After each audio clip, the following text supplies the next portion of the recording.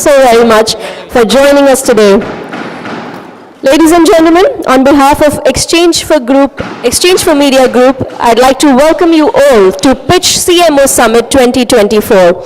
May I request everybody who's in the hall to please get seated. We will have ample time to network. We are delayed already. Thank you so much. All right. With that, let me once again welcome you all on behalf of Exchange for Media Group to Pitch CMO Summit 2024. I'm Khyati Kawa, your host for today. Get ready to embark on an extraordinary brand journey at the Pitch CMO Summit Mumbai 2024, where we are focusing on leveraging technology to drive customer centricity. Buckle up as our speakers share their marketing insights and ignite a spark of inspiration that will take your brand to newer heights. So fasten your seatbelts and get ready to experience marketing extravaganza like never before. Now, before we get the ball rolling, I would like to inform you that our hashtag today is Pitch CMO. It's Pitch, as you see it on the screen, CMO, as all of you, I'm sure, are available on all social media platforms. So keep tweeting, keep gramming, keep the buzz outside this room also alive.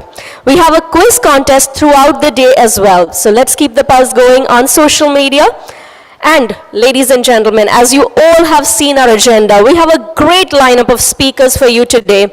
So let's get ready for an action-packed day. The theme for this edition of Pitch CMO Summit today is leveraging technology to drive customer centricity.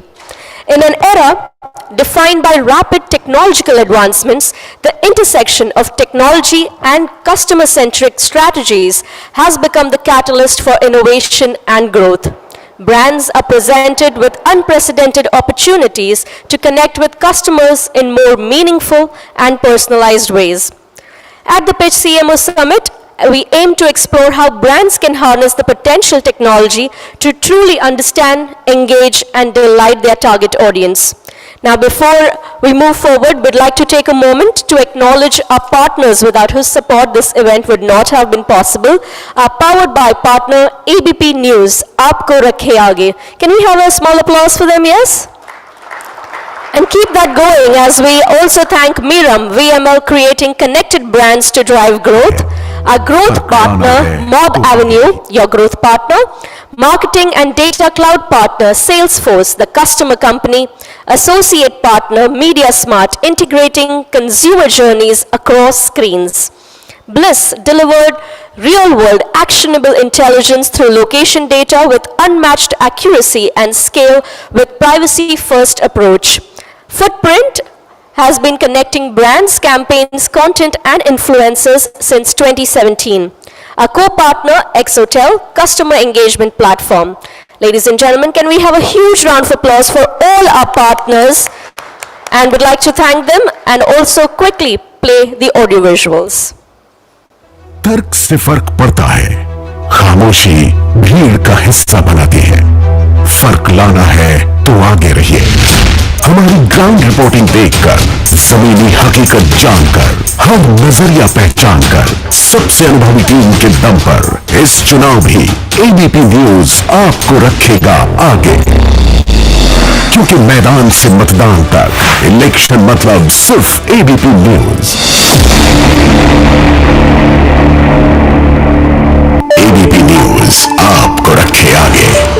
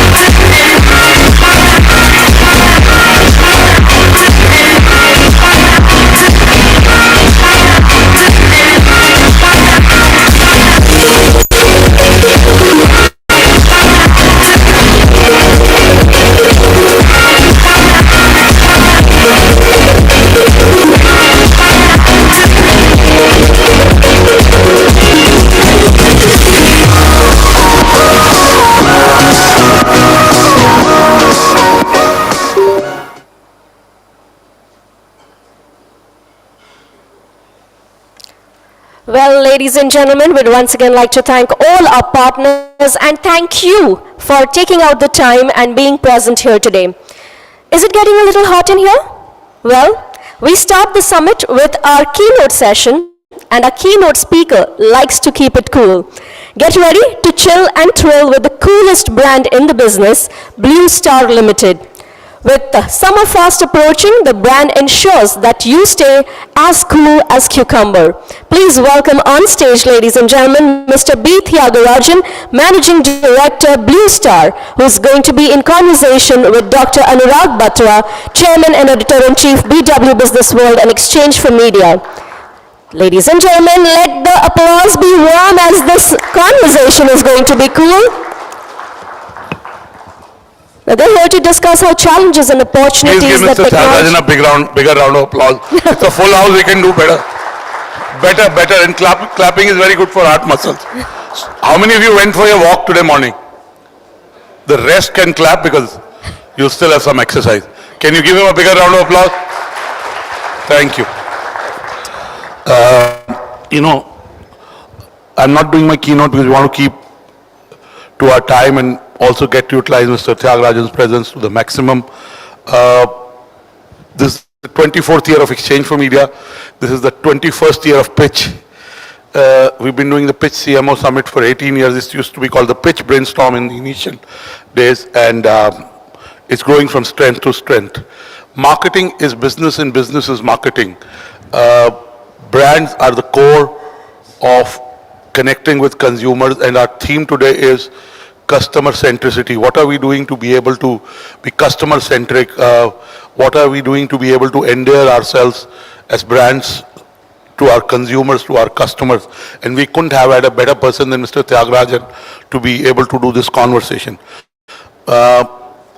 Today, the brands or businesses, I shouldn't be calling them businesses, but institutions that are connecting with their TGs, I would say politicians are among the topmost. They know how to set the narratives. They know how to be experiential with their audiences. They know how to look at data, and that's what makes them customer centric. Also, will we be able to learn from political parties, politicians, leaders? We can learn from anyone. Also, what is happening is the aspirations in India are growing, but does it really mean that the way brands engage with the current audiences, current TG and prospective audience has seen some change using technology? Also, what is happening in the macro environment? So let me start by asking Mr. Thiagarajan to make his opening comments, and then I'll ask him questions. Mr. Thiagarajan, what's changed since the last summer? This is peak season for you. This is festival time for you. You're in the air conditioning business, and because of the way you interact with all the industries, all the sectors, they're also your customers. You have an understanding of what's happening at a macro level. So give us some macros which are currently in the play as we speak. Good morning, Dr. Batra. Good morning, everyone. First of all, thank you for inviting me. Congratulations to Exchange for Media Group, and congratulations also on the occasion of the latest Pitch Madison report. It has kept its place. There is no single document where you can get everything about ADEX, and in a very bold manner also forecasting what it is and to be reviewing it at the end of the year. So compliments to Madison team, compliments to your team. And this you said that a bright mind. No, there are many bright minds here. Throughout the day you will see, and I won't be there in the evening, and I know how hot it becomes in the evening. The big change in the marketplace, I think, is not only for Blue Star, for many others, is the growth is driven by aspirational middle class. There are reports that premium products are gaining traction, but that is in a small percentage. The base of that is small, and you are seeing that. But otherwise, I think the future is going to be driven by middle class. Future growth is going to come from tier 3, 4, 5 Bottom of the towns. pyramid. That's right. Third is, I think India is a very large market and very complex market. You can't have one single strategy to drive. And according to me, marketing a product, even in the United States, may be a simpler one compared with marketing in India. It may be expensive there, but it is. It requires a different marketing mix, and I think we grew with the concept of 4 Ps of marketing. I think there must be a correction. You can't quarrel with Philip Kotler for that, but I think D comes in, 4 Ps plus a D. Even in P, I have something else which I will tell you, that also has undergone a change in terms of distribution. And D is data. Correct, absolutely. I think it is driven by that. And Mr. Thalrajan, when we were preparing for the session, you were telling Satya Prabhakar, I don't know where is Satya, that Satya is here, the founder of Sulekha, he's now doing a new marketing services company. You talked about how a store in a certain location is very different than a store, a retail store for your business or someone's business. And you need to understand the customer in that particular store. So a customer in a store in Hyderabad is different than a customer in a store in Meerut. And you were saying that's where the data comes into play. Give us a story from your own business where you've seen this happening. Yeah, so I should not be mistaken that I am sounding arrogant or so. My complaint has been that the marketeers are predominantly located in, or the CMOs are located in Mumbai or Delhi. And most of them, I don't think they are traveling to the smaller markets, tier 3, 4, 5 towns. I think the world has dramatically changed. Like in Blue Star, so our Daikin, you can check with LG, 65% of the sale is coming from tier 3, 4, 5 markets. And there are big changes, like more than 50% air conditioners are bought through consumer finance. And more than 90% are first-time buyers and who are buying entry-level products. And I think we need much more data and much more connect. So this is one part of it, understanding that consumer. And this is an exciting period, especially for air conditioning companies, and so will be certain FMCG products like ice creams, for example, that we deal with ice cream companies. They are excited about the summer season, they are preparing for, and in their case with the elections, ice cream consumption also will be high. Cold drinks, ice cream. Ice cream, cold drink is one more thing. Correct. And ice cream indirectly benefits us, that's the other context. Now, in this exciting period, I call it like a Diwali for cooling companies or Diwali for ice cream companies. While many of us will, there are multiple things happen, like it is a summer vacation and people go on vacation, holidays to different places. Some summer related big movies also get released, both in connected TV and in Bollywood and other regions. IPL, election, many things are happening.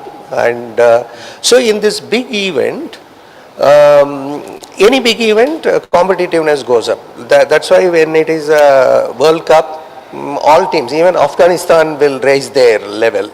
So here you can see, all the brands will raise their level in terms of advertising, in terms of new products, in terms of distribution. And in terms of communication, fresh communication for the season. Quite rightly. And in that intense competitive environment, you have to play. So if Virat is preparing for, Blue Star is preparing for the battle, and Daikin is here, Daikin will prepare for, LG will prepare for all. Now, here it is not only communication, it is about the relationship and the customer centricity as a subject comes from what? That I should know what the customer needs. And we have flopped many times with the products and features which the customer was not expecting at all. You build it. And that need from those markets will have to come through extensive research. I am not very sure that the spendings on research is good enough by the industry at all. You are doing some focus group discussions and all that. You need to be much more micro in that. So the micro marketing is very important. And equally important is the fact that the relationship with even your channel partners. And you should be knowing each one of them, and in including the data that comes, like what I was telling there is I should be able to track in Musafir Nagar in a particular showroom what is that sale and what is my share out of that, or some Manargudi in Tamil Nadu or Belgaum somewhere. All places I should be able to track it real time. That data is important today. I do not think that just by advertising in some IPL I am going to get my sale going. And we know the other subject. Last year in the same summit we discussed the ad expend itself, what percentage is being spent on creating brands and how much is for tactical or performance marketing. There is a big skew that you look at the ads, how many are, and or how many new brands have got created. We are reaping out of something that has been created long ago. Mr. Tharan, at this point, let me ask you,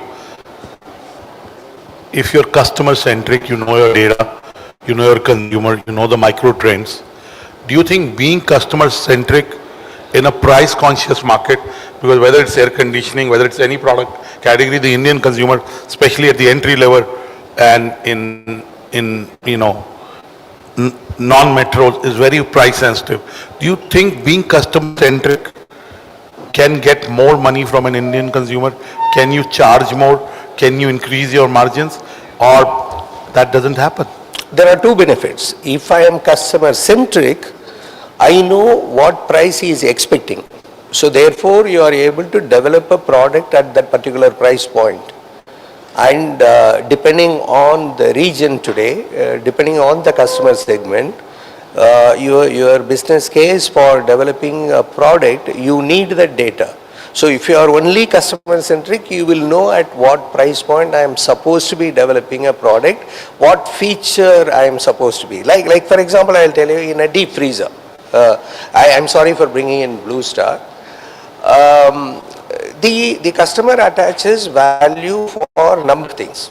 Aesthetics of a chest freezer, baskets inside, cooling efficiency. If the power goes, how long the ice cream will not melt. There is a cast wheel for movement of that particular one. There is handle. Number of things are there. Now, in a data science, you will try to understand what is the value he is attaching for what. Now, we used to be thinking that the aesthetics is very important. We used to be spending a hell of a lot of money on that aspect, but forget about the reliability of those wheels, which has to last for him 4 or 5 years. Actually, he expects you to put more money and make that wheel much more robust. Or he is worried about the handle because every day some 200 times he is opening and closing. That led to your freezer without a handle, in the sense that it is inbuilt there as a part of the lid. So this insight will come only by being customer centric. You have to understand, he has got a cone inside, he has got a brick, he has got a cup, and what are those sizes that are coming for various ice cream brands. Therefore, how I have to design the basket, that is a customer insight comes through customer centricity. Now the problem is that when, see, Indian market is now, it is driven by scale. Unimagined scale, like huge numbers are happening. Two, it is happening with digital, so there is a smart aspect. It is happening with the sustainability angle. In this complex world, you need to collect massive amount of data. So if you have now got at what price point he wants, now I know his mind, then I will be able to price it in such a manner to make more profits. Otherwise, I will be losing money. Beautiful.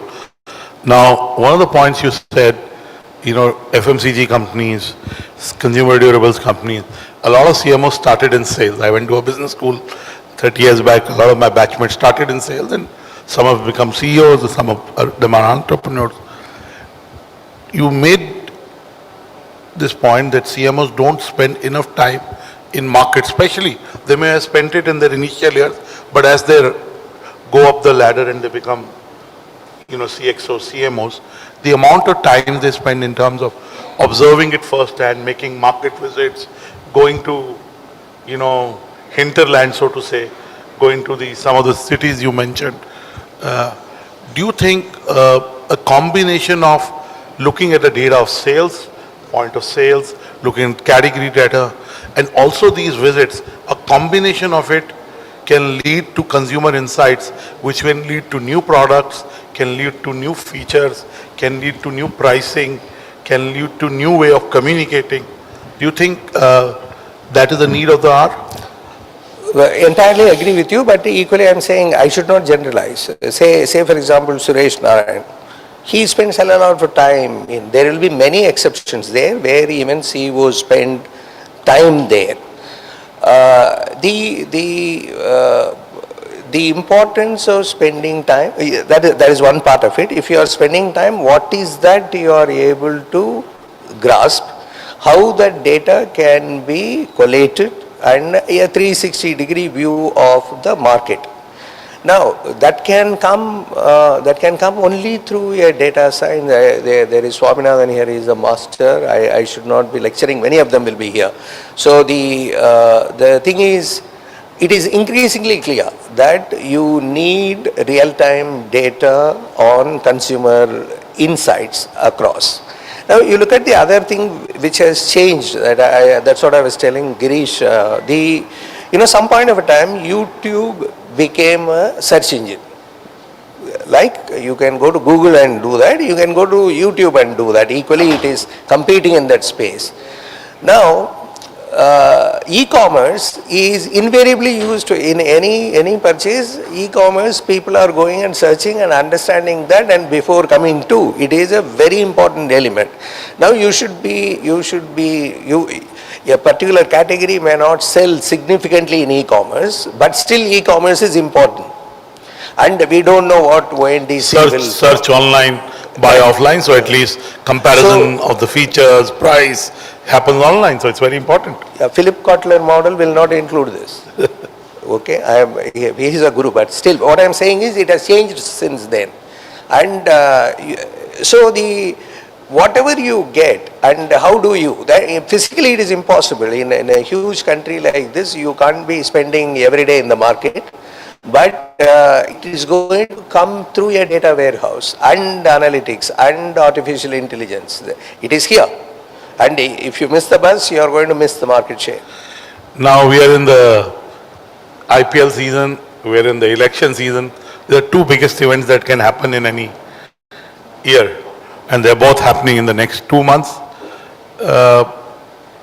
You talked in your opening comments about the fact that, one has to be smart and intelligent and differentiated in the way you spend your marketing money.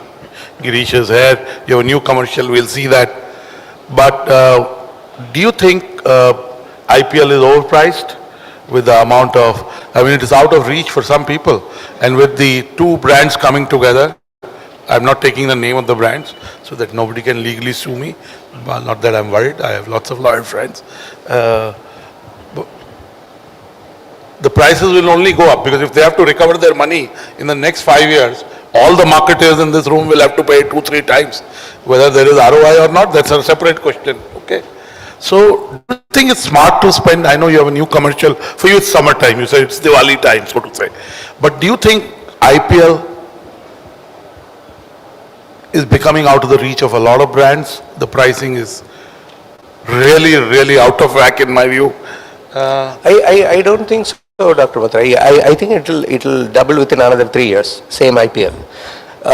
If you compare with international standards, India is still cheaper in terms of marketing costs. That's not the real issue. The issue is connected with the fragmentation of IPL or the reach through IPL. There is standard definition, high definition, connected TV, digital, and what do you do with this? You cannot address this country with just one. And we do some calculations and take a bet. So therefore, I am not so much worried about the cost, and I am certain this cost will go up. Of course, it will. It'll double. And but the fragmentation again. Fine, the data science there has improved. So much of data is available in order to measure and understand where you have to put your money. The concern I will have will be our assumption that all are sitting and watching your ad fully. I am not very sure. The attention span of today's consumer, how do you capture? And unless and until you have got some 2,000 crores to be going on bombarding it. Okay. Now, there are many CMOs in the room. Some I know, some I've met for the first time. Business leaders, you know. What is your advice to CMOs if they want to become CEOs? The CMO tenure used to be 60 months. A couple of years back, it came down to 48 months. Now the average CMO tenure is between 36 to 38 months, depending on whatever data you want to look at. So how do you think CMOs can rise to the role of a CEO? What is your advice to them? Beyond traveling to Meerut and Muzaffarnagar? In all forums, I keep saying that one will have to continue to learn and upgrade. That is first part of it. But most importantly, I think it is the connect with the customer. It links back to the customer centricity. The successful CEOs are the ones who are connected more to the customers at the end of the day. You may think they are a blue-eyed boy of somebody and connected well to the board or the chairman. I think eventually the bottom line will be who is connected to the customer. And in India, that's the other point that I mentioned, that even with the channels, I don't think your clinical relationship is going to, it is very important that much beyond transaction clinical relationship, you have to develop that relationship with the channel partners. With the ecosystem, yeah. My last question before I bring in the audience for 2-3 questions is, let me take the example of drones. Let me take the example of space tech. The government is not a policy creator, but it also a market maker. For example, the government said you make drones, we'll buy 8,000 crores of drones. During Corona, when the vaccines came, the government roped players like yours and other players to be able to build the supply chain from a, refrigeration so that the vaccines are in the right form when they reach the end use. So how do you think the government can play the role of a market maker over the next few months? It's spending in infrastructure. That's one way to be a market maker. Look at the amount of infrastructure projects. Though there is also a theory, whenever there are elections, more infrastructure projects come in. I leave what I'm trying to say to everyone's imagination, and I'm sure. So the perception of government will have to change much more. It is changing. It has to look more than 3.5 lakh crore of transaction in the GEM portal. It will be a very leading digital commerce, e-commerce platform. It is breaking record every month, the number of transactions that are taking place. But still it is not seen as Amazon, Flipkart and all nowhere near the transactions that are happening there. But the government has played, I can tell you from the point of view of air conditioning industry. PLI, one can say there were criticisms that you are going and industry has to fund for themselves. Why are you going and giving some kind of funding like this, which is viability gap or something like this? But the government through DPIIT made the Indian air conditioning industry realize this, that you are all importing more than 50% from China. India is the fastest growing market. With India's penetration at some 7-8%, it is going to grow by 2040 to 45, most probably definitely by 2047. India will overtake China in terms of market size. If that is so, why you should not think big? So I think what they taught us was to think big, that you can be a global player in air conditioning industry. And that change is I take it as a market maker. Absolutely. It was not thought about by the industry. Industry was still hesitating because the margin, you see, all said and done, India, the profit margins are lower compared with many international markets. Cost of capital is high. You can, summer is happening, rain is happening, which I call it like a Satyajit Ray movie. We were going through this tragedy all along to tell us that, look, you should come out of this, you can be, quite often very aggressively. That is a big benefit Change. like a market maker. So today, Indian industry can say proudly that we can make products equivalent to that of anyone else in the world. We can supply products to Europe and US, and we can lead the sustainability movement, global warming or anything. Thank you, Mr. Tyagarajan. You're absolutely right. One thing I've seen, because of the policies of this government, because of the successes of Indian entrepreneurs, the ambition of an Indian entrepreneur at every scale, whether a first-time, mid-sized entrepreneur to an existing large enterprise, the ambition of the Indian entrepreneur in the last 3-4 years has become bigger and bigger, and he or she is trying to make a mark globally. Please give Mr. Tyagarajan a big round of applause, and we can take 1 or 2 questions. You can think of your questions, but I want to ask my team to play the Blue Star AV, and I'll get out of the way so that I can also watch it, because I have not watched it and you all can watch it. And we can have 1 or 2 questions from Mr. Tyagarajan. Can we get the Blue Star AV played? Garmi. आप कौन? Myself, Garmi himself. My uncle. Oh. Myself, Virat. Himself, Blue Star. Heavy duty. Blue Star heavy duty AC. भयंकर गर्मी की छुट्टी. गर्मी.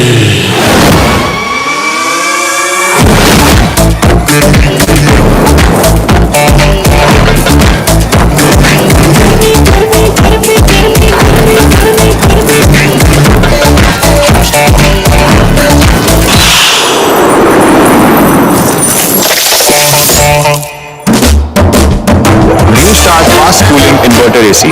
अब गर्मी की छुट्टी. गर्मी. कैसे लगा जाने मन?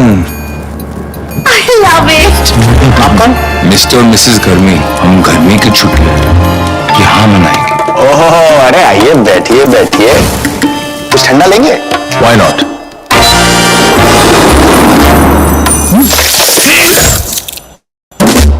New star fast cooling inverter AC.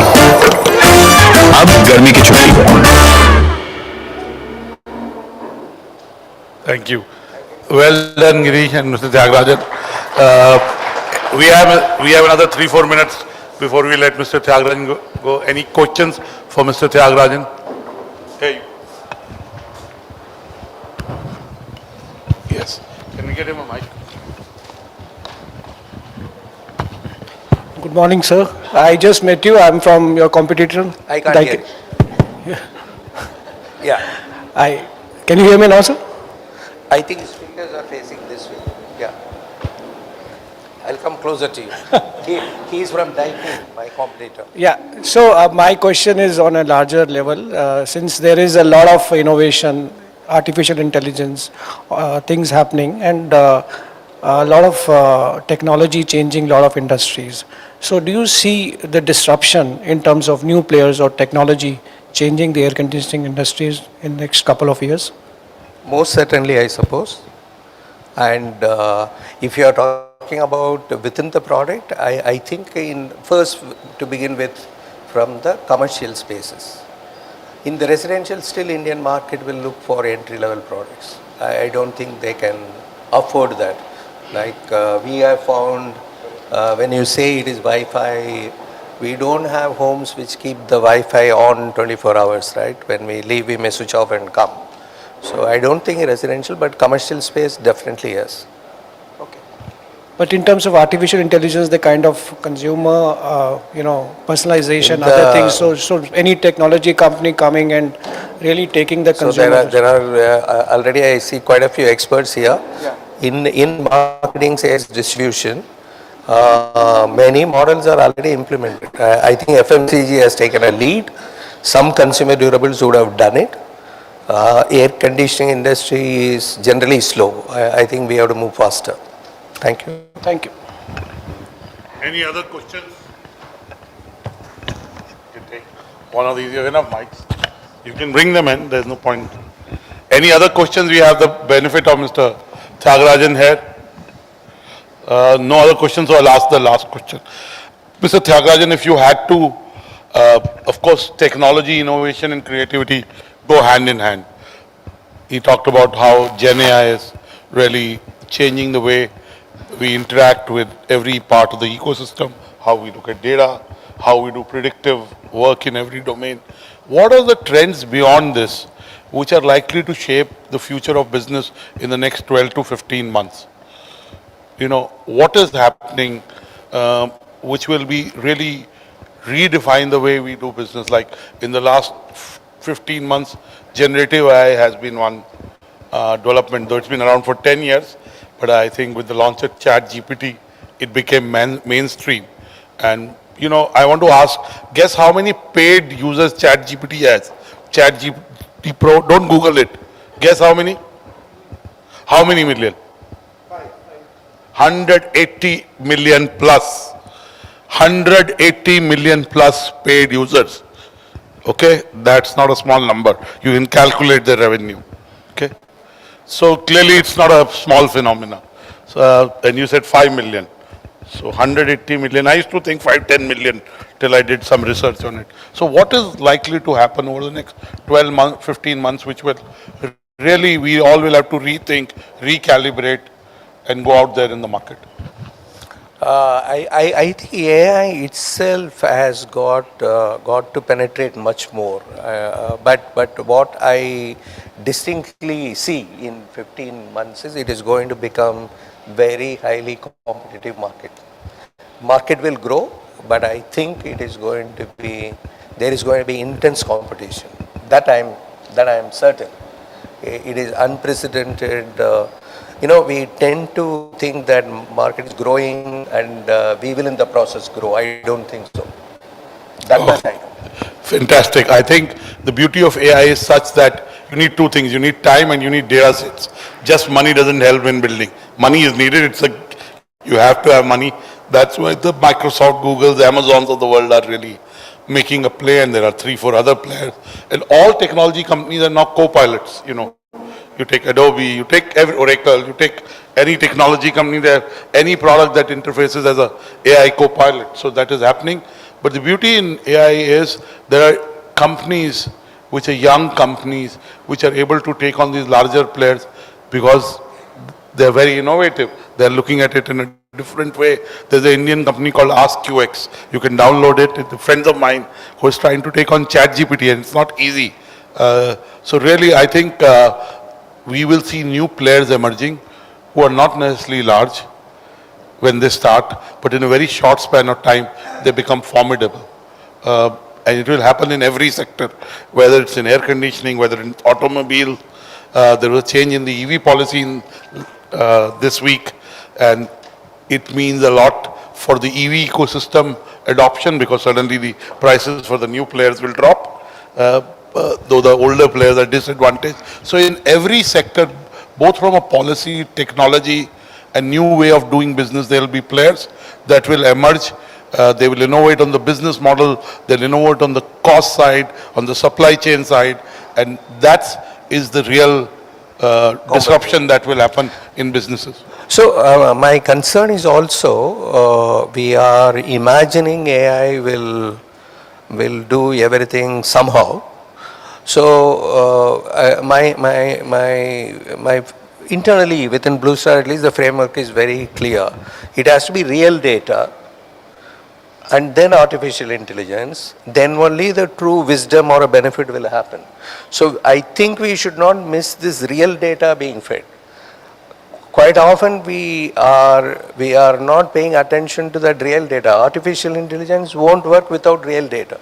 Absolutely, you need data. So real data, artificial intelligence, true benefit or wisdom. That is how we have to look at it. Thank you so much. Please give Mr. B. Thiagarajan a big round of applause. Check. The reason we Yes, have a business leader to talk to CMOs and marketing ecosystem is because marketers need to become CEOs, and they have, because they're customer centric, close to the consumer, close to the brand, they have a natural chance. My only advice, I don't mean to patronize, is that CMOs should take on revenue roles at some stage of their journey. It will help them become CEO. Thank you. God bless you. Thank you, Mr. Thiagarajan. Thank you so much. Dr. Batra, Mr. Thiagarajan, may I please invite you back on stage? We have a small token of our gratitude that we'd like Dr. Batra to present to you. And can we once again have a big round of applause for Mr. B. Thiagarajan for sharing his story and insights here with us.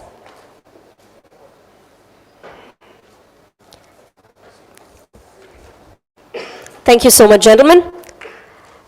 Ladies and gentlemen, once again, quickly reminding you that our hashtag for today's event is Pitch CMO. So if you'd like to take key takeaways from this session and spread it across outside this room, then do not forget to use the hashtag. All right, now I'm sure all of us here are for some sparkle, some glitters, and some glamour, isn't it? Well, get ready to have your jewelry game elevated, because we're about to introduce you to the brand Carrot Lane. Now, Carrot Lane isn't any just old jewelry e-commerce platform. They've got a mission to make stunning pieces accessible to everyone, just like how they started way back in 2008. And since teaming up with Tanishq in 2016, they're only getting bigger and better. In the spirit of making beautiful jewelry accessible to everyone, let's give a huge round of applause and welcome Mr. Atul Sinha, co-founder and chief operating officer at Carrot Lane. Ladies and gentlemen, a big round of applause. A very warm welcome to you. Who's going to be in conversation with Sonam Saini, assistant editor at Exchange for Media. Please welcome Sonam as well. Now, the topic for their discussion is the omni-channel approach to drive customer centricity. So welcome, and Sonam, I'd leave the stage over to you. Hello. Yeah. Good morning, everyone, and thank you, Mr. Sinha, for joining us today. Before we start the conversation, I would like to ask everyone in the hall, how many of you buy jewelry online? If you can just raise your hands. Okay. So if you buy jewelry online, I'm sure like everyone is aware about Carrot Lane. It's a very popular and known brand. I'm a customer myself. I'm wearing one of the pieces. So we'll quickly get into the conversation. Today's theme is leveraging technology to drive customer centricity. So Mr. Sinha, I want to start off with Carrot Lane postcard. I think it's like the perfect example where Carrot Lane as a brand leveraged technology to record personalized video messages on the rings for your loved ones. So If you can share what was the insight behind this? Jewelry as a category plays a very, very powerful and emotional role in the lives of people, right? We buy jewelry either for a very important occasion or if we want to gift it to a relationship that truly matters to us.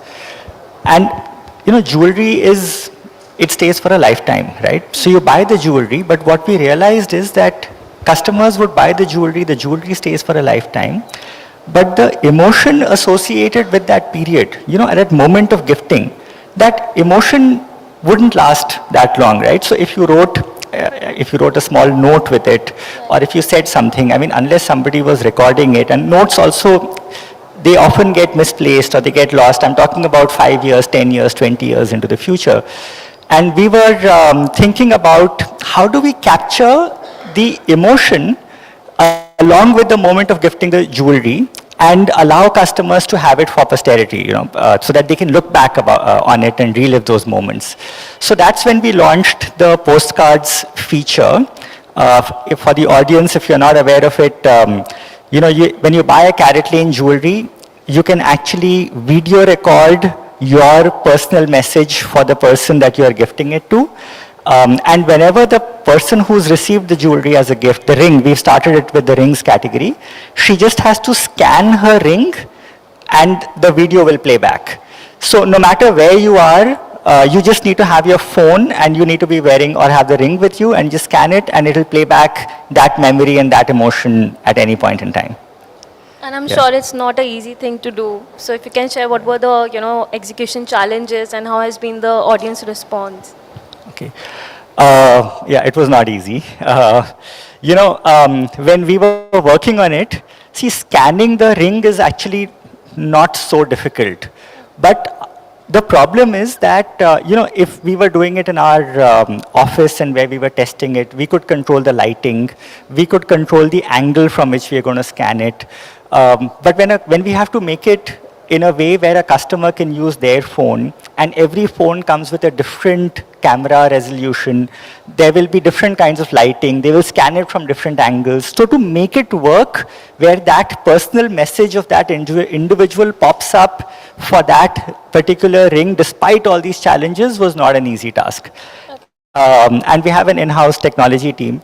We actually worked on this for over 1.5 years before we could bring it live for our customers. Launched this last month only. Yes, we did. We launched it just before Valentine's Day, and we thought that was a great moment to be able to bring it to customers. And in the very first month of February itself, we have had more than 1,000 messages being uploaded along with the jewelry that the ring that the customer has bought. So definitely it's had a great response.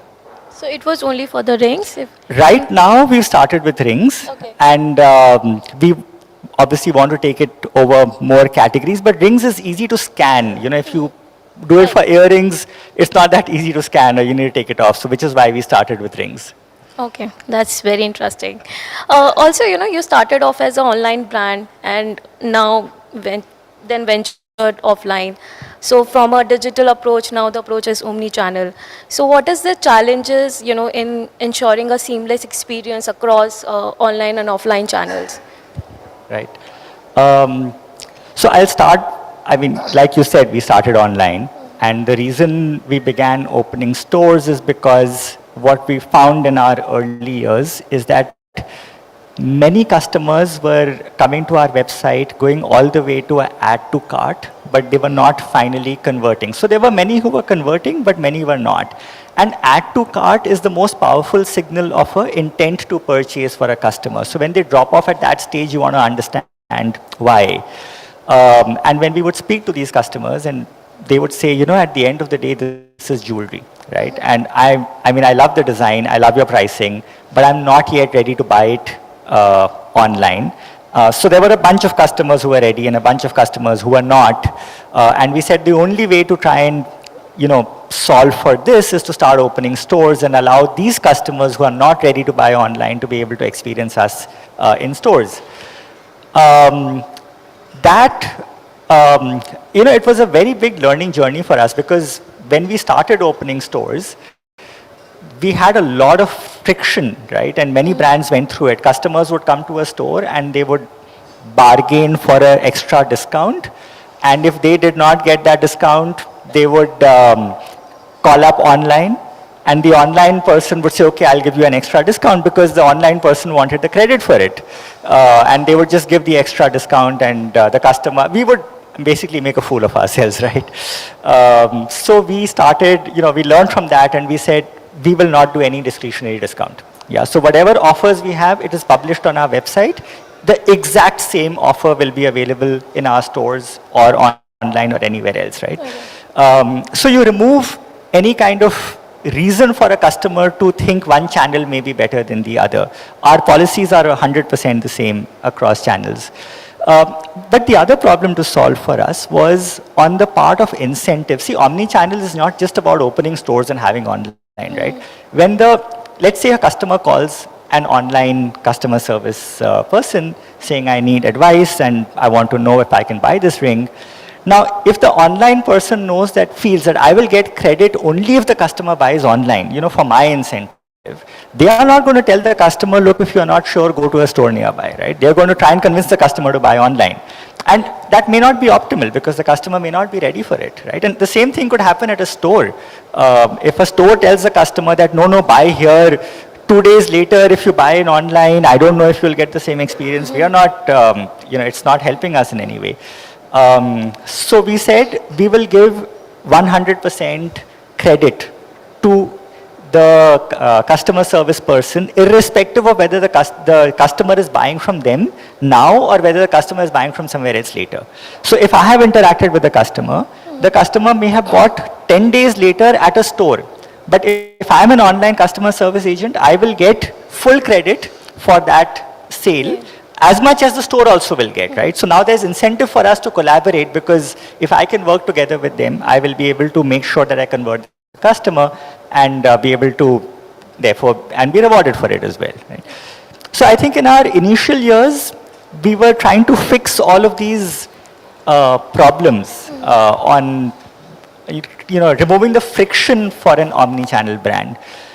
And now we've moved to a stage where we are actually building an experience for customers by leveraging customer understanding, right? So now, we are in Santa Cruz over here, right? And we have a store in Andheri West, we have a store in Bandra. What we start doing now is we start trying to map what is it that our customer is browsing over here. So if I know that people in Santa Cruz and in the Bandra and Andheri West region, they are browsing certain designs much more than they are browsing some of the other ones, we will make sure that the inventory that is available in these stores are aligned with that, right? So in a way, you are just, when the customer comes to your store, you already have designs and pieces in the store that most of them in this area are liking. And that's when you truly start leveraging omni-channel. You're using that information of the customer behavior online to actually enhance business at the store. Okay. That's very interesting. And since we are talking about inventory sales, I'm curious to know if you can share how much online and offline contributing to the overall growth of CaratLane. That's a very, that's a question I get asked quite often. And the answer is not an easy one. Okay, because if I tell you about where does the final transaction happen and where does the customer finally buy, more than 90% of the final transaction happens in stores. We now have 260 stores across 100 cities. So more than 90% is now happening in stores.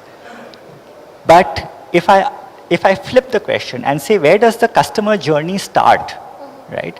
And where does the customer desire get built? Where do they decide what they want to buy and whether they want to buy from CaratLane or not? Yeah, 80 to 90% happens online, right? So by the time they come to our store, they have already experienced and they know our designs, they know the relative pricing and all of those things. So without this online space, that 80 to 90% business that's happening in stores would never be happening, right? And in a way, it's fully integrated. The customer is not thinking online or retail. Yeah, they are just thinking that I want to buy jewelry and where can I get the best jewelry for whatever I'm looking for, right? So if you talk about the customer profile, is it the same that comes online and offline, or is the profile is different? Yeah, it's a little different. Some small, like for example, more customers online come for gifting, right? And actually, one very interesting insight over here is that we all know men don't like shopping. And men going to a jewelry store is just like they are completely out of place, right? They don't know. So they really love the fact that they can buy online, right? Okay. And they really love the fact that, again, we have a 15-day money back policy. So if you don't like it, we will take it back and give you a full refund, right? So that's a big question, because for men to understand what jewelry will my spouse like, or my daughter, whoever they are buying for, it's a black hole out there. Yeah, they are very rarely going to be able to get it right.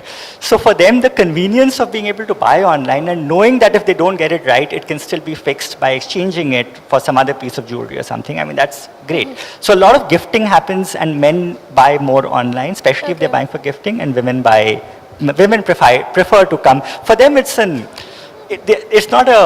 it's not something which they enjoy spending that time. Yeah. They want to try out those designs, right? They're thinking not just what I'm going to buy now, but what I'm going to buy next time as well. That's very interesting that men buy jewelry more. Also, Carrot Lane is now a part of Titan Group, and I just want to step back in time when the partnership was done. Carrot Lane started as a online brand, while Titan's strength was offline. So, what were the learnings you took from Titan, and vice versa? What did they learn about online from you? Okay, I'll start with what we got from them. Titan, as you know, runs Tanishq, which is India's most trusted jewelry brand. And we had started our business in 2008. The one thing, money can buy pretty much everything. The one thing it can't buy is trust, right?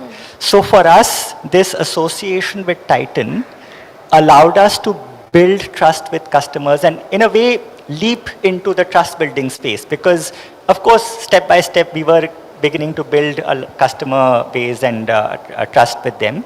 But this allowed us to really take a leap into that space. And one of the first things that we did in 2016 after this association was we rebranded ourselves to say Carrot Lane, a Tanishq partnership, right? Because that truly expressed who we were as a brand, an independent brand, but in association with Tanishq. We also learned a lot from Titan about how to run physical stores, because we didn't know how to do that. We knew how to sell online, and we had opened a few stores, but they were just very, very few. But running the store, how to manage the operations, how to deliver great customer experience. And in fact, now many of our business partners or franchisees are franchisees who've been with Titan for many years, right? So we were able to leverage this franchisee community with them as well.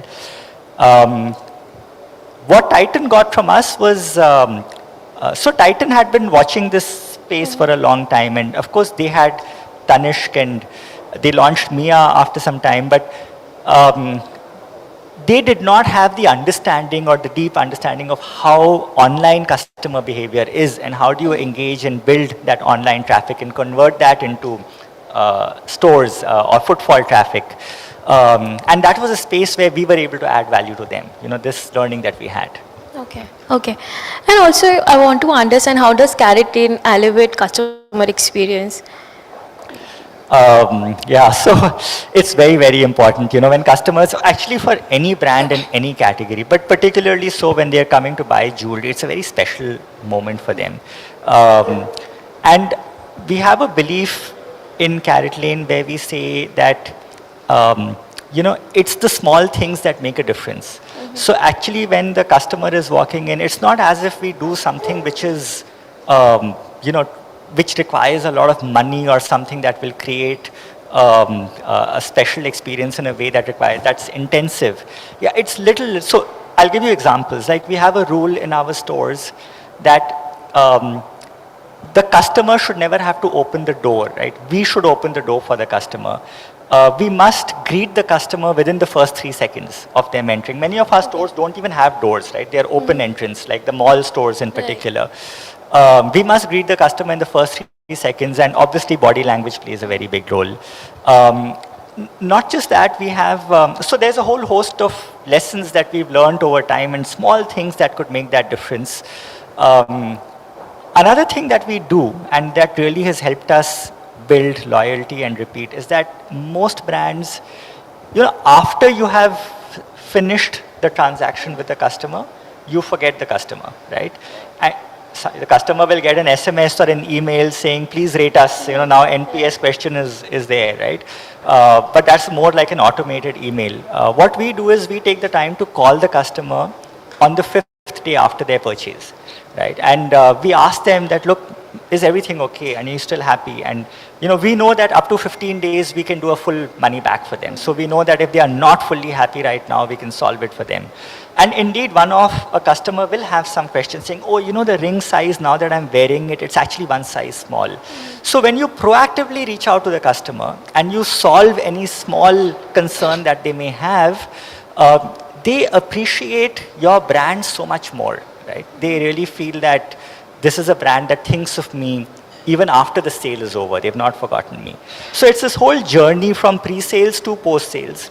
But little things over there that we do to try and elevate that experience.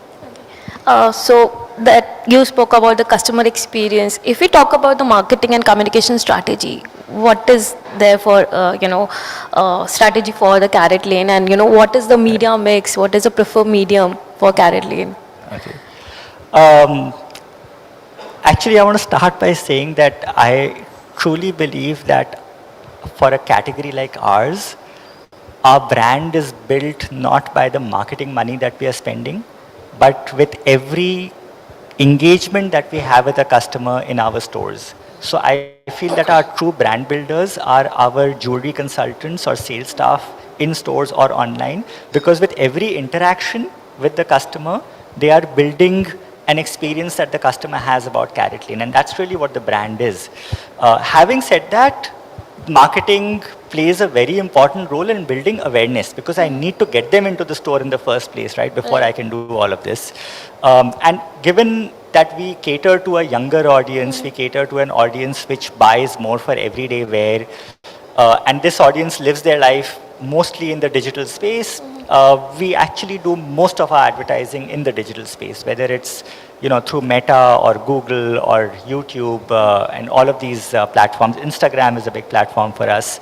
So a lot of and today we live in a world where the communication is actually 1:1, right? We are not running an advertisement where 100 million people across country are going to see the same ad.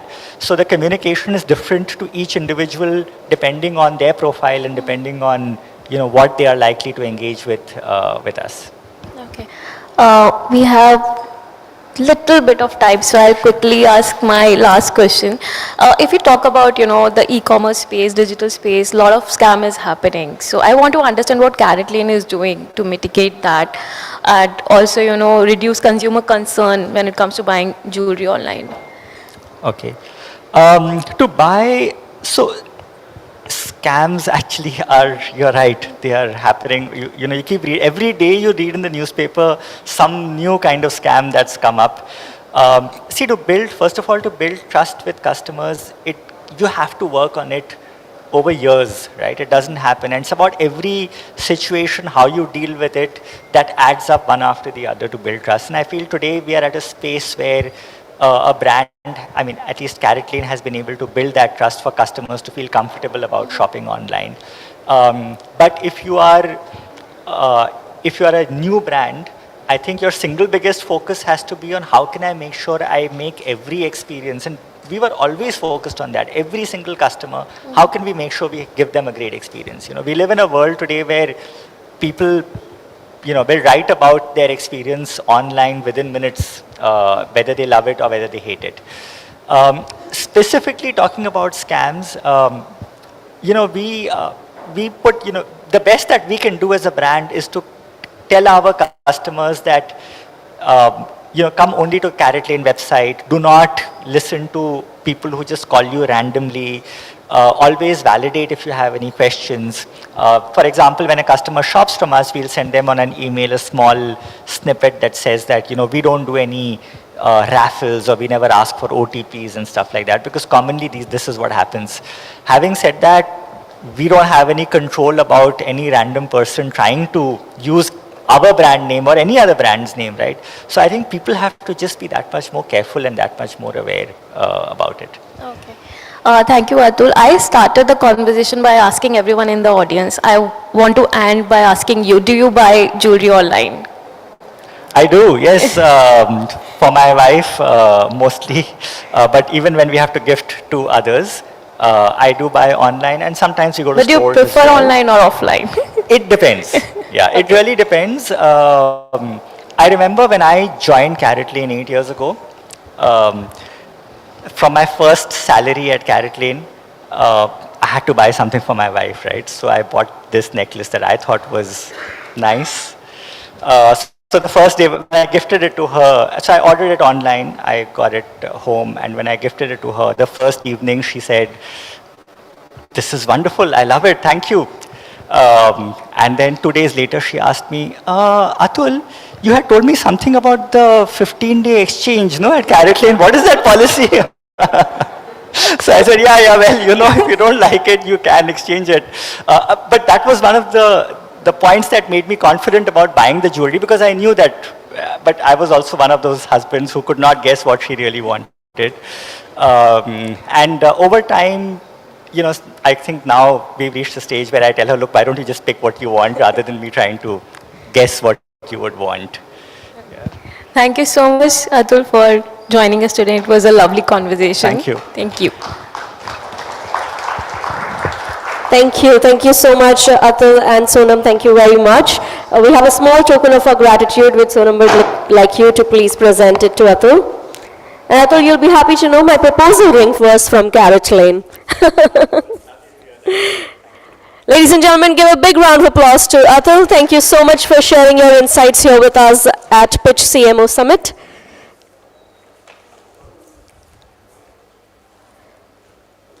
Ladies and gentlemen, we'll quickly move towards our next panel discussion. This is our first panel of the day, and touching upon a very important topic, consumer loyalty.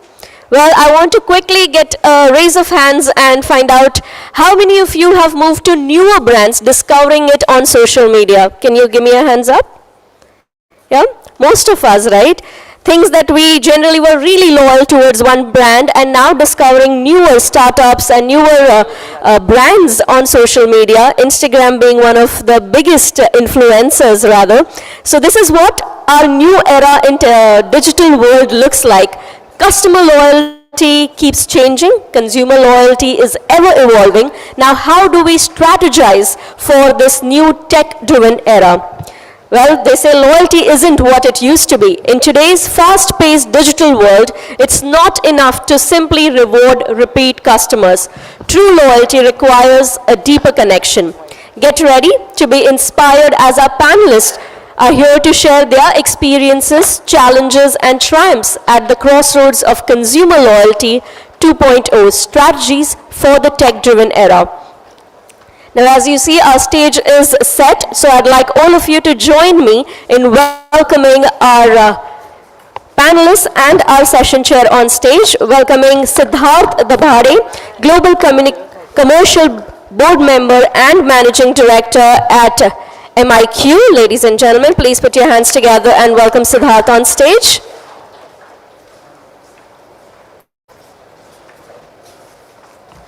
A very warm welcome. I'd now like to introduce you and welcome our panelist up on stage, Mr. Abhishek Gupta, Chief Marketing Officer at Edelweiss Tokyo Life Insurance, Bhavik Bhandari, Chief Sales and Marketing Officer at Ashwin Sheth Grow, Kishan Panpalia, Founding Team at Pepper Content, Sridhar Harihara Subramanian, Senior Director at Salesforce India, and VG Senthil Kumar, Head Marketing and Branding at Bank of Baroda. Ladies and gentlemen, join me in welcoming our panelists on stage. A very warm welcome to you, gentlemen.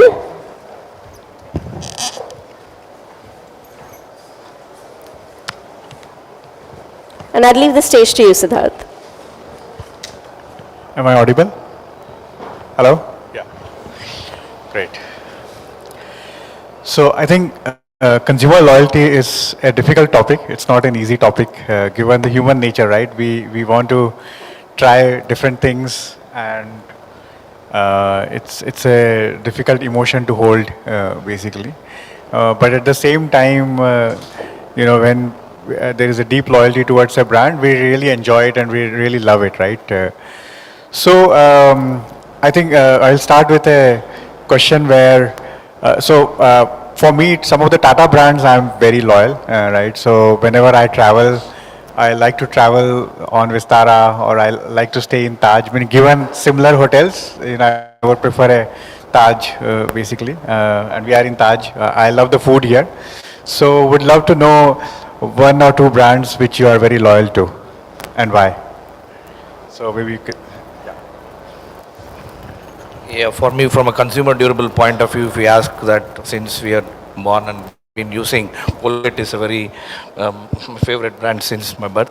And if you take about financial sector, as you said, that Tata is a good brand. But similarly, my personal is a public sector brand. Any public sector brand is a very, because the trust element is there.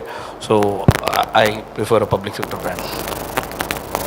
Yeah, I think more a new age customer now, so I think I have a lot of loyalty towards Zomato. Every time I want to order food, I always have an option of Zomato versus Swiggy. On the other front, whenever I'm booking a cab, I always have an option of Ola versus Uber, and I've spent a lot of extra money on Uber at times, but it's just I don't know, I mean, for some reason it's just Uber. Yeah, I travel a lot. Uber is definitely a favorite, but the brand I do really like, and I find myself keep going back to them, is Decathlon. While I'm not a big outdoor or a sports enthusiast or anything of that sort, but whenever I do need something in that sort of category, so to speak, for some reason I always keep thinking of Decathlon, right? And I think kudos to them for building a brand around that category. That brand recall is there. The experience in the stores, of course, as if you've been to those stores, the associates are very knowledgeable, right? You can try the product out. So lots of great things around it. So I really like them. Hi. For me, one of the brand that I really look forward as a loyalty customer is Tanishq. It's a jewelry brand. I think it has the true essence of word loyalty has been taken into actual implementation across all touch points of Tanishq. And as a customer, you are reinstated with all those key parameters that you look for, whether it is to do with service, transparency, communication, whether it is to look from a perspective of it's a status symbol, the kind of experience that you get when you are in Tanishq showroom versus in another showroom, the warmth of the Tata brand. So I think that's the reason I love the brand being a loyalty.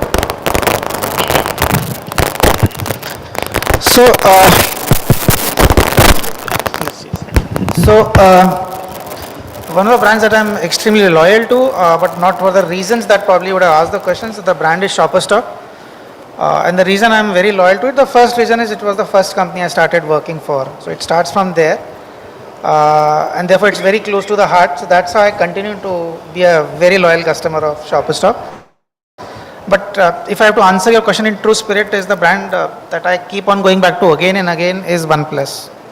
In spite of a lot of things being said about Android versus Apple and this thing. So for me it is not Android, it is for me it's OnePlus. So over a period of time consistently I've been moving on to the newer models and then moving on to the watch, the earbuds and whatever OnePlus keeps on coming, including a OnePlus TV. So that's Great. What are the key characteristics of consumer loyalty 2.0, right? How you are using technology in your business or in some other business you would have seen would be great to understand the insight. So maybe we can start with you, Abhishek, on this question. okay. So for us, and I'll talk about our industry, life insurance, I will divide loyalty in two parts. First part is loyalty, because when a customer takes a product from us, the customer has contracted to be with us for next 15 years. 15 years, 20 years, 10 years, depending upon the policy term. if the customer decides not to pay us for those period of time, the transaction overall is not very profitable to me.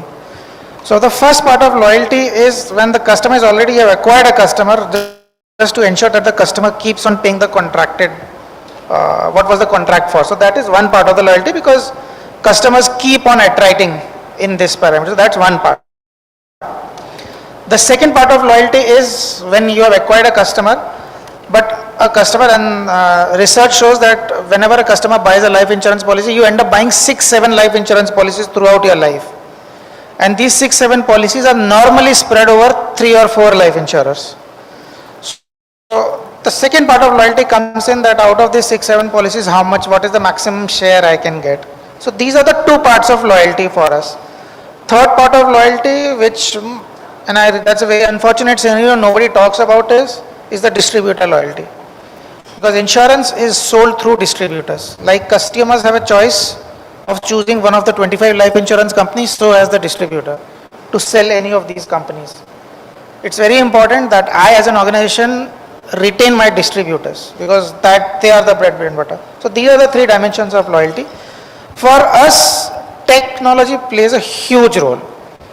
It plays a huge role because data analytics and ML models actually tell me which customers are likely to attrite, which customers are likely to abandon us even after taking or paying the first premium.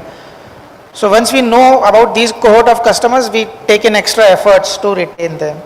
Similarly, normally insurance is bought whenever there is a change in the life stage. So depending on the data, we know when the life stage of the consumer is changing, that's the most right time to pitch the next product to the consumer. So that's where you go to the customer. Third part is even when the first sale is happening, you leave customer with something. So what we do is we tell customers that you have wealth protection needs, you have wealth enhancement needs, you have protection needs. Today that product you are taking with us will only take care of this need. This need will still remain unfulfilled. Just leave that thought with the customer. Or even the protection need that you have taken, it's not 100% fulfilled, it's probably 60% fulfilled. That 40% gap is still there. Leave that thought with the customer. So that next time when you are initiating a conversation with the customer, you don't start from scratch, you start from the where you left off earlier. So these are the things we use day in and day out to get loyalties from our customers and distributors. Bhavik, in your business? Yeah. So I'll give you a little different perspective from loyalty from a segment industry, which is the biggest financial and emotional decision that a human being can buy, which is his home. Yeah. And you may go for an FMCG product, which you will be using every day, versus you can look at luxury like cars, which you can change after every 3-4 years. Or you could have something which is ultra luxury, a watch which is like a legacy. But there is always a way or a choice a customer takes to say, okay, I would like to move on, or I have not liked my decision was wrong, I can go back. But when you buy a home, you don't take a decision for yourself, but the entire family, right? And in our business, how we look at it is from a perspective of one customer who buys with us at Ashwin Sheth. Our analytics says that we have some 5 to 7% population of our customers who three generations have bought with us. It shows 3 things. One, prosperity for that customer, loyalty. Third, more trust and faith in our brand. So using technology, coming back to is why it is so important in the segment that we are operating, which is real estate, is we use multiple cues to understand how the person is moving up in his life.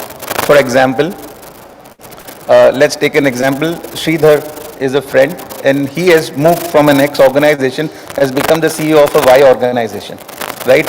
His income has changed, his status has changed, his lifestyle has changed. His head office now is in BKC. The first thing that our software will do is identify and first congratulate Sridhar and say, congratulations Sridhar for the next big leap in your life. Right time for you to look at a different lifestyle. Your office is in BKC. A great product of ours is in Bandra West. Would you like to look at it? Now when Sridhar has an emotional connect because the brand recognizes him, He is also connected because he now knows that yes, I should look for contemplating, because his initial office was in Andheri, so he was staying somewhere far. Travel is the key and time. Third, he is getting through his Facebook, we are aware that his son is getting married. Then it's a right time for him to upgrade a bigger house. So we use technology at every single sphere of the person's touch point. Once he is a customer of ours or has come visited our product, whether online or offline, we then track him and identify the cohorts that we could create out of which, and based on that intelligently propose a product. For example, he's not looking for himself, but as he's an investor, his roots are from Bangalore, and we are coming up in Bangalore as a farmhouse project. He would be the first one to know that, we are coming up, would you be interested being part of the inner circle? We would like to do a personalized presentation to you. So our technology is evolving with the customer the way he is today, touch base. We realized initially that 60% of our consumers were basically the ones who were using laptop. So we created our design or conversation related to those. But in the recent, last year when we did our whole analysis, 93% people are using mobile handset. So our entire communication, our touch and feel, our experience, the touch points to him shifted from an X to completely to mobile.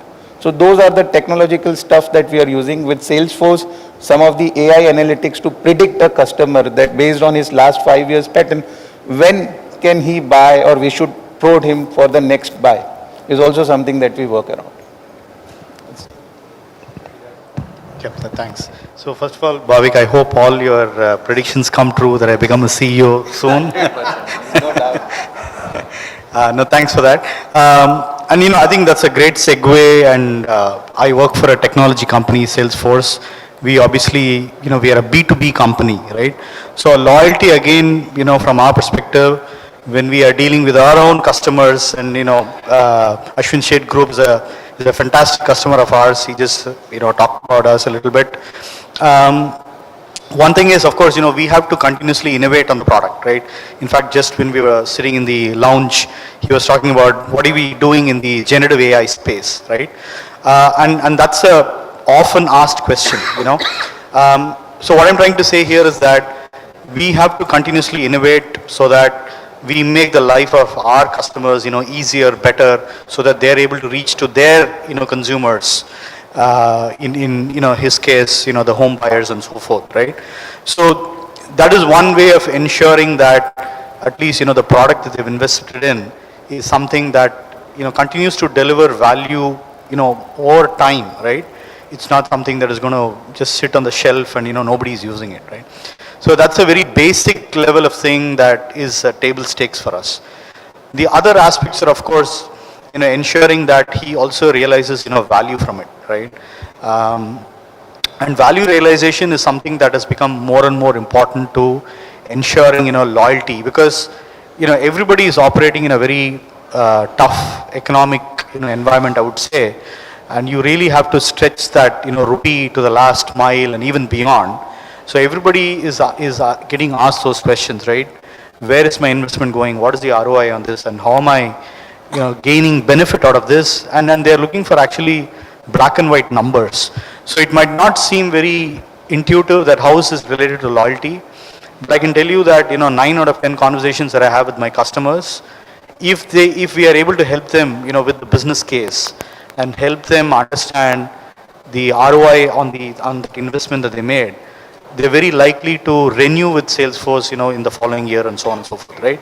So to me, that again is a sign of loyalty. I would probably just stop with those two. There are a lot of other reasons. But also at the same time, from a B2C perspective, it is also constantly keeping in touch with the trends and the pulse of what consumers are doing. Again, it varies by industry, whether it's retail or consumer goods or, banking and so on and so forth. So it really requires you to have a pulse on the ground, understand market trends. Of course, we look at what competitors are doing, and ensure that the latest in technology that has to offer is something that we are able to infuse in the product that ultimately helps you to deliver a better experience, personalize that, ensure that you're getting a lot more value out of the data insights that you're gathering. I think that's what ultimately is the secret sauce to ensuring loyal customers. I don't think there's one formula that works for everybody. But our job is to simply to make sure that the technology is something that is benefiting our customers. Thanks. Okay, so I'll put the answer in two parts, right? The first part is more to do with B2C, of what we do as to our, like what we help with our customers and what we have seen across, right? I think the biggest part of consumer loyalty in B2C companies is probably to do with two factors. The first one is building on aspiration. I mean, I'll just take an example of something like a Nike. I mean, people are loyal back and back again to Nike because once you have worn a Nike, people don't want to be seen again in a shoes lower than that, basically. So that's the first part. The second part is to build it on the front of convenience in that case. Now, when I say convenience, it's as simple as you have a Paytm versus a PhonePe versus a Google Pay for that matter. People have found their own convenience in different apps. Like today, for example, for me, even if I close my eyes, I open a Paytm, I can scan a QR code and pay to someone without even seeing the screen for that matter today. So either it's on the brand front or it's on the convenience front. Majorly how customer loyalty in B2C companies are built up. At least for all the new age customers that are coming up, honestly, see, earlier what used to happen is the loyalty used to be built on the group brand. Like we all are saying here that we are great loyalists of Tata as a company. Now, any product that Tata will bring in, our loyalty from day zero will start from 100%, and only if the brand screws up really bad, it will go down from there. But I think the new age way of, like the new age trend of how this is built is day zero, that is zero. Like on day one, that loyalty is zero actually, and now brands have to build it upwards basically. And I think that's been a big shift because the amount of consumerism that's happening across the country today, it's a Western trend that's coming out in India, that will always be there because now there's an option, there's a choice of many that's coming in, right? When it comes to B2B companies particularly, especially in how we look at consumer loyalty, and I think it's very close to what Sridhar also mentioned for Salesforce, right? See, honestly, we provide an entire content stack to our customers, right? No customer would ever want to change their content stack unless we screw up really, really bad. Because there's so much amount of context, so much amount of data that we already have with the customer. I think the same is for Salesforce as well. I mean, it's difficult to move to a different stack than to remove us in that case. And over a period of time, you ought to build that. But I'll tell you what, there's something that's also called as customer delight that you need to offer to the customer in order to make them more loyalists for you. That is to do more with how do you consult the customer. Like we've seen in the most of the cases where B2B product companies have come up, right? They're very, very transactional. I mean, when you have bought it, after that a customer success manager is just there for you when you need them. And it's more support than success. And there's a vast difference in how B2B companies operate. I'm pretty sure people in the room have used one or two B2B products particularly. That support versus success is the entire key of how loyalists are built through. We have realized for the longest time, we never called our customers unless they had a problem. As soon as we started calling them, upsell, cross-sell, apne aap ho gaya. So we've seen that loyalists, because the demand is infinite at the customer's end. The only way is that person considering me versus someone else. I think one big factor we have changed in the way we run our business in B2B companies is meeting people face to face. Do they think of Pepper when they are not thinking of content? Do they respect us as individuals versus respecting us as a company particularly? I think these are all smaller factors which are very personal relationships. We have realized either it's a B2B company, but we are actually selling it to an individual. It's probably the CMO or the CDO or the chief content officer's consideration that the work is either coming to me or going to someone else. So I think that's how I put in customer loyalty in B2B and B2C overall in that case. So customer loyalty and retention is fundamental for any brand. I'll just go back during my maybe 30 years back how customer loyalty used to be. Just an example. I remember during my maybe 10-year-old, I was 10-year-old, I used to go with my mother to a kirana shop where every month we used to buy the grocery. Those times there was not multiple grocery shop and only to one grocery shop we used to go. And every time we buy grocery for the month, he used to give some sugar candy, something small, four or five. So it so happened that I really remember that kind of gratification the kirana store was giving, because there was a motivation for us to go to that shop again and again, because he is just giving that, and I'm that kind. I was an influencer kind of a person in motivating my mother to why not we go to the shop to buy grocery. So that was customer loyalty then. So why? Because there was only one point of sale. during that time. But right now, the point of sale and the customer touch points have increased multifold, and with digital and communication being extensively distributed, it's not one place where the brands need to contact or connect with the customer. There are multiple channels in which the touch base is there, and accordingly the brands are positioning their customer retention or loyalty or whatever. Second is the segmentation. Segmentation, if you see from a bank's perspective, we are a public sector bank, we are around 15 crore customers, of which I can say 30% or less than 28 years old, 30%. And we also have nearly 15% who are 60 years and above. So one shoe fits all. Loyalty program won't work here in our case. So we need to really understand what segment of customers we are dealing with and what kind of a loyalty or retention we are going to bring in that for that segment. And that's where the technology has really played a very strong role in identifying the different segments and positioning the suitable products. So, for example, the IIT guy will be more interested in getting a Spotify subscription.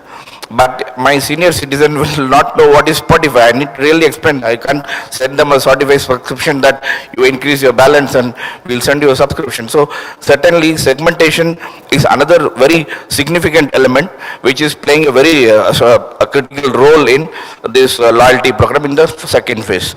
Now, third thing is previously in banking, if you want to say some consumer characteristic, it's only the balance which used to determine. He is having 10 lakh balance, he is having 50 lakh balance, he is having 1,000 rupees balance. The balance used to be the characteristic. But with digital going extensively and cash literally out, we all have in the finance sector, we have a lot of transactional behavior of the customer. So today I can see that which customer is not only having balance, but where he is actually spending, what are his brand affinity, what are his product affinities, so that I can really offer the right kind of loyalty or reach to the right customer with the right product, and technology is really playing a strong role here again. Third thing, I think the fourth point I wanted to say is that earlier it was used to be gratification. Like customer loyalty and retention was always used to be gratification. Buy one, get one free. Use your shop with us and get some offer or something. Now it's not more, it's going to be gratification. It's kind of expectation from the customer. It's not that what you give I want. It's what I want I expect the brand to give. So there's a lot of AI, the technology, the consumer behavior understanding, a lot of things go into play and literally determining that what exactly the consumer wants from that particular brand and which type of customer, what he wants from the brand. So these cohorts or these kind of consumer behavior is very strongly supported by the latest technology or digital, and also the consumer awareness on this is playing a lot of role in this. So I think that these were the fundamentals of customer loyalty which brands should look at going forward, particularly in financial sector. Great. I think sugar candy is a great technology as well to, obviously, I have sweet memories of going to a particular shop, and I really resonated with that example. And, Senthil, you talked about segmentation. So, probably going deeper into that, personalization obviously can help, right? And we are now in an era where there is data, there is technology, there's a lot of data analytics as well. So, in your business, what role does data analytics play? You have talked about it a bit, but if you can elaborate it in more detail, that will be fantastic. Yeah, data analytics play a very critical role. As I said, see, I'll tell you, for example, the number of customers is very high, and transactions, particularly financial transactions, because digital has really increased the number of transactions. Data analytics play a very critical role in identifying the consumer behavior particularly, and also what do you call after segmentation, from segmentation, then we come to transactional behavior, then consumer behavior, and then their positioning of the products to them. So in our field, data analytics play a very, very strong role. Great. Kishan, in your business or any other example?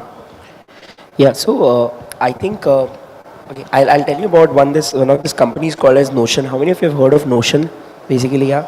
It's one of my favorite products, basically, the way I use it. It's almost, I use it almost like I open a Notion board almost 4 to 5 times a day. Or you're writing on Notion board, yeah.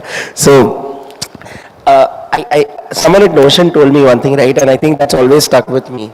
The process of consumer loyalty or a post-sales behavior of a customer doesn't start after it's a customer. It starts when it was a prospect, basically. And I think a lot of times when we do these segmentation, data analytic cohorts, we always put it as sales and post-sales, and that's because the nature of the organizations, the way we are structured, all of us, is that one person owns it from demand generation to lead, the other person owns it from lead to customer, the third person owns it from customer to a loyal customer, the fourth owns it from a loyal customer to an advocate, basically. Because the nature of these four things are different, after a point in time in larger organization, they all start operating in silos, basically. The biggest, and the right use of data analytics, see, hyper-personalization is something we all know of it. I mean, there's no one in the room, I don't think, would not know of hyper-personalization. But I think hyper-personalization is beyond the fact by using their first name and their account number and all of these things. I think that's done and dusted. It's almost, it's a 2020 thing that's there, right? Today I'll tell you, hyper-personalization actually should start with a customer when the demand is generated. Because since then, that customer loyalty process starts right from there itself. I'll just give you a small example. I was just seeing the Bajaj Finserv website recently. The way the website is seen to me is very different from what it would be seen to you or you in that case. And it's probably because whatever amount of data they have today, the way they have segmented their cohorts, if not the exact individual, but the way I have segmented the cohorts, my needs are put in extremely differently than yours and yours. In fact, our navigation bars are very different altogether. I mean, that's a good level of hyper-personalization I've seen at the first level, basically. So what I mean by this is, use data analytics, cohort segmentation. I think there are a ton of tools from your Clever Taps of the world to Mo Engages of the world to Web Engages of the world. There are tons of tools, honestly. There's Salesforce, there's Adobe, there's a ton of tools already that exist. But the way you're using it to hyper-personalize information is critical. The second part I would say is hyper-personalizations on emailers is also old. A lot of players, when they say we have personalized information, and given that's the only channel we have as a medium, I've seen that brands are moving ahead of that. Probably more shorter formats of communication, hyper-personalization, with some use of generative AI, of course. In that case, I'm pretty sure you all have seen some of the campaigns of a celebrity coming in, taking your first names, and probably a Shah Rukh Khan Mondelez campaign that came up, right? I mean, those are all fine. But in fact, beyond first name and last name, even if you are giving the customer the information that they want, and that's what I call as unassisted sales, basically. Like you're selling to the customer without taking their first name, but what they're exactly wanting would be the ideal case utilization is this. So the key takeaway from what I wanted to say was, just hyper-personalization using data analytics on personal information of a customer is not enough. Even if that's not there, that's okay. There are brands who are doing much greater who are not doing this job. But actually giving sales to a customer or actually telling them what they are looking for is more critical and important. So the cohortization has to happen as per needs and not as per information or the psychography and demography only of a consumer. So that's the key takeaway I wanted to mention.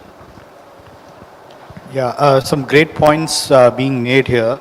And, again, from my perspective, maybe, I'm already a convert, but I believe that, every company is going to be a technology company, right? In some way or the other.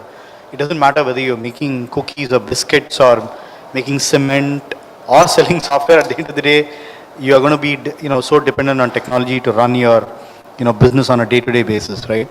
But I think at the heart of it is, again, what has been touched upon already is data. And, we've all heard the statements about data as the new oil, et cetera, right? And I think, we are really seeing that, being played out in the market every single day, right? And especially with the hype around generative AI.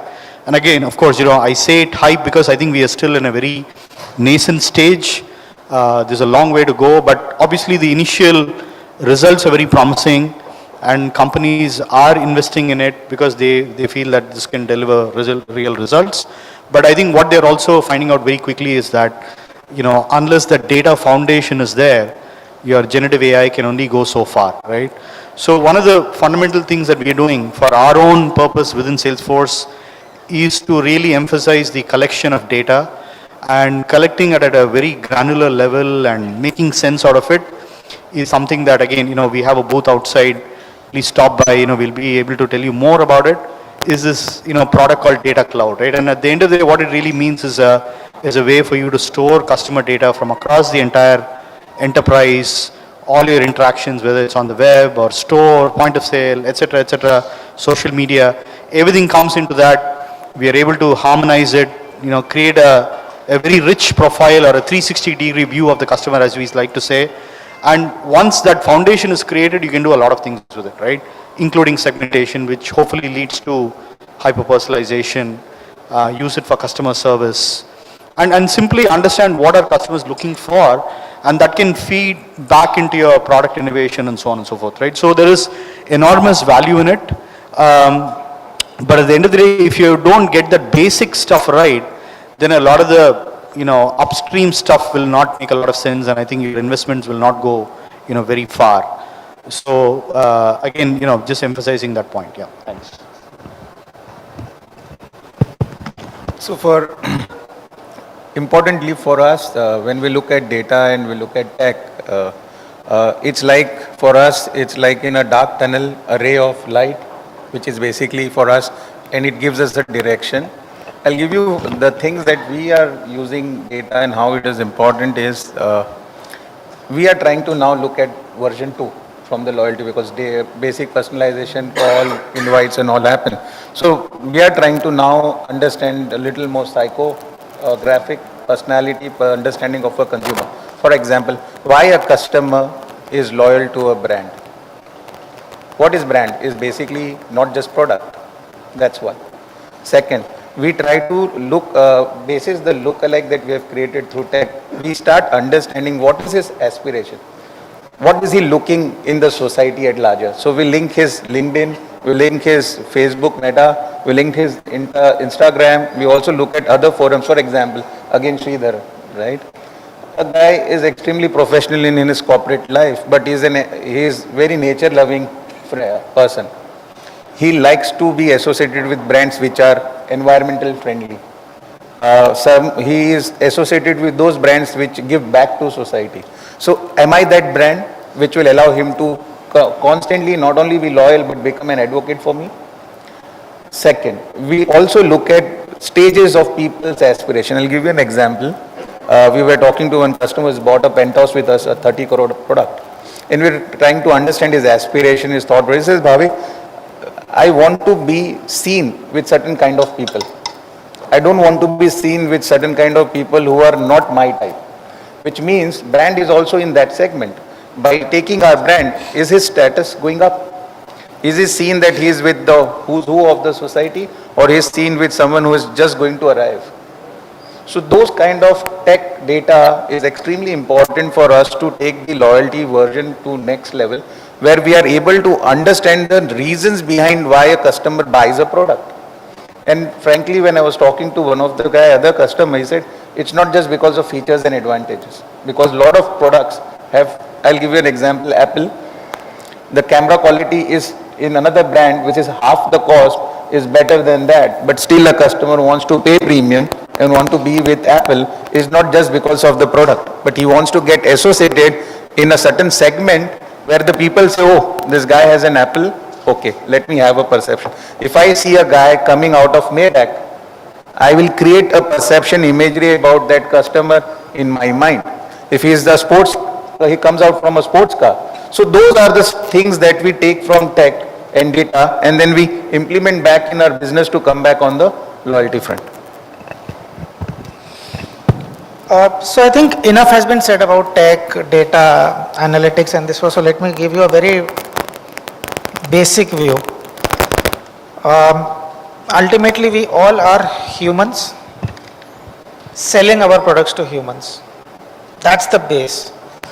Unfortunately, what has happened, unfortunately, that because of the so much of data overload, these models, analytics, somehow I feel we keep on forgetting that basic thing that we are humans selling to humans. And we have actually forgotten what these interactions between two humans can create wonders. Tech can always be an enabler, tech can always be the backbone, but tech cannot be everything. And that we have to take in mind. Let me just give a very simple example. I was in a town called Kolhapur day before yesterday. And since I was visiting Kolhapur, we have a branch over there. I also tried to look at some data with us about Kolhapur customers and this thing. And from the data, I just realized that on that day, we had approved a claim for a customer. That means customer had passed away and we had approved a claim for the customer's family. That claim was going to be credited into account on the day I was visiting Kolhapur. That happened by chance. So I thought I should pay a courtesy visit to this customer. Just a courtesy visit, thanking, be with the family at difficult time and just thanking them and just ask that did they face any problems when the family was going through the claim process and anything. That was my intention. I went along with the local branch leadership team. I went and visited the customer's family.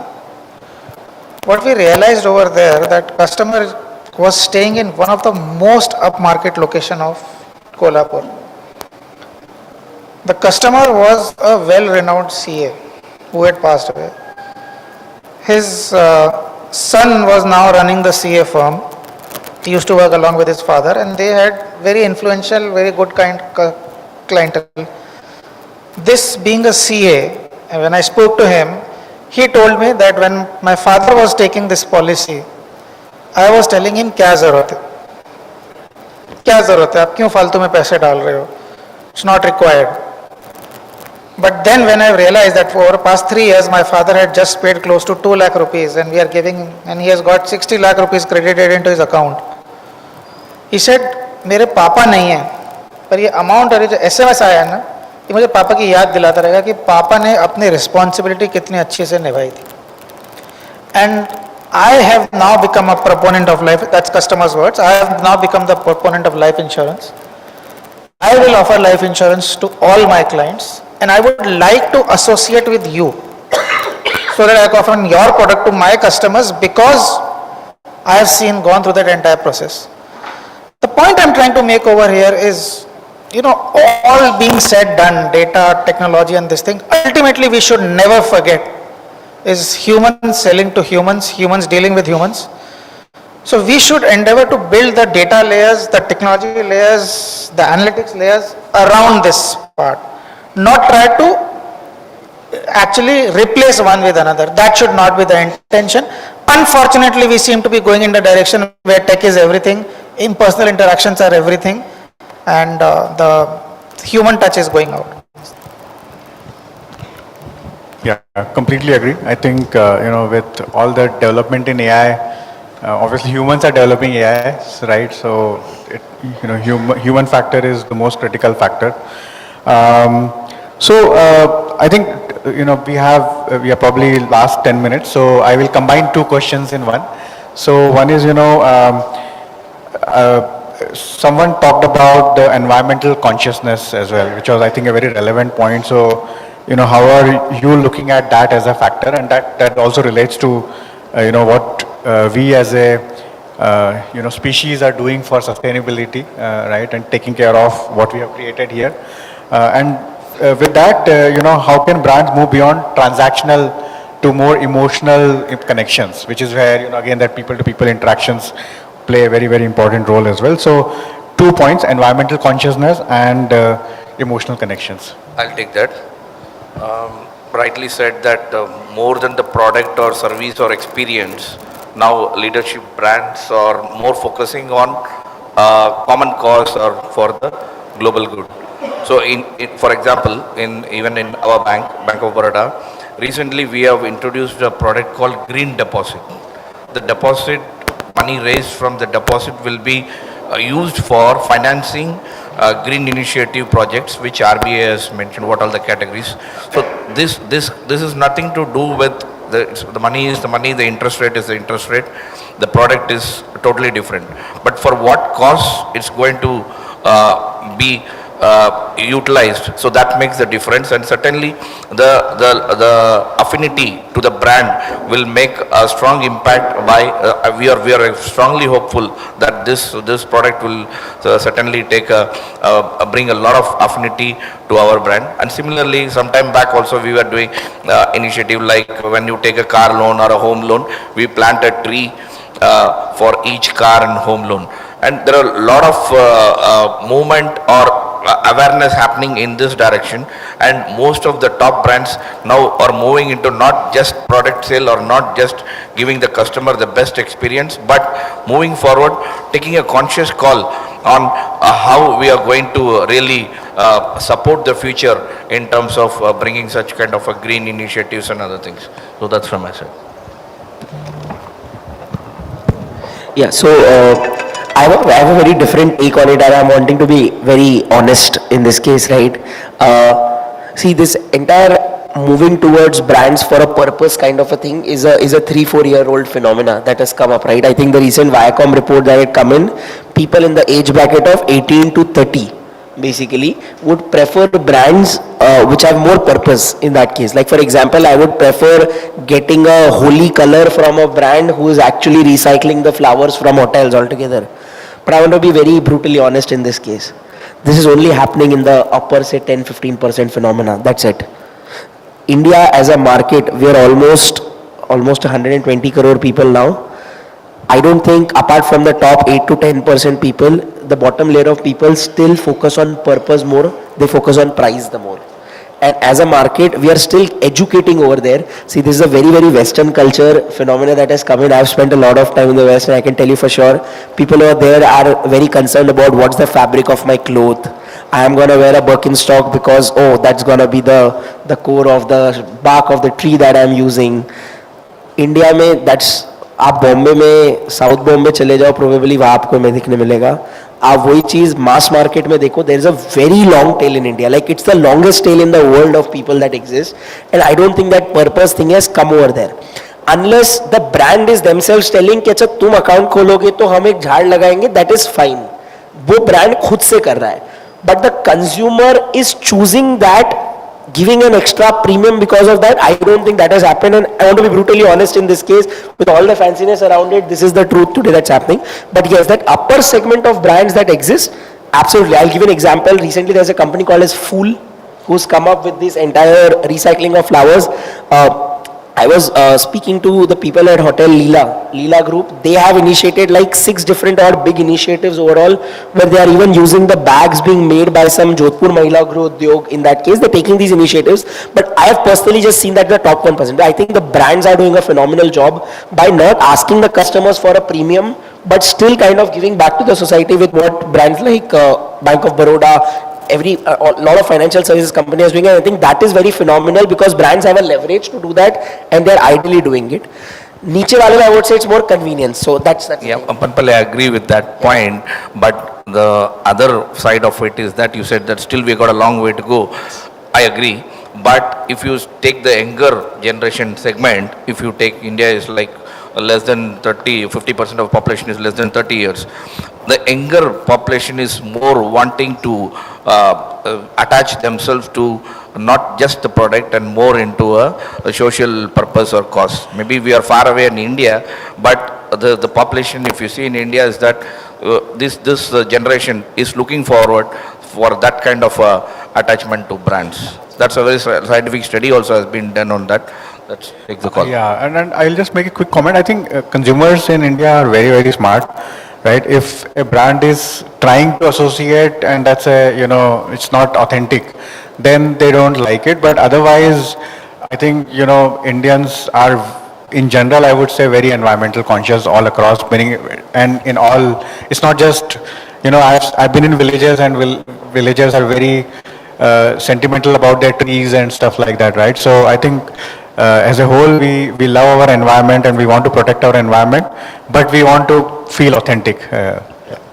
I think authentic is a great word, I think, in this context. And again, from my perspective and from my employer's perspective, I think, it's also important to establish that emotional connection. Even though we are a software company, I think it's important because at the end of the day, the buyers are still, human beings, right? Not a no-name corporation that buys software automatically or robotically. So we do have to appeal to that human being. That human being ultimately they have their own set of beliefs, values, etc. And we have ours. And I think it's ultimately about aligning our values to that set of values that exists out there, right? And I think you have to be authentic, and I think you have to do it in a very consistent manner over and over again, right? Like he said, I think a lot of companies have picked up on this fad or trend, but hopefully it stays. And we definitely believe that the real business of any business is to bring about change in the society and the communities that we live and serve. And I think, hopefully I can say I've been with, Salesforce for the last 7 years. I see that they're very, religious about it in that sense. We have things like, giving back to the community. We have 56 hours of paid leave to actually go to volunteer work. I can go to an orphanage or a blind school, spend 8 hours. And that 8 hours, I don't have to take time off, right? The company actually pays me for that. So there are lots of things I think companies can do, but you have to figure out what is right for you, right? And not simply follow a trend, blindly. I agree. A fundamental belief at Ashwin Shit as a brand is that, you can't cater to everyone, okay? Brands are basically magnets which attract certain kind of people who have a certain kind of a value and the ecosystem that they would like to be associated. People like to be associated with people who have a viewpoint. So if as a brand you have a viewpoint that you would like to give back to society, that's a viewpoint, and the certain kind of set will like to know more about you. If you are a transactional brand, there are a lot of people in the market who only look at price. And they'll say, okay, I'll join hands with you. Emotionally, what I see is that if you think that this is the way you want to go, be true to it throughout the journey and don't have a cut short corner where you are showing reflecting your other side of it, which is a fad and which is not a reality. Emotionally, when you are having a connect with the consumer on this parameter, which is just sustainability. So when you're saying implement in the projects, like for example, in our projects, we have been committed by the chairman that in the next 5 years, 2,000 crore of worth investment we are going to do only in eco-friendly projects. We have redesigned our entire design team who is now specializing with green. All our projects has to be LEED certified. All our projects should have solar panel. All our projects should have electronic vehicle charging stations. Yeah, it's a cost. But we have identified that what rightly said by him, that if you ask a customer a premium, then you are not doing actually that. So what we have done, we have re-engineered our model of construction where we have absorbed that cost and not charging the customer high. Then it becomes a purpose. Like in today our organization, everything is paperless. We have realized that yes, every single day for every reports, there is the print and the team member keeps coming back to us. So we have done that. Another thing that I think is very important from a perspective of larger industry, as a brand, when you are touching to that consumer on an emotional perspective, don't be true for a certain time, but keep on graduating and increasing in that level. Rightly said that today, the average age of India is 29 as per McKinsey, which means this is the population who will become 60 in the next 30, 40 years. If you don't have a viewpoint, they don't connect. And that's the reason I think emotionally having a point of view and then standing true to it will make the difference in the loyalty of the brand. Okay, I'll quickly wrap up, but whatever I'm going to say, there is at least one person in the room who knows what I'm going to talk about. We actually, as an organization, since we are into life insurance, we have a purpose. Purpose is protect dreams and aspirations. That's what we as a company do. But we were thinking that how can our customers help protect dreams and aspiration of other people? So we realized there's a huge problem in India, and that problem is a lack of organ donation. 5 years back, Gaurav, it was 5 years back, right? Yeah, the reason I'm saying person who is Gaurav, although he's part of Poonawalla group now, me and he worked together when he was part of Edelweiss. We started organ donation campaign 5 years back. We have done a lot of activities to promote the case of organ donation. I will not talk too much about it. 3 months back, one of our customers' families, not customers, one of the families contacted us and informed us that their 25-year-old son had got in touch, had come in contact with one of the awareness campaigns that we were running for organ donation. And he had signed up to become an organ donor through our program. Unfortunately, this person met with an accident. But because he had signed up for an organ donor program and he had actually told his family that he wanted his organs to be donated when he was not there, his organs were harvested and it was donated, and 5 different people got a new lease of life. Only because that person had signed up for that campaign and decided to go through it. So, when you hear these kind of things, it's very sad for that particular family, but I actually admire and salute the courage of that family to go ahead with that decision. It's when you see these kind of incidents happening, you realize that, kai log aisa bolte hain ki all these CSR things and good for society, these are all lip service, but when these things happen, you really realize that all the investments that you did, I'm not talking about money, I'm talking about thinking, I'm talking about time, I'm talking about efforts, all that you do has been really worth it and extremely satisfying to yourself. That is what I wanted to add to your question. This was really amazing. Thank you. Thank you so much. Thank you to our panelists. Please stay with us a moment longer. I'd like to request Mr. Sundar Madhakrishna, Head of Marketing at Cinch, to please join us on stage and give a small token of our gratitude to all our panelists and our session chair. A big round of applause for them. Thank you so much for sharing your stories, insights here with us.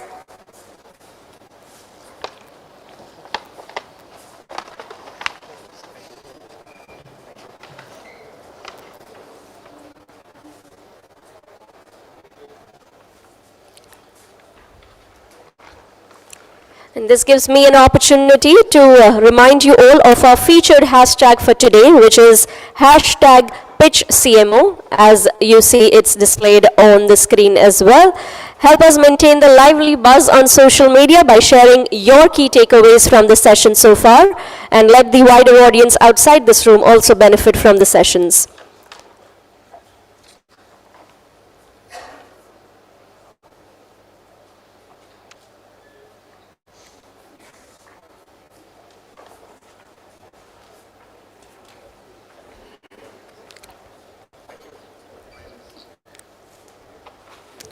And may I invite all our panelists and session chair to come together for a picture in front of the tables, please. Sundar, please do join them. In front of the table, sir, it will be better.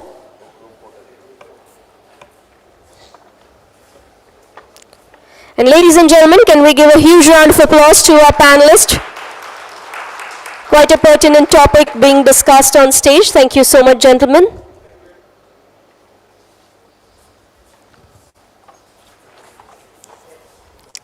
Now, before we move on to our next session, which is a spotlight session, we'd here like to quickly give a visual appearance to all our speakers, panelists, and our partners. We have our partner Mob Avenue, Salesforce, and Bliss. So can we have the partner audio visual, please?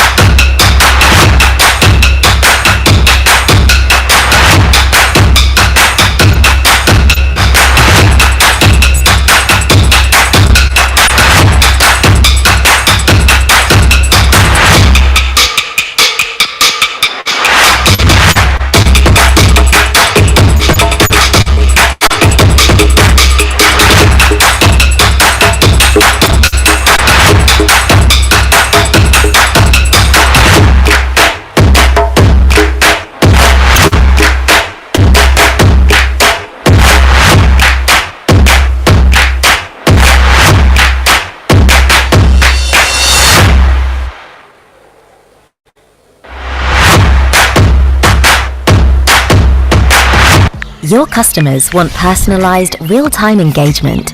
But with tighter budgets, fewer resources, and the cookieless future, you need a smarter, more efficient way to engage. The key is connecting every moment in real time with automation and intelligence. That's what it takes to build real lasting relationships at scale and create a trusted brand that customers love. But to get there, you need real-time data. You need to unify all the in-the-moment data customers have entrusted to you, down to the last detail. Then put that data to use. So every interaction is hyper-personalized and cost-efficient across your marketing, commerce, sales, service, and loyalty. Salesforce Marketing Cloud puts real-time data at the center of every relationship. And that starts with knowing your customers. Powered by Genie, Salesforce's real-time data platform harmonizes and resolves billions of data points about your customer into a unified customer profile, giving you a real-time view of who they are and what they want in the moment, even as their needs change. So, now you can personalize every moment, whether it's a welcome email for a new customer, an ad for a product that's back in stock, an opportunity for their business, a text to resolve a shipping delay, or a next best offer at checkout for being a loyal customer. And because it's powered by Einstein AI, you can engage the right customers at the right time on the right channels with the right content at scale. Marketing Cloud helps you optimize your marketing performance and spend too, giving you actionable intelligence about ROI, budget and business goals in real time, so you can make spend go further, convert more customers, and grow customer lifetime value faster and more efficiently.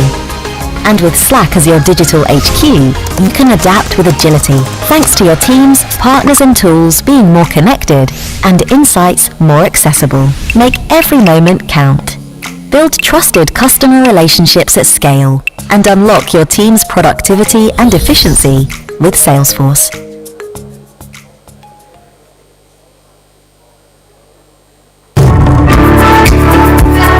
It's not just what consumers say and show in their digital lives that matters, it's understanding what they actually do. That's why Bliss analyzes vast quantities of mobile location data, turning it into real-world intelligence, improving consumer engagement and delivering measurable sales uplift for the world's largest brands and media agencies.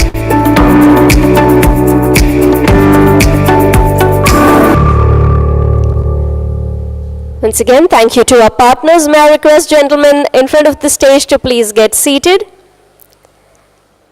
For the next speaker, ladies and gentlemen, we're tuning into Disney Star, a broadcaster that needs no introduction. It's not your average star in the entertainment sky, but a supernova of storytelling. With premium audience targeting, they are not just casting shows, they are casting spells over specific audiences, ensuring every ad hits the point. Please welcome on stage, ladies and gentlemen, Ms. Amrutha Nair, Head Entertainment, Ad Sales and Strategy at Star Entertainment, who's speaking on premium audience targeting on linear TV. A very warm welcome to you.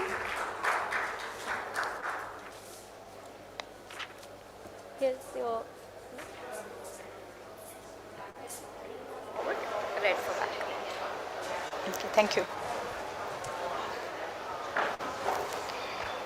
Good afternoon, everyone. I am super thrilled, excited to unveil a new ad product today. You know, I represent the broadcast business of Disney Star, the entertainment portfolio. Today, I take this opportunity to unveil a new ad product which will enable brands to reach out to the most premium consumer cohort in the 8 metros.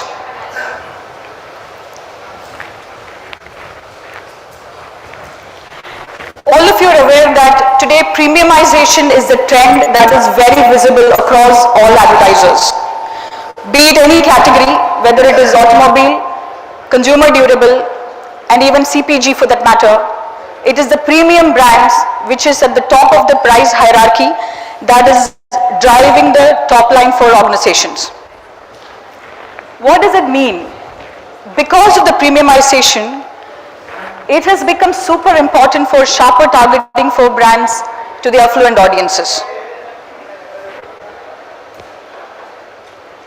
the same time, I've been in this industry for the last almost 20 years. What I have seen 10 years ago, at that point of time, we had a pretty large English entertainment portfolio, and the ADEX was roughly about 2,000 to 2,500 crore. That disappeared in the last 5 or 6 years. And it was perceived to be reaching out to only the premium affluent consumers in the market. And advertisers have this perception that advertising on linear television gives massive spillover. TV has about 900 million reach, and if a brand wants to reach out only to the premium cohort, this 900 million reach is considered to be spillover. And because of this reach, us broadcasters would always be pricing for this 900 million that we are reaching out to. So it became prohibitively expensive for brands that only want to reach out to the premium audiences. And they also believed that linear television lacked targeting capabilities. All of these were the reasons for some of the brands that we have seen 10 years ago on television for having moved out of television and taking other mediums that is perceived to be offering targeting capabilities. So today, like I mentioned, we are unveiling a new ad product in collaboration with Tata Play that will allow premium audience targeting on linear television through our high definition channels. And it will address the advertisers' need for targeting the premium consumers in the markets that they want to reach them, which is the top 8 metros. And why Tata Play? You are aware that Tata Play is the leading DTH player in the market in India, and ever since their launch in the country, they have a significant consumer base or a subscriber base that pays a higher ARPU than the average cable bill that a consumer pays. And if you look at this number, if Tata Play ARPU for their total overall consumer base is X, this consumer base of high definition channels in the 8 metros is 2.25x. Today we are in the middle of every single day, you and I keep reading about how the CTV audience is growing, right? We have a certain number wherein CTV based, the wired broadband connection in the country is, let's say 35 or 36 million, which is both households and commercial establishments put together. And in that 35 million, we don't know how many household is that CTV household. We are also aware of the fact that most of the OTT platforms do not even allow a brand to an opportunity to advertise and reach out to its premium consumer base. So what we are offering is this 2.25x ARPU. If I were to further define it, this is somewhere upwards of 600-650 rupees per month. We have gone through NTO, and during that NTO, what really happened for people like you and I, we got an opportunity to choose, pick and choose the channels that we want to consume. At some point, we were paying a lot of money. Some of us were watching TV, some of us were not watching TV. NTO gave us an opportunity to choose the channels that we want. It has been a while since NTO got implemented. Today, whoever is available on television is a voluntary subscription. They have chosen to be on the linear TV subscription. They've chosen to consume these channels because they follow these content and characters that we put out for them. And hence, a 600 rupee ARPU, to give you, put some perspective to that, the top 3 OTT platforms put together, if you were to take a subscription, it is much lower than the 600 rupees. So that is how affluent this consumer cohort is. It's a family audience. They prefer to come and watch this content.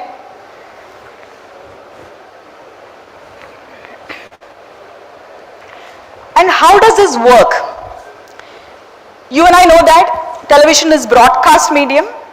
Your content, whoever is watching the channel, wherever they are watching it, you get to see the same content or same ad at the same time. right? In this case, what happens is this is the current scenario. A household is watching the same ad at the same time. But with this new technology, you know, you would have, while rest of India is watching a promo or a creative of promoting our own content, this consumer on Tata Play, 8 metros, who's watching our high definition channels, will get to see an ad that is only meant for them. Right? So we've been in conversation, or in fact, you know, for the last couple of years, we've been trying to innovate and find a way to fulfill this, you know, customer need to reach out to the premium cohort of audiences in the 8 metros. And the result is this collaboration with Tata Play. I must thank Harid Nagpal from Tata Play and his team for enabling us you know, to put this product together. So where will this play? These are the 7 high definition channels that we have at the moment considered for this ad product. And all of these channels, if you look at it, Star Plus is the #1 Hindi channel, Star Prava is the #1 Marathi channel, Star Gold is the #1 Hindi movies channel in the country, Star Ma, Star Vijay, Star Jalsha, all of these are in their respective markets the #1 channels. And we would have all of these 7 channels for one single cohort of 8 metros that will be delivering this ad for the advertisers. And how we believe this is going to impact the brand and the advertiser. It is the big screen ultimately. It is not watching an ad on your mobile phone and creativity getting lost over there, attention not being there. This is on the big screen. Remember, professionally generated content that will guarantee attention and memorability. Second is appointment viewing. What comes to your mind when you think of television content? Whatever it may be, what you must remember is, this is the content that a consumer has chosen to come and watch every single day. Unlike, you know, any of us sitting and binging on a content on a Sunday with no ads on it, where there is no opportunity given to a brand to reach out to the consumer. Here, they choose to watch the same content every single day, same show every single day, and that is appointment viewing. And by design, television content is appointment viewing. And the third part is the targeting part of it, which is something that eluded television, you know, for a very, very long time. We have tried this a few years ago, over a decade ago, but in a different form. This time, we are bringing a new technology to enable targeting of premium audiences on linear television. Last, but a very important point, elevation of ROAS. I spoke about, I can't call it a myth, an advertiser believes that if you want to only target a metro audience, television gives that 900 million audience, and hence that scale is not required. It is also coming with a very high ticket size. So this time, as you can control your spends, the ROAS elevation is also guaranteed. And how will we measure it? Today we have the measurement for television comes as a different markets, different cuts. It is never an operator based. So of course we require a measurement mechanism and a partner for this. So this data is going to be Tata Sky panel data, Tata Play panel data. It will be the basis of the campaign planning, measurement and billing. And cost per completed view is going to be the currency for this. And what are the numbers that really matter? All of us know that today if we have to do a TV campaign, and it will require a minimum of 1 crore. It's a lot of money. So many advertisers are not able to come to television. Plenty of startups, plenty of premium brands, plenty of brands that are only available in the 8 metros. A lot of D2C brands. They stay away because the ticket size is very, very high.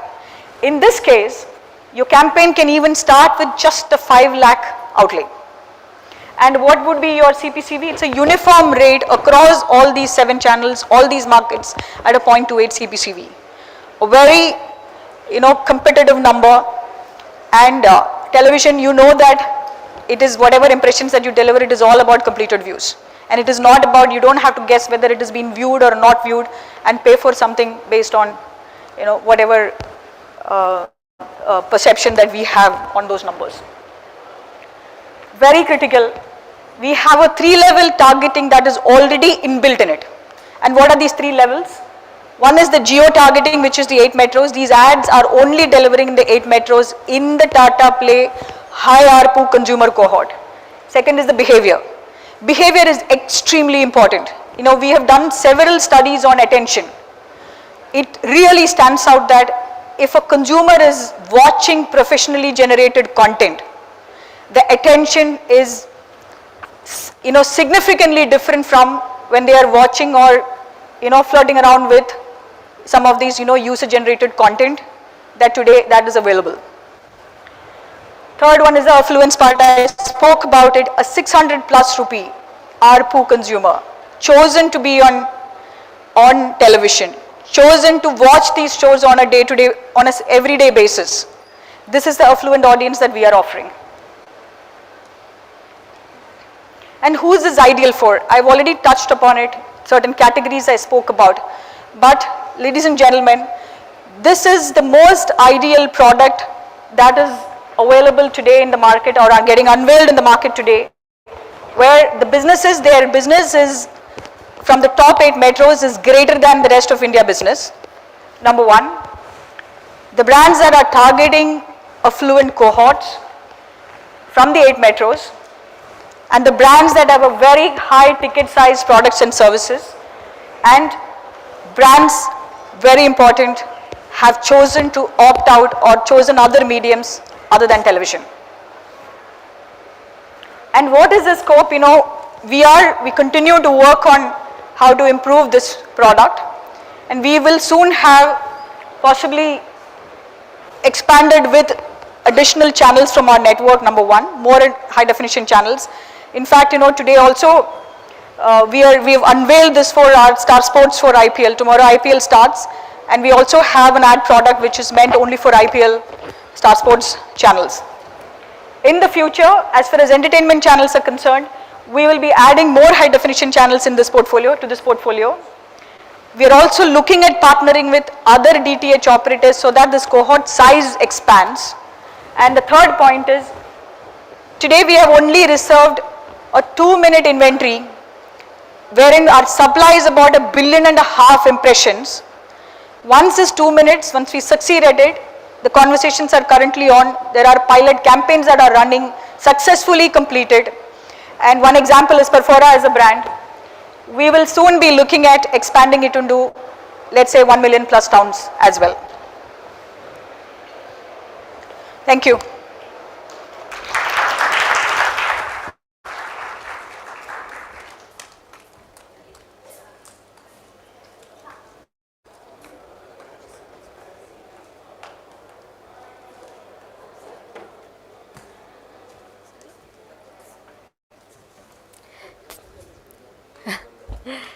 Thank you, Ms. Nair. Can we have a huge round of applause for Ms. Nair? I'd like to invite Mr. Satya Prabhakar, CEO Sulekha Pro Manage, to please join us on stage and give a small token of our gratitude to Ms. Amrita Nair.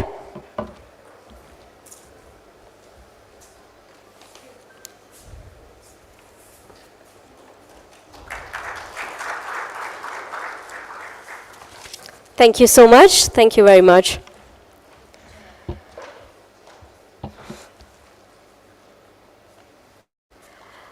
All right, I want to quickly ask one question to all of you. How many of you are tired or are feeling the same old, boring, generic marketing feels here? Anybody? Tired? No? I see great smiles there. All right.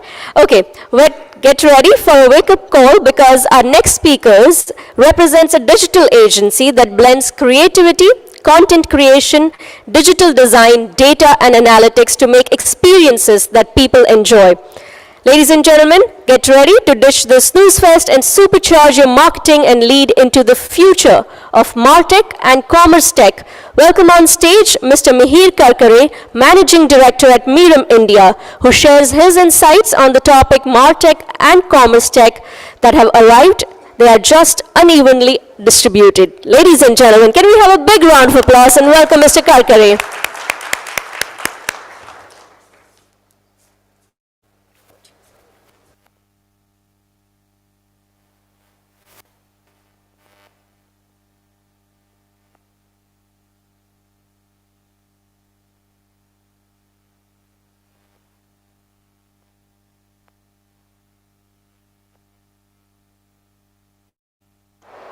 Hello, am I audible? Okay, perfect. Great, thank you so much. Pleasure to be here, everybody. And there's this saying that the future is already here. It's just unevenly distributed. So that's what I'm talking about, but not about the future. I'm talking about Martech and Commerce Tech. And these have already arrived. They are just unevenly distributed. So what do I mean by this? Before I go there, I'll talk a little bit about this initiative of ours. This is an initiative we launched 4 years back, and we saw that when it came to Martech and related technologies, there was no real India-specific data available. So when we had to talk to anybody, our peers, our customers, or anybody, we used to get into a scenario of referring to some data from the US or something like that. It was always a handicap for us.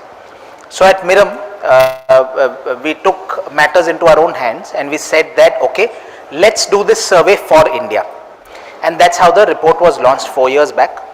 This time around, what we've done is we've expanded the scope of the report to include not just Martech, but also Commerce Tech. Miram and our parent company VML and VML Commerce, they are full service digital agencies with Martech as well as commerce capabilities, and that's why expanding the scope made perfect sense. So with that, I'm happy to launch the India Martech and Commerce Tech Report 2024 powered by Miram and VML. We have two great partners. We have E4M, who's a media partner with us, and WebEngage, who's the retention partner. They are obviously with us today, and we'll do the inauguration of the report shortly.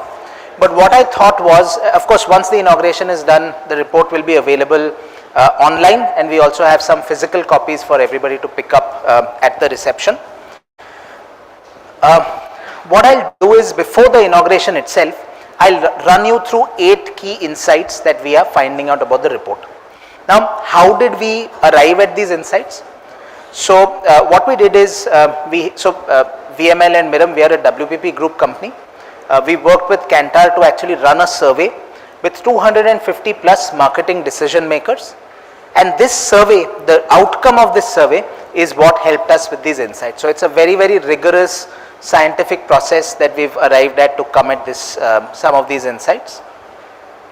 We also have some brilliant insights shared by marketing leaders. So the report that you'll see is, there's data and charts and all that good stuff that can help you as a marketer or agency person or a decision maker, make up your mind. But we also have a lot of anecdotes, lot of conversations with marketing leaders to help you, add an extra dimension to that data, right? So we have insights from all of these marketing leaders that you see here. And we have respondents across several different industries. And that really gives everybody some sort of a takeaway. In fact, what you will see is that, the unevenly distributed part, one of the variables across which it's uneven is how have different industries or representatives of different industries responded to the survey. We'll also see how have different designations responded. So if I'm a CMO versus a Chief Digital Officer versus a CEO, how do my perceptions about Martech and Commerce Tech differ? You'll see all of that. So this is the industry mix, and with that I'll jump into select insights. So I have 8 insights broadly covering the different sections of the report, and I'll run through these insights, and then of course I'll invite questions which I'm happy to answer. So the first one, of course, is that this is from our section called Martech Landscape, and what we see in this section is that more respondents are spending a much larger part of their marketing budget on MarTech than ever before. And this indicates a strategic prioritization of MarTech. So what we'll see is that, the question had multiple options. So we looked at everybody who said that they are spending over 16% of their marketing budgets on MarTech. The number of people who said that this year is 65% plus, as against 18% respondents in last year's report. So you see a phenomenal growth, and you'll see a further breakup. How many are saying 16 to 25? You can just see the jump, and you can see how many are saying 25% plus. So there's a huge growth. In fact, we have something called the MarTech quadrant. We see this year that the two top areas of the quadrant, which are heroes and explorers. So these are people who are already extensively using MarTech and who plan to increase their spends. They today constitute over 90% of all respondents. So MarTech is certainly here, and that's a very, very important observation. Why does it still make sense to see this slide? Because the global average is 30% of spends on MarTech. So while we've grown significantly, there is a huge headroom for growth, which should make all players extremely happy. The next thing that we ask, this is from our objectives and challenges of using marketing technology. The next thing we see is that we ask, what drives your marketing strategy? Is it driven by technology? Is it driven by creativity, or an equal mix of both? Now what happens is that even last year, even this year, we saw a similar pattern that most people say equal mix of both, right? Equal mix of marketing, of creativity and technology. But the interesting thing we saw this year is that the people who say that technology drives their marketing strategy, technology alone, has grown from 10% to 26%, right? And that's just a phenomenal growth. And what we believe is that one of the trends, and we see it in the report in depth, one of the trends that has happened over the course of last 1 year is this barrage of Gen AI based technologies that have come into the market, and that's perhaps one of the reasons why this has happened, right? So very, very interesting observation.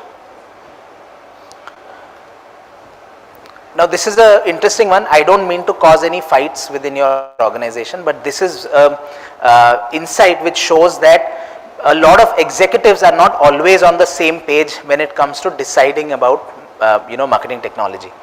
So what we see, for example, is that we ask a question always that do you prefer to use a marketing technology product that is an individual product or that's part of an integrated stack? And what we see, for example, is a CEO or a CMO, it's roughly the same number, 72% say we prefer integrated stack. But when it comes to a CDO or CTO, 53% say, and so basically a large number of people are open to working with best in class technology even if it's not part of an integrated stack. Interestingly, this correlates to another observation which is not here but it is in the detailed report, that one of the main challenges of choosing marketing technology is the act of choosing it is very difficult, probably because of this sort of a gap within organizations. That's something that VML and Miram can of course help solve, but this is not a sales pitch, I keep reminding myself. Okay, so back to the report. So this is what, this is a very, very interesting observation we have. Another interesting observation. So we asked in your,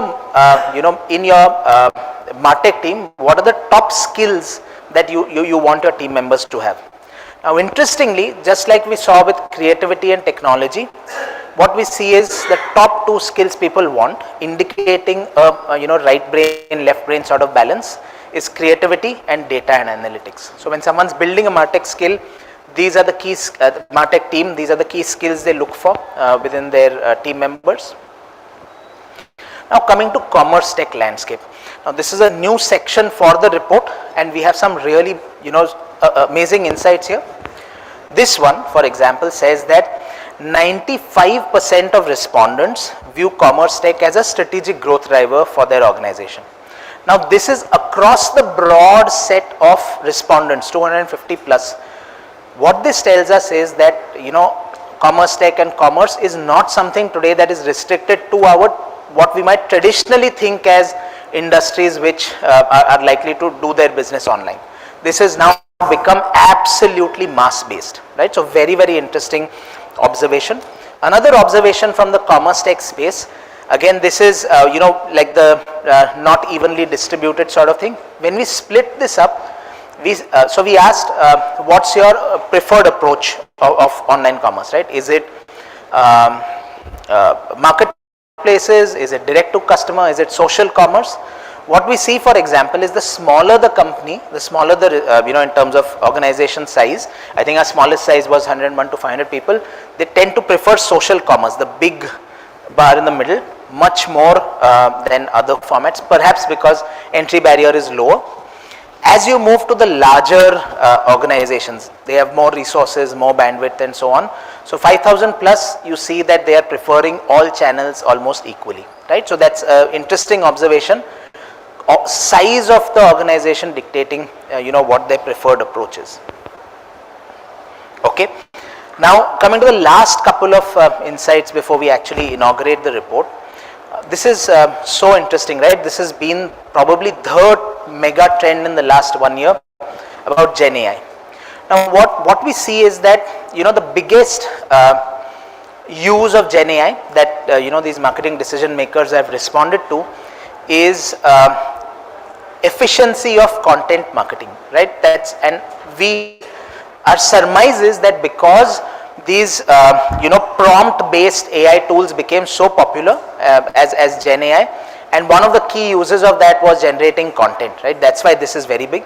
But what we see is that while, content efficiency is the big one, there are so many other, uses of Gen AI that we are also seeing. For example, we see that delivering personalized experiences is a very big thing that people want Gen AI to use, right? Optimizing sales and business strategies. These are things that they are expecting Gen AI to use. Again, in the report, you'll see that if a person is a chief digital or chief technology transformation officer versus a CMO versus a CEO, their own perspectives about which technology is most useful also is different. So that's one thing on Gen AI.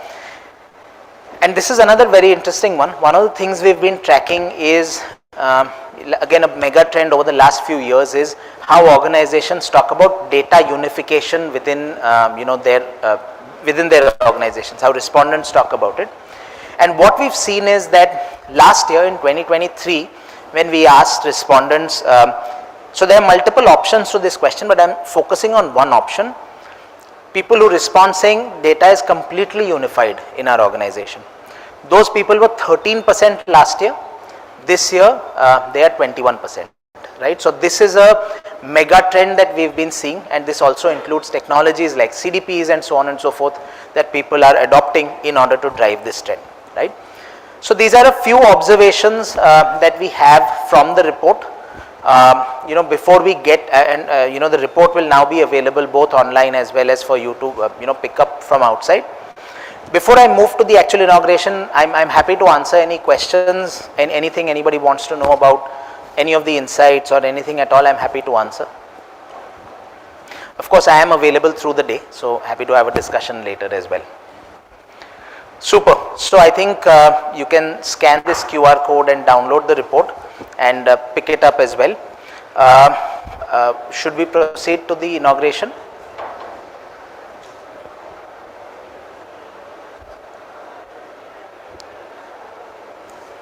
Okay, so this is a little bit about us. We are a growth partner. We are a full service digital agency, and absolutely happy to be with you today. Should we invite everyone? Yeah. So ladies and gentlemen, we will be launching the most awaited India Martech and Commerce Tech Report 2024, powered by Miriam and VML Media Partner, Exchange for Media, Retention Partner, Web Engage. I'd like to invite on stage Mr. Amit Gupta, Managing Director, VML Commerce, to please join us. Ladies and gentlemen, please welcome him with a big round of applause. I'd also like to invite on stage Dr. Anurag Batra, Chairman and Editor-in-Chief and Co-Founder at Business World and Exchange for Media Group. Along with them, I'd also like to invite Mr. Apurv Sood, Vice President of Global Business Development and Partnership at Web Engage. We can have the applause a little louder, ladies and gentlemen.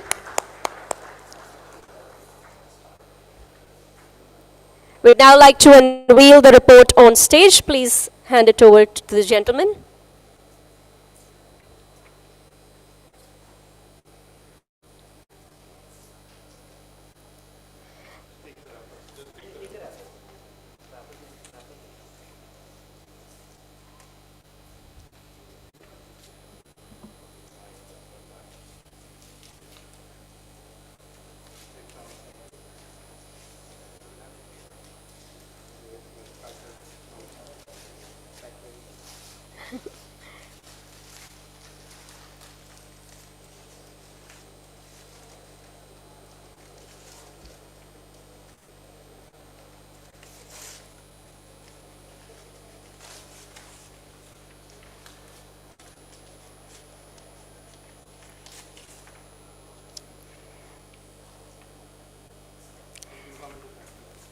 So ladies and gentlemen, here it is, the India Martech and Commerce Tech Report 2024, powered by Mirum and VML, our media partner exchange for media and retention partner Web Engage.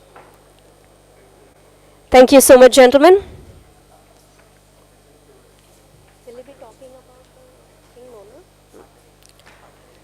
I'd now like to request Console to please play our partner AVs.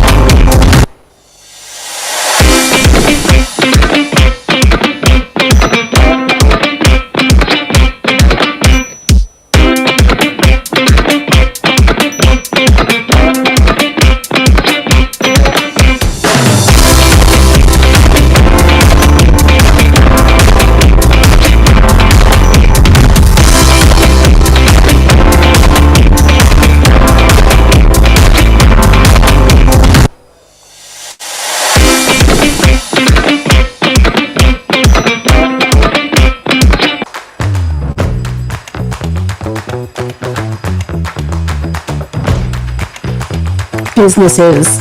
What are businesses without their customers? And what is a business without a relationship? A strong relationship of empathy, understanding, respect, and trust, just like a friend. Connect, talk, listen, respond. Be there for your customers, just like a friend would be. Welcome to Exitel, the leading customer conversation platform. What you get: faster time to market, agility, scalability, privacy, brand loyalty, customer advocacy, humanizing customer engagement, trusted by 7,000 plus companies worldwide, driving 70 plus million engagements daily across various sectors. Our all-in-one communication solution empowers businesses in 60 plus countries across a wide variety of sectors, including automotive, BFSI, consumer goods, e-commerce and digital, healthcare, retail and distribution, education, IT and ITES, media and entertainment, transport and logistics. Come and experience the all-new Exitel and engage your customers as a friend. Customer Conversation Platform by Exitel.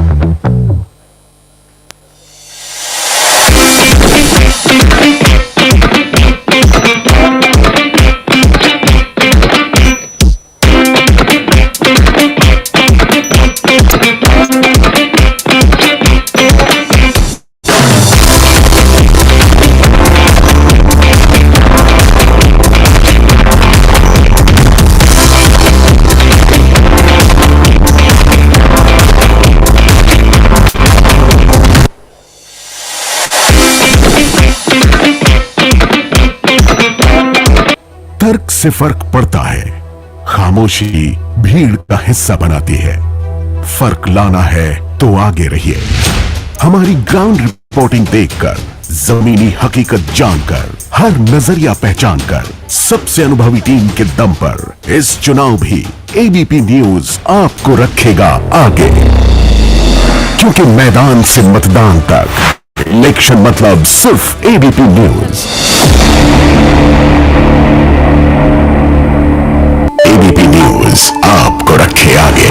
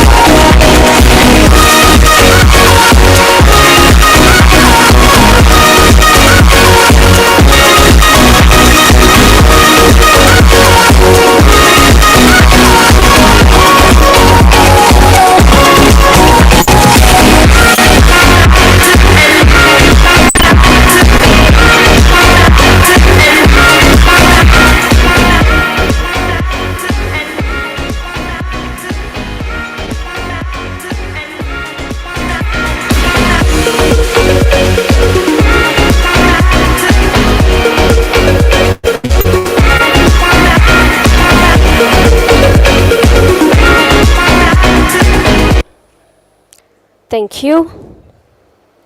Thank you so much. Ladies and gentlemen, with this we're moving towards the second panel of the day. Well, they say the customer is king. But in today's world, they demand more than just the throne. They want a personalized kingdom tailored to their whims. Imagine AI-driven systems that understand your customers' needs in real time and deliver experiences accordingly. With Gen AI, the possibilities are endless. Well, get ready to find out more as our panelists discuss customer centricity redefined, Gen AI for personalized and seamless experiences. Please put your hands together and welcome our session chair, Mr. Udit Agarwal, Vice President and Global Head of Marketing at Exotel. Ladies and gentlemen, let's all welcome Mr. Agarwal on stage. A very warm welcome to you. We have a little bit of tweak in the lineup of our speakers, but do join me in welcoming our speakers or panelists on stage. Mr. Iram Kidwai, Senior Vice President and Head Brand and Channel Marketing at AGS Federal Life Insurance. A very warm welcome to you. On our panel, we also have Gitanjali Kothari, Chief Marketing Officer at Future Generali India Life Insurance. Please welcome Gitanjali on stage. A very warm welcome. On the panel, we are also joined by Hector Ankalsaria, Head of Brand at Tata Capital.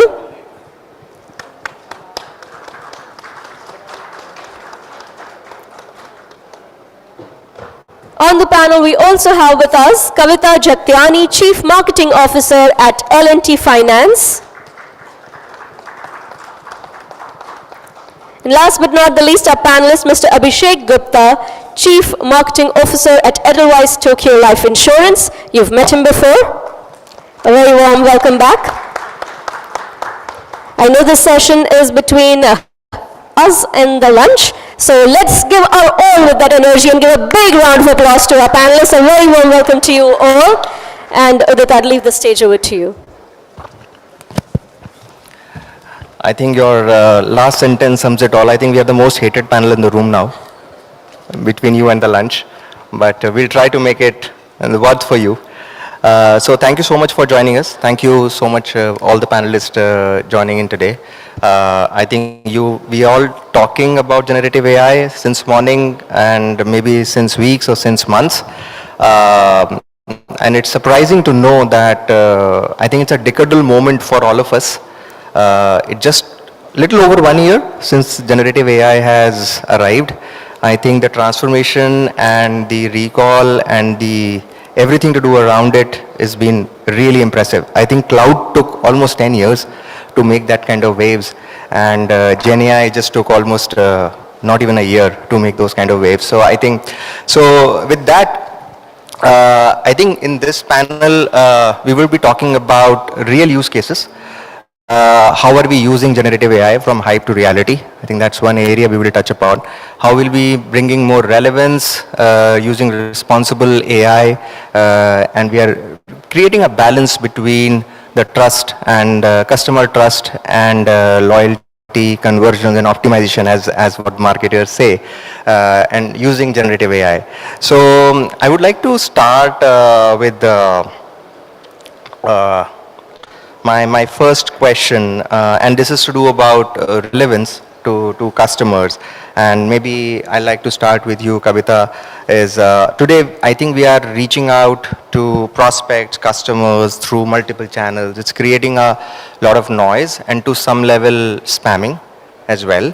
How do you maintain relevancy to customers, right? And how do you make sure that when we reach out to them in the medium they would prefer, and it's more relevant as a message? Sure. Thank you for that question. So, as you all would be aware, L&T Finance has a wide spectrum of products ranging from rural finance, microloans, tractor finance, as well as urban finance. So it's a really wide audience that we cater to. Also, therefore, our mission is to leverage AI not just to sort of maximize reach, but also try to create, let's say, customer delight, which is what is the right point in the consumer's journey that, we need to sort of put our message out there. So we really look at the what, the who, and the how of our campaigns. So to start with, in order to understand our consumers really well, we sort of assimilate the data on our consumers across touch points and really create those understanding of the individual preferences, try to find out which are the most effective ways to reach to the consumer, eliminate ineffective, let's say, campaigns, and create those tailor-made solutions for our audience. The other piece which is really important is to sort of understand the causality of consumer behavior. So we actually, deep dive into understand why the consumer is behaving in a certain way and therefore target our communication in accordance to that. So a simple example, would be that let's say you have a credit score, which all of us have to sort of understand the credit worthiness of our consumers. Now, let's say we know out of the search history of our consumers that all those would have searched or found out information upon their credit score in the last 3 months have a higher propensity to consume a loan. So therefore, using this causality of consumer behavior and then targeting creates that customer delight, because they are in that journey of exploring let's say different solutions, loan solutions, and one such behavior that they exhibit is to really check on their credit score, and that's really our, let's say, marker to know that if the consumer is searching their credit or is finding out about their credit score, there is a very high propensity for them to, convert for a loan. And that's the time that we then target our communication with the relevant messaging. And all of this is obviously enabled because through AI, we have assimilated the behavior of consumer across different touch points. Then, of course, is really the who, which is, using cohorts, create those different personas of consumer. And since I said we have a very large spectrum, we have as high as 50 personas in the rural audience itself, because that's the kind of behavioral pattern that each cohort really exhibits. And therefore, as sharper we get in terms of defining these cohorts, the better is obviously, our campaign marketing. So that's really the parameters that, we look at that can help to create customer delight. Yeah, no, thanks. Thanks, Kavita. I think this is interesting because you touched upon a very important point about reaching customers at scale, relevance, and you touched upon interacting with them in the dialects that they understand. I think India is a very diverse country, multiple dialects, literacy levels are very, very different. So I think you touched upon those areas. Hector, I think in the financial services space, Tata Capital, again, you engage with customers with all spectrums, different demographic profiles. How do you see the reaching out to them with relevance? So, I mean, whatever Kavita spoke is quite frankly, absolutely exactly applicable to Tata Capital also, because we have all sorts of retail products, corporate products. We have an investment product. So I think what AI allows you to do is, of course, scale, because there are lots of personas that you can work on, like Kavita was saying, and of course the TAT with which you are reaching out. I would not actually, let me take it back, not TAT, the nimbleness with which you are replying is, obviously comes from Gen AI. And, but we were discussing when we met with it that I think relevance is really, really underrated. Okay, when I say that, I mean that even today, Google is going to crawl your content, for example, on relevancy. It's, yes, you need to have enough keywords put in there. I'm really oversimplifying here, but what I mean to say is that if you implement Gen AI and if you are able to generate 200 blogs instead of 100, doesn't mean you generate 200 blogs. The idea is to still generate 100 blogs with relevancy at the core of it, right? Yeah. So I'm saying it does provide a lot of scale, it does provide a lot of improvement on how soon we can, solution things for our customers, and definitely it does bring in a lot of relevancy, not in all aspects, not in everything, because it is largely prompt driven to a great extent, but I think it provides us another world altogether compared to what we were in maybe a year ago. Oh, thanks, Hector. So moving on to, I think the three panelists we have from life insurance. I think one of the most toughest product to sell, and you realize the value when you know more. But interestingly, would like to hear from you, Gitanjali, that in the current scheme of things, like when you reach out to customers, and we heard Kavita, we heard Hector from a relevancy standpoint, making it more relevant across different channels.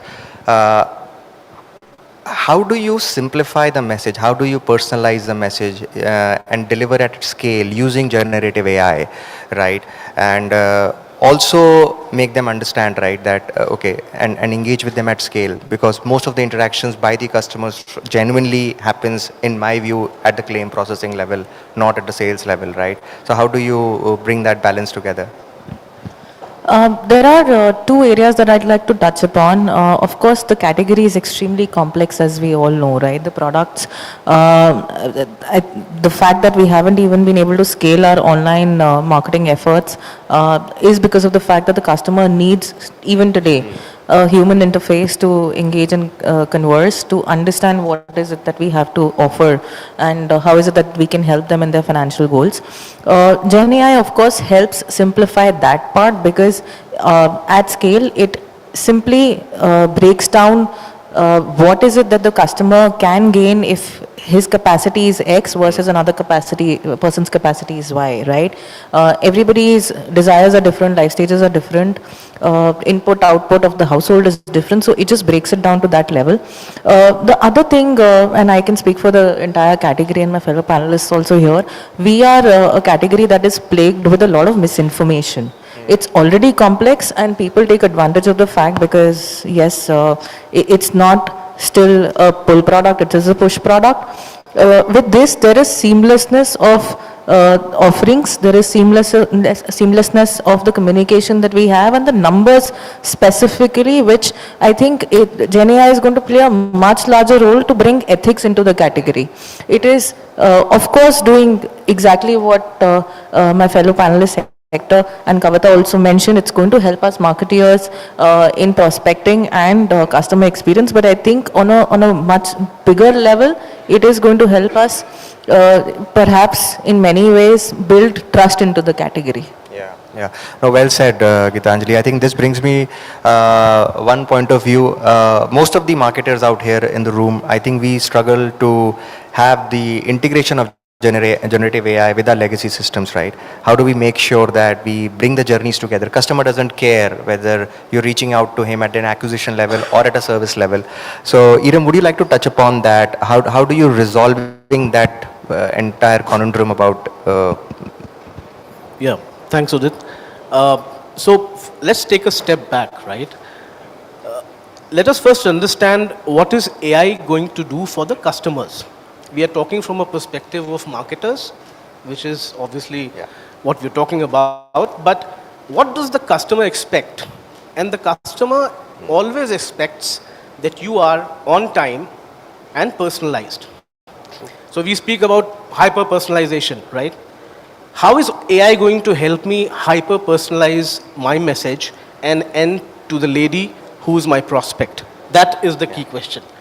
And I think everybody will here agree that AI is giving you unlimited scope of reaching your customers. First of all, it's three things, right? AI does three things. One, the amount of data with which we are grappling is humongous in all organizations.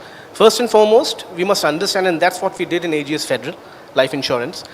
We used AI to first of all segregate and segment our customers, okay? I know my customer's age, geography, where she's coming from, whether she's a mother or not. But I also know through various interactions how many times she has complained to me, how many times she has raised a ticket. What was the complaint? Was the complaint resolved or not? Was it resolved in time? What are the behaviors? I'm tracking her online behavior. AI helps me to segment her and compartmentalize customers like her into segments. Then what AI helps us to do is targeted communication. Marketing is all about communication. AI as a tool is helping us at AGS Federal to target segment-wise communication. And so today, when I'm sending an online letter to my customers, at least 18 types of communications go to the same segments. So that's what AI is helping us to do. And the last bit, which is marketing and streamlining your campaigns. As marketers, we have always grappled with this notion that, okay, I'll hire a media agency, I'll hire a creative agency to take care of my marketing needs. Yes, that is essential because they're the experts in their domains. But together with them, we have to keep this AI integration through various APIs, through understanding of what is emerging in the market, and make use of the AI possibilities to reach out to my customer with the right type of messaging. And that's what we are doing. Yeah. So I think according to me, these three are the main functionalities and pros of AI, which everybody should utilize. I think brilliant. I think well said, Iram. It feels like marketing is less of a marketing job, but of an information officer now, right? Or a technology officer for that matter. Abhishek, with that point, I want to touch upon, do you see any kind of challenges in terms of accepting AI internally in the organization or externally? How customers are reacting, how internally the teams are reacting? Do you see any kind of challenges from the AI standpoint? So, coming last in the panel, especially when third in the life insurance category within the same panel, so I will not have too much to add over here. But the couple of challenges, first of all, I see, सबसे पहले तो ना लोगों को समझाना AI है क्या? Exactly. हम सब लोग यहाँ पे we keep on talking about AI. I don't think we all understand. Even I will not understand. Hand on heart, even I will not understand what exactly is AI. What does it do? What does it do which was not being done earlier? So, सबसे पहले finding acceptability. AI sounds very sexy to talk about, very good to talk about. But at the core, what does AI do is very difficult to explain, and that is the challenge that we find. That this is what AI does for you. The second part, the challenge that I see, I briefly touched upon very briefly in the last panel, but I'll probably talk a little more about that is, one part in this, we on the screen saying one of the parts is the customer centricity. That's the key word over here. Correct. Unfortunately, in our industry, and it's a little controversial statement, customer means end consumer. Unfortunately, and I'm using the word unfortunately, because, and Gitanjali touched upon this, that bulk of the sale, 92, and I'm giving an industry figure, 92% of sales in this industry happens when there is an intermediary in between. That intermediary could be a life insurance agent, that could be a bank RM. In your case, most of the time it will be a bank RM. It could be a RM of a corporate agent. It could be a direct employee of yours. But there's always somebody between the insurer as an organization and the customer. And this intermediary, I will call this person a distributor for everybody's ease of understanding. We all talk about customer centricity, customer centricity. Think of a situation where the product that you are selling is complex. Product that you are selling, nobody wants to buy. Nobody. In this room, nobody will get up in the morning and say, "Aaj mujhe life insurance kharidna hai." Nobody. So product is complex, you don't want to buy it. And third, which is the industry doing, is we have missold in past as an industry. We have missold in past. And now thankfully, because of an extremely strong, vigilant regulator plus a lot of soul searching by the companies, mis-selling is very down to minimum. It still exists, but it's fairly low. So complexity, less trust, and people don't want to buy. You combine these three and you have a product which is extremely difficult to sell. So therefore the person who's selling becomes so important to us. Unfortunately, customer centricity में इस person का कोई भी, nobody thinks about this person. So the need for the AI, need for the new technology is also that when you are developing this, when you are talking about this, think of this person as well. And I'm very specific to life insurance industry. Yeah, yeah. So therefore, so what do we do about it? So we actually do, I would actually again, a little more controversial statement, we do more initiatives for Gen AI towards the distributor side rather than the consumer side. Because number one, it's more captive audience for me, so I can actually explain to them what I'm trying to do. Second is, I can get them to experiment a lot because it is also an experiment. And third is, we are learning. We do not know what this can do, what this cannot do, in which direction can it go. So because of the captive audience, I can do a lot of controlled experiments, which we try to do with Gen AI. And so therefore, a bulk of our focus is actually towards the distributor side. How can I create content for them which can at scale, at vernacular, you talked about vernacularization, Kavita talked about vernacularization. So how can I create content for them which they can reach out to customers? How I can help them to personalize their content for their customers, so that they can personalize it and then offer it to our customers. So a lot of work goes on that, more towards that and less towards consumer side. No, I think well said, and you brought a lot of reality. In fact, while I was listening to you, one of the use case comes into my mind is, I think there is a lot of fine print when the insurance policy or a document goes through. I'm not sure any of you have actually read through a policy document. At least I haven't at any point in time, and even if I've tried to, I've never understood it. So using AI to really answer a query from that small LLM, I think one of the interesting research, not a research, but a use case, maybe an insurance industry is going through, actually create a micro LLM out there for policies that as a consumer, I can actually query and ask whatever I want to, and I get an answer which is very fair and transparent. Right? Sometimes you really don't understand what is the causation that would happen. Yes, Hiram, please. Yeah, so I'd like to, and very well said, Abhishek. And in fact, he mentioned, whatever the points he mentioned are true for most probably at some point or the other for all organizations. What I'd like to bring the discussion back to is the fact, what are we going to do, as Abhishek also pointed out, what are we going to do with AI now at our disposal? Now I'll give you a use case from our company, Aegis Federal. I don't know whether you guys know it, but our brand ambassador is Mr. Sachin Tendulkar, right? And he doesn't need any introduction. He's the Bharat Ratna, god of cricket. What we did with AI and Sachin Tendulkar, 8 months back, as Udit, you rightly pointed, nobody, once the premium of an insurance policy is paid, first of all, nobody understands the policy. Then the biggest challenge which we all face is, at the time of renewal in the next year, nobody either remembers to renew the policy or they are reluctant to renew the policy. What we did was, we used generative AI, used Sachin Tendulkar, shot a small clip, a video, wherein Sachin Tendulkar is saying, so suppose if I am the policy holder, Iram Kidwai gets a personalized WhatsApp message where Sachin is saying, hey Iram Kidwai, thank you very much for being, a customer of Aegis Federal. Yeah. And then he goes on to explain the benefits of renewal, timely renewal.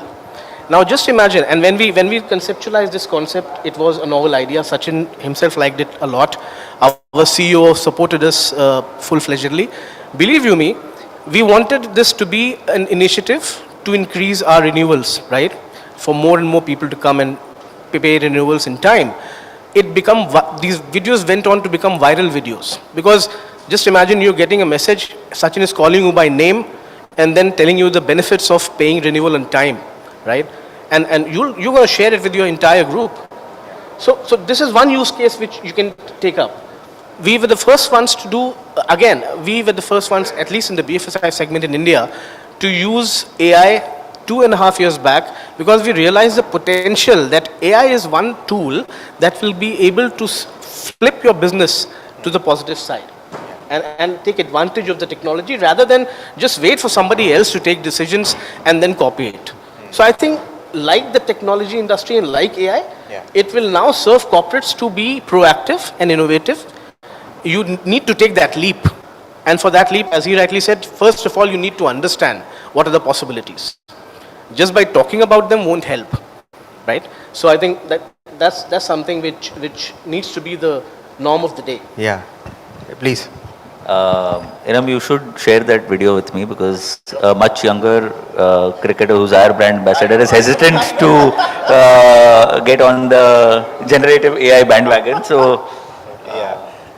But in this whole mesh of as a marketer, we care about optimization, we care about conversions, but at the same time, we also care about not losing the customer trust, especially in the category that you belong, right?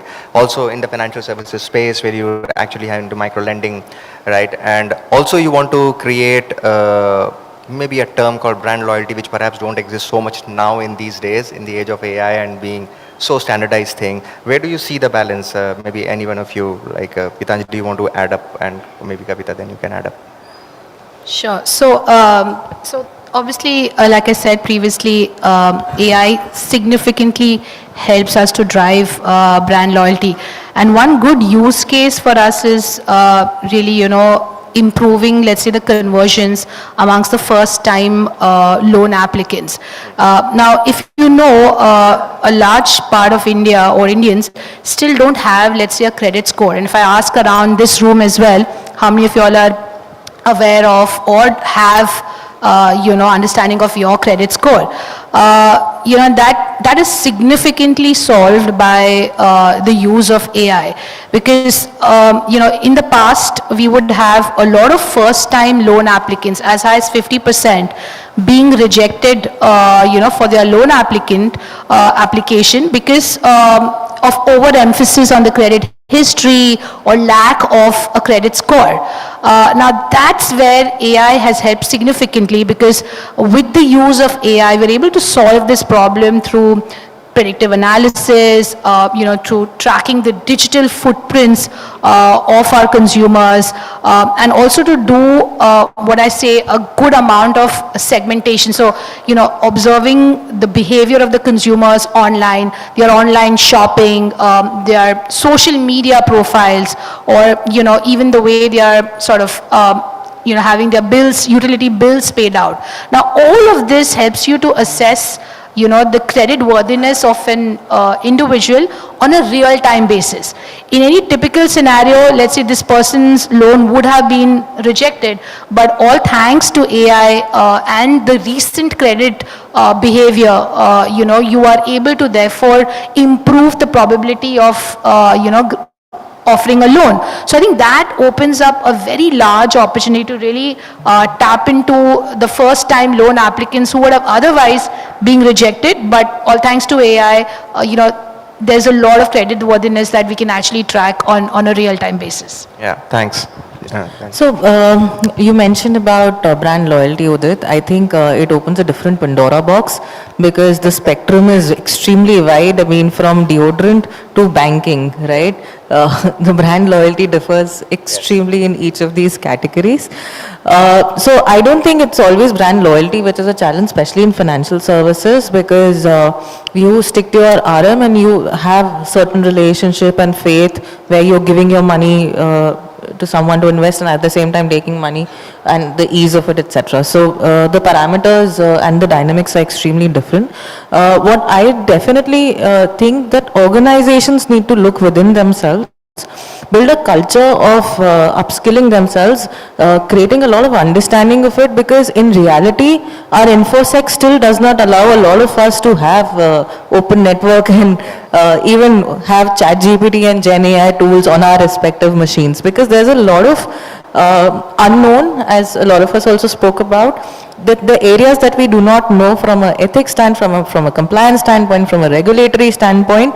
So we ourselves need to and I think it's a concern globally, otherwise we would have educated ourselves more. But then again, we need to be more open, even as organizations, to understand the areas it can impact, whether it is analytics or it's customer service or it is campaigns. It has it's a tool that is going to enable, like calculators, and fasten our go-to-market strategies in every sense. So education within the organization is extremely critical, and it has to be top-down driven. It has to be a conversation that is beyond just the marketing function and permeate into every department of the organization. No, I'm glad you touched upon it. I think this is one of the big internal challenges, right, when you actually embrace AI within the organizations.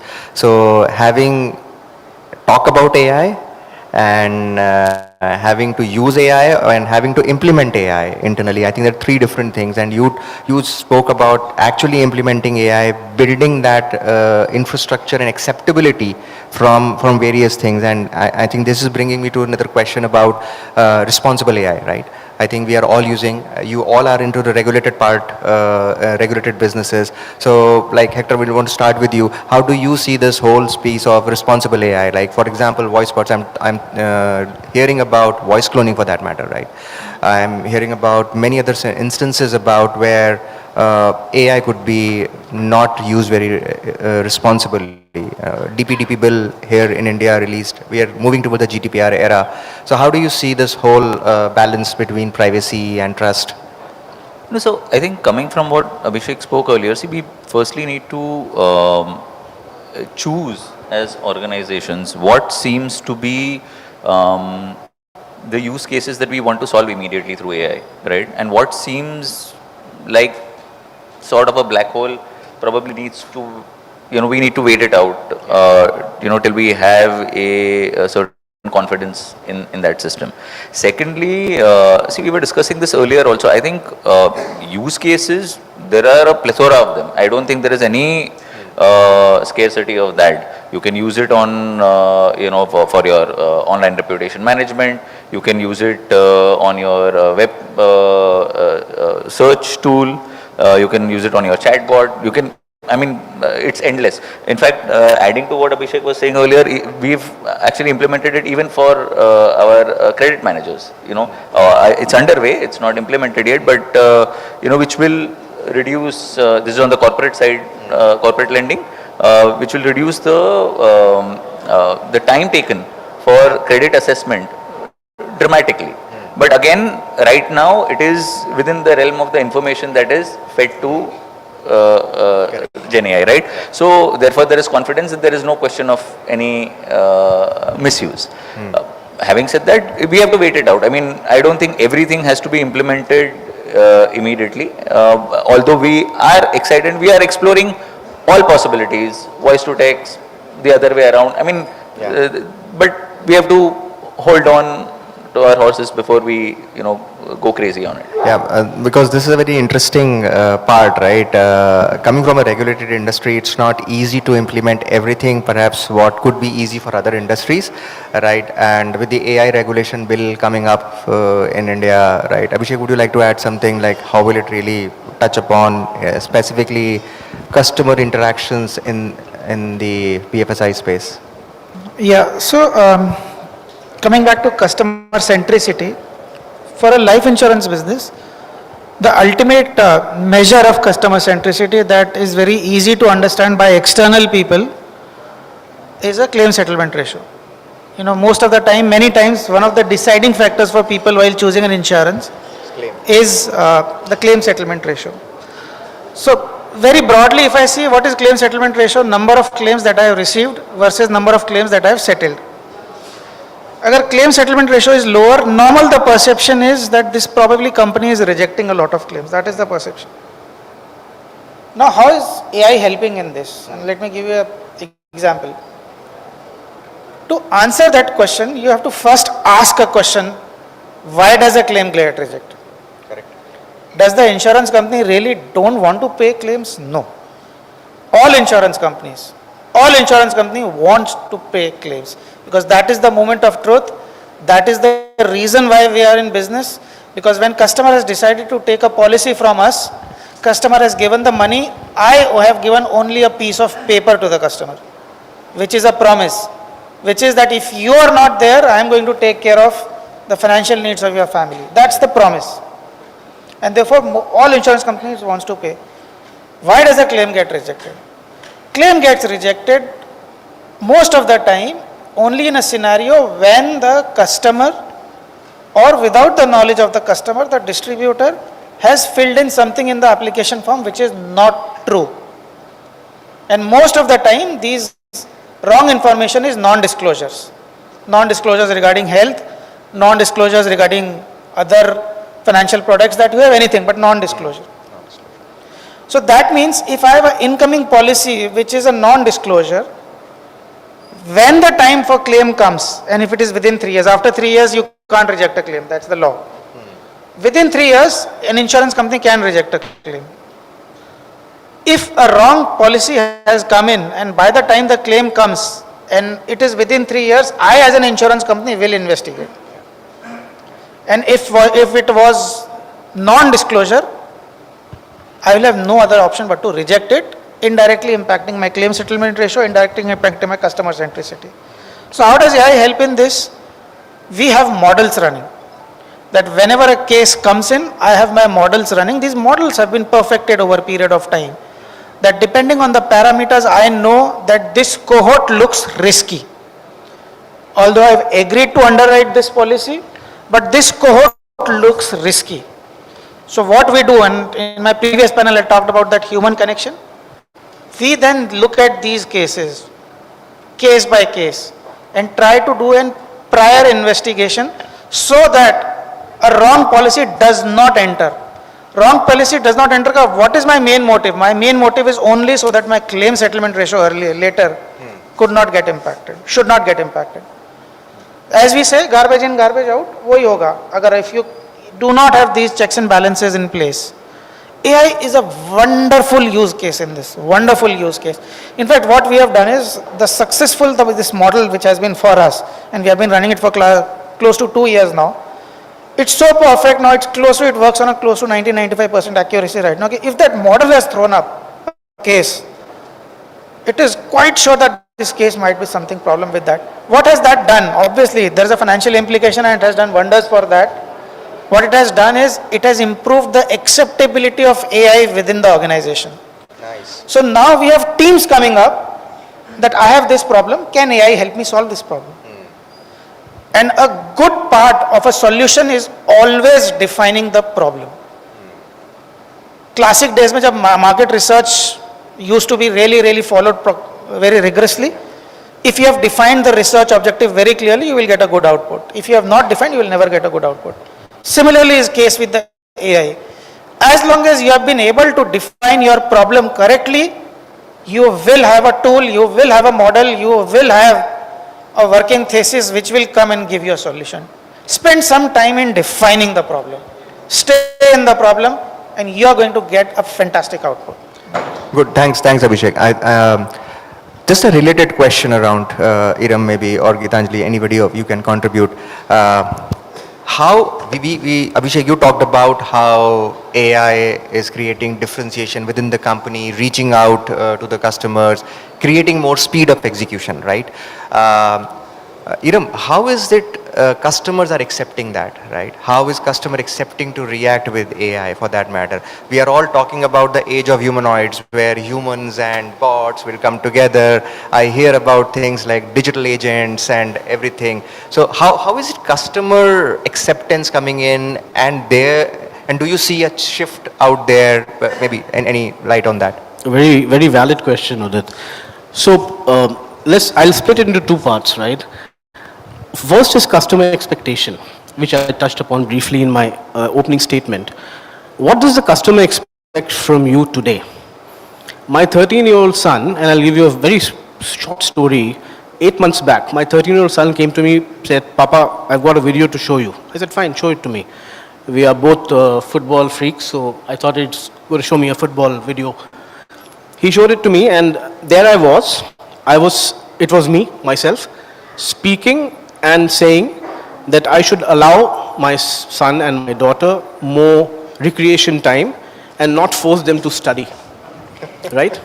Some generative AI app he picked up and did this because he had my videos, he had my face, he had my voice. And it was a funny thing, we all laughed. But you come to think of it, a 13-year-old person can do this to you free of cost. Now go back to his psyche. People are customers. Forget about 13-year-old. They are future customers. What will a 20, a 25-year-old, a 35-year-old, or even a 45-year-old intelligent customer expect from your brand? Will they not expect that you should have all touch points covered as a corporate, as a company, forget about the industry also. That is the least expectation. When internet came into existence, after 3 years or 4 years, do you think that businesses anywhere across the world expected you to liaise with them through letters or inland notes? No, they expected you to email them, right? That's the same expectation the customers will hold. I mean, needless to say, you don't need to think about that expectation. It is already, he has or she has already started expecting you to use these new mechanisms and technological advancements to touch base with her, your customer. Now coming on to the second part. We always say hyper-personalization, right? AI and tools like ML, deep learning, and algorithms-based models give you an opportunity to hyper-personalize. Because once you use AI mechanisms and you have API integrations with your inbuilt in-house capabilities, what you'll do is you will segment them, you will give them targeted communication, you will use their own data to reach out to them in a better manner and explain to them what they need to know from your services, from your offerings. So I think that is how we should, as corporates, look at it, and certainly as marketers, because it's making my job easier and my team's job easier. I have more time to think and strategize rather than run around agencies and do the legwork. So I think that's the biggest advantage, and we should exploit AI. Yeah, no, thanks. Gitanjali, would you like to add how Gen Z is reacting to these AI-led interactions? I'll probably paraphrase what, in fact, Iram also mentioned. We're asking this question 2 years too late. We're in the world of Netflix and Amazon as consumers ourselves. We ourselves are extremely used to hyper-personalization. So I won't say consumers are reacting. I think they might be thinking in their heads that, hey, it's finally come to this category as well. So, because clearly, I mean, we should have done this 2 years ago when it was still a big talk of the town when Cadbury launched a campaign which eventually got them cans, which was 2 years ago. So it is not new, the subject is not new anymore. As organizations, we are late at certain categories. We are not only late, we are still very scared. And I think every passing day, we are becoming stale in this conversation and not being right in helping our businesses or the customer or the distributor in expediting the speed to go to market. COVID changed many things for us, right? We're talking of a generation and many of us here are accomplice where we spend hours in doom scrolling, and the algorithms there are also using the same tools as ours, right? So we need content on the fly. I mean, there were times that organizations used to produce 2 to 3 films a year. That also is the largest number. Right now that has come down to 2 to 3 films a week. Wow. And we have to account for time, we have to account for smartness using such platforms, we have to account for budgets. Yeah. And yes, there will be agencies which will also have to help us and support us in this ecosystem. Yeah. Because I will never have the kind of budget to produce this much content in a year, right? Yeah. So we all will have to be extremely smart to play catch up, to give the consumer what he needs and what he's been used to, because consumer doesn't care whether you're insurance or you're Amazon. I need the same experience from everybody that I'm engaging with. Yeah. Yeah, no, thanks. I think we're just coming to the end. Before we conclude, I just would want to ask, and this is kind of a one answer, like a rapid fire kind of a thing, maybe. Any generative AI, or forget about generative AI, any AI tool that you're currently using to engage with customers, or which is market facing, which is not internal facing, right? To improve the speed of execution, speed of response to customers, or building more engagement with stickiness with the customers. Any one tool that you must be using, Kavita?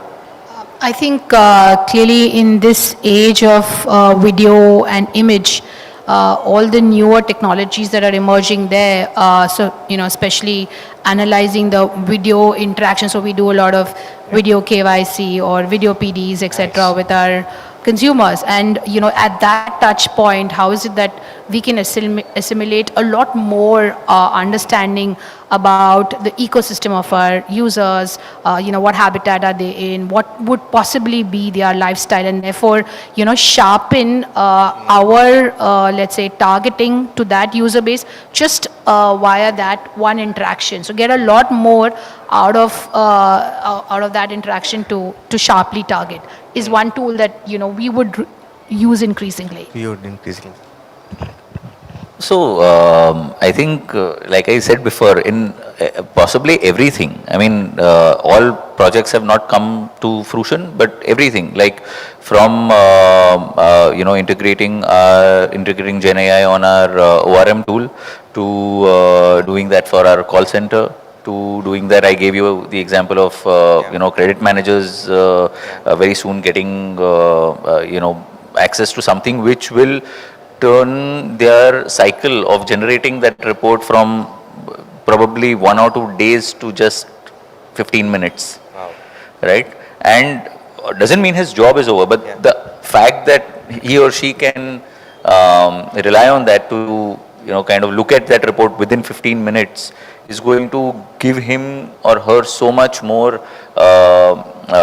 time to evaluate better, rather than always there being a gun on their head to pass on cases quickly, right? So apart that, email automation is obviously something for service that we've already implemented. Chatbot automation is already implemented. So I think lots of cases, but in images and videos, I personally feel that there is still some bit of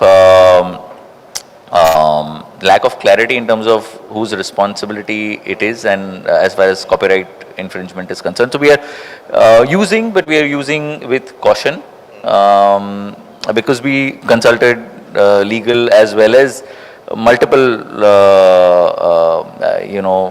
tools, and all of them had the same kind of commitment, which is that it's your right to use, but it does not specifically remove copyright infringement from the conversation. So which is why we are using, but with caution.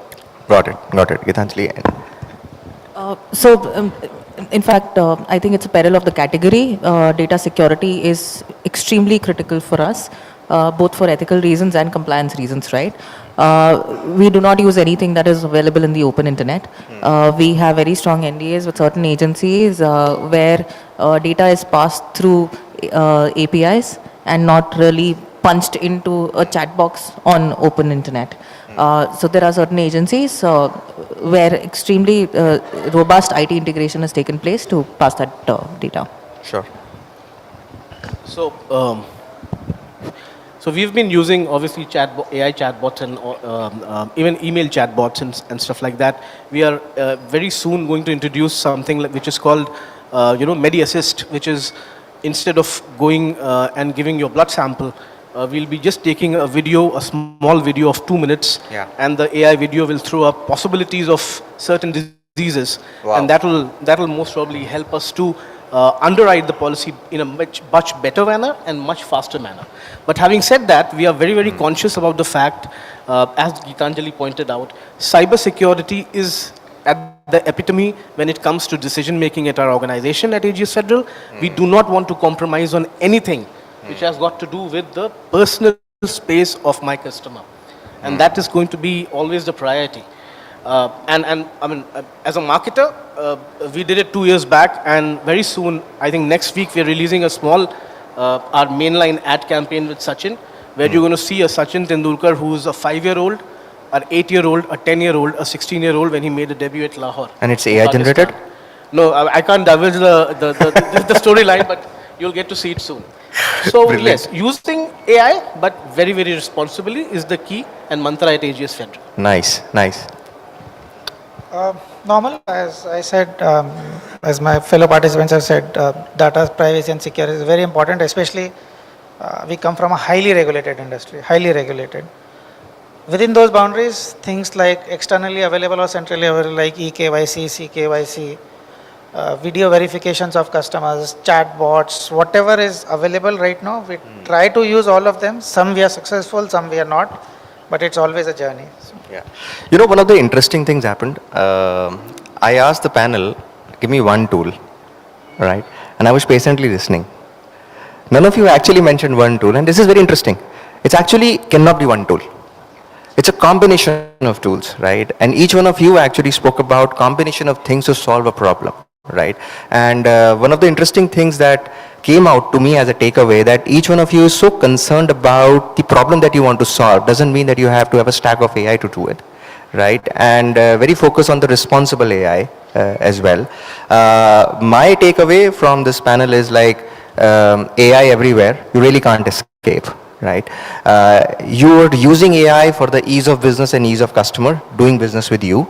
And actually, it feels like the future of customer and the future of customer conversation is like you engage with a customer with a context, right? So unless you have a context which is completely proper and AI derives in forms of segmentation, in terms of preferences, in terms of dialects, AI just helps you reach out in the right context. So thank you so much. We would like to open for questions in case audience has questions. If audience is very hungry, then you can skip questions too. Sorry, Mr. Agarwal, we've overshot on the time and we are between lunch and so can we have a huge round of applause? I think very interesting discussion here on stage. Thank you to our panelists. Thank you, Dit, for moderating the session. I'd like to quickly invite on stage Mr. Nachiket Devre, Head of Sales at Double Verify India, to please join us and give a small token of our gratitude to each of our panelists and session chair. And before all of you leave us, let me inform you that we are taking a lunch break for 40 minutes. We are short on time, so please be back in time.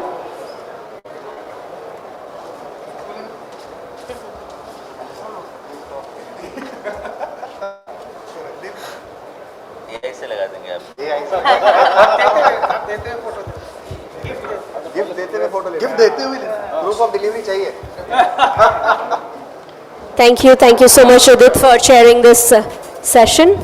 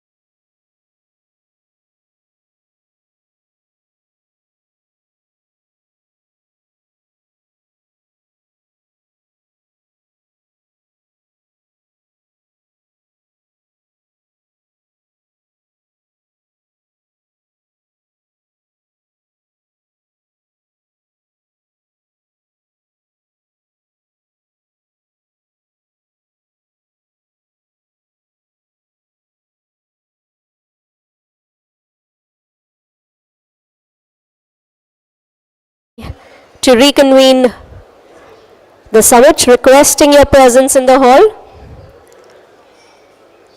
To all our participants, delegates, speakers, panelists, to please join us in the hall.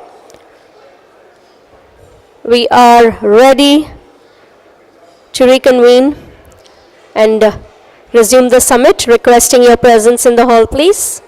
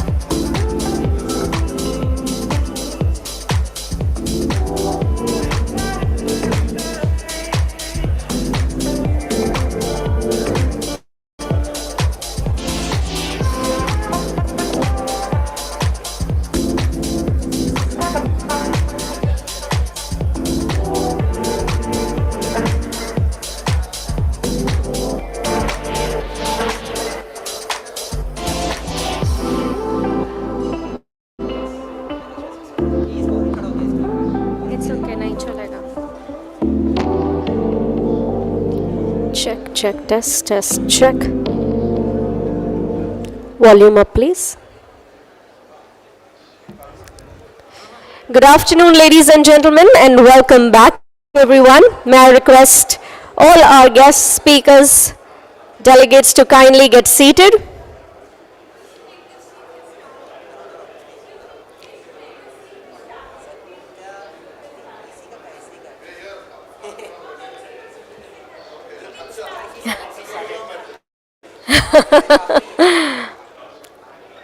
All right, thank you very much. Welcome back once again.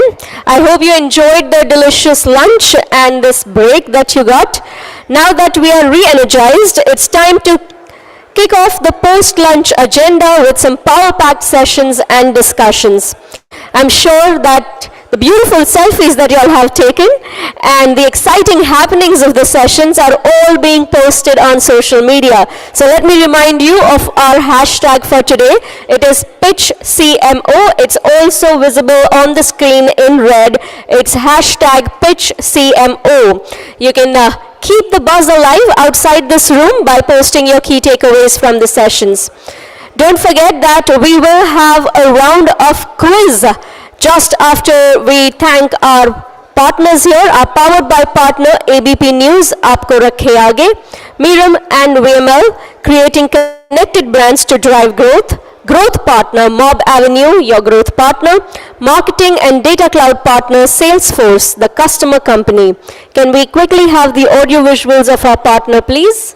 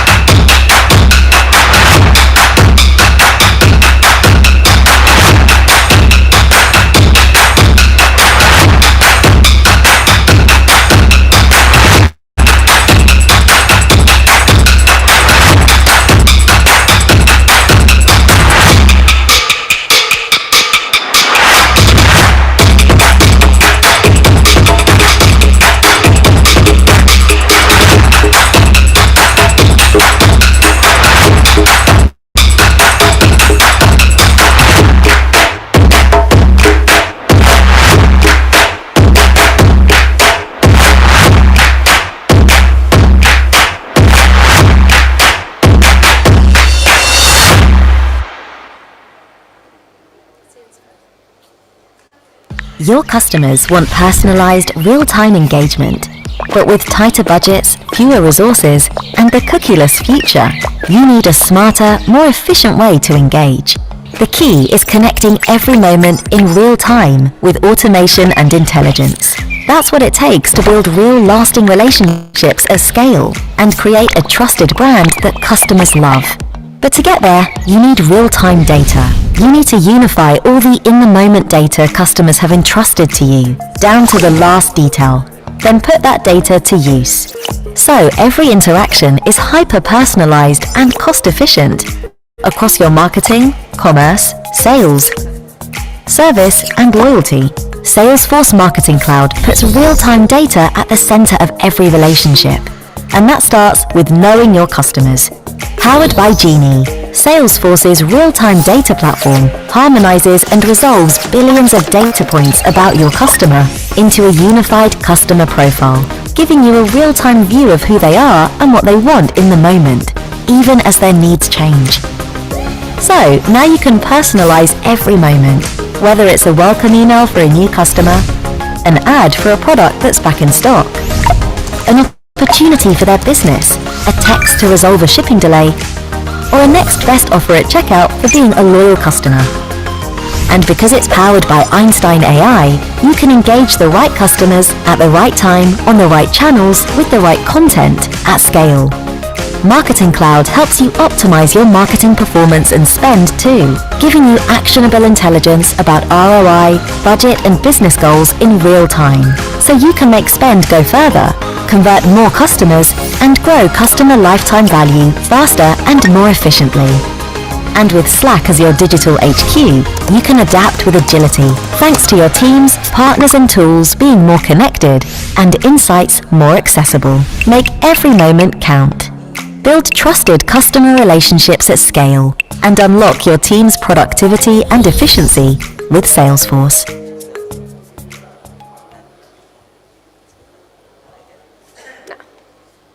Thank you. With that, we'd like to thank our partners for supporting us on this event. Ladies and gentlemen, as we return after this lunch break, we thought we'll tickle your mind a little and see if we can play this little quiz contest with all of you. Can we have 2 mics moving around, please, from the console? So very quickly, I'm going to ask you 4 very simple questions. If you know the answer, you know the drill. Just raise your hand and we'll bring the mic to you. If you give us the right answer, let me assure you there are prizes to be won. All right. Now, this is a knowledge initiative by Lakshya Media Group. Do we have a mic set up? Is somebody here with the mic? Perfect.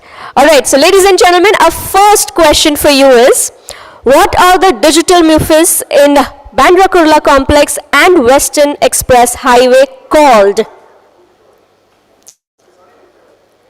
What are the digital muffins in BKC and Western Express Highway called?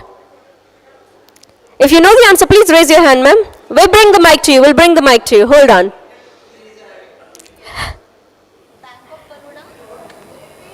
Bank of Baroda? No.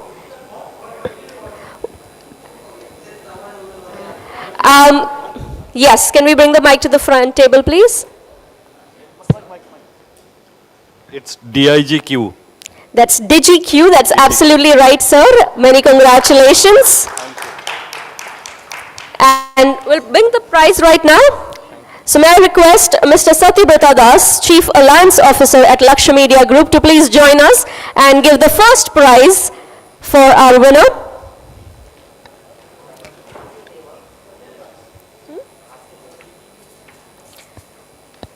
May I know your name, sir?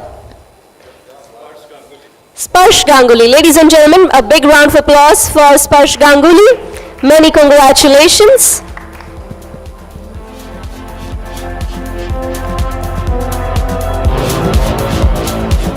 Stay with me because we have 3 more questions and you need to give 3 more prizes. All right, ladies and gentlemen, quickly giving you our next question, and I'll give you the options as well this time.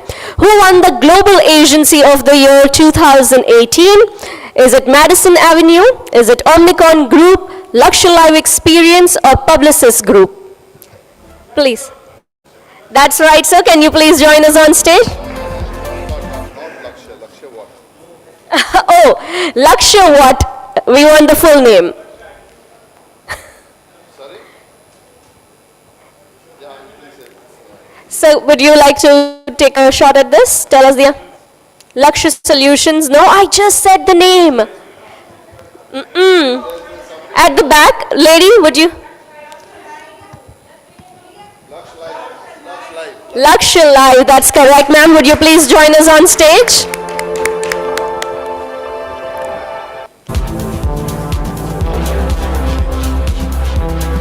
So, the only Indian agency to have won the Global Agency of the Year 2018. Many congratulations, ma'am. What is your name?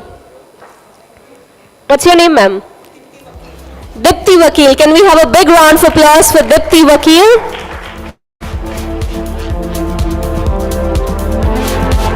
Many congratulations. All right, next question for all of you. Now this is a number question. How much did the Indian media and entertainment sector cross in the year 2013? In trillions we are talking, so let me give you the numbers. Is it 1.5 trillion, 2.3 trillion, 3.7 trillion, or 4.5 trillion?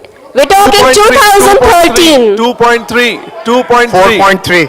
2.3. 4.3. 2.3. 4.3. 2.3. That's 4.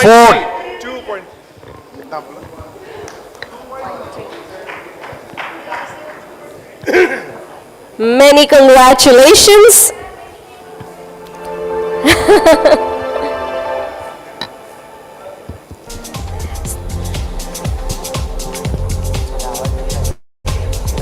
So what's your name? Mr. Jain, can we have a big round of applause for him?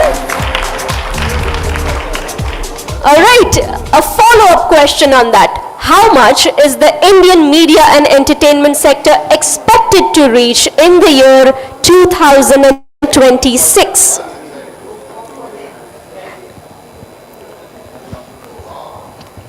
Around 3.1 trillion. 3.1 trillion, you're saying? Yeah, around, yeah. Wow. That is exactly what we have. So many congratulations. We are expected to grow. Please come on stage, sir. We are expected to grow and reach, or rather surpass 3.1 trillion by 2026. And may I have your name, sir?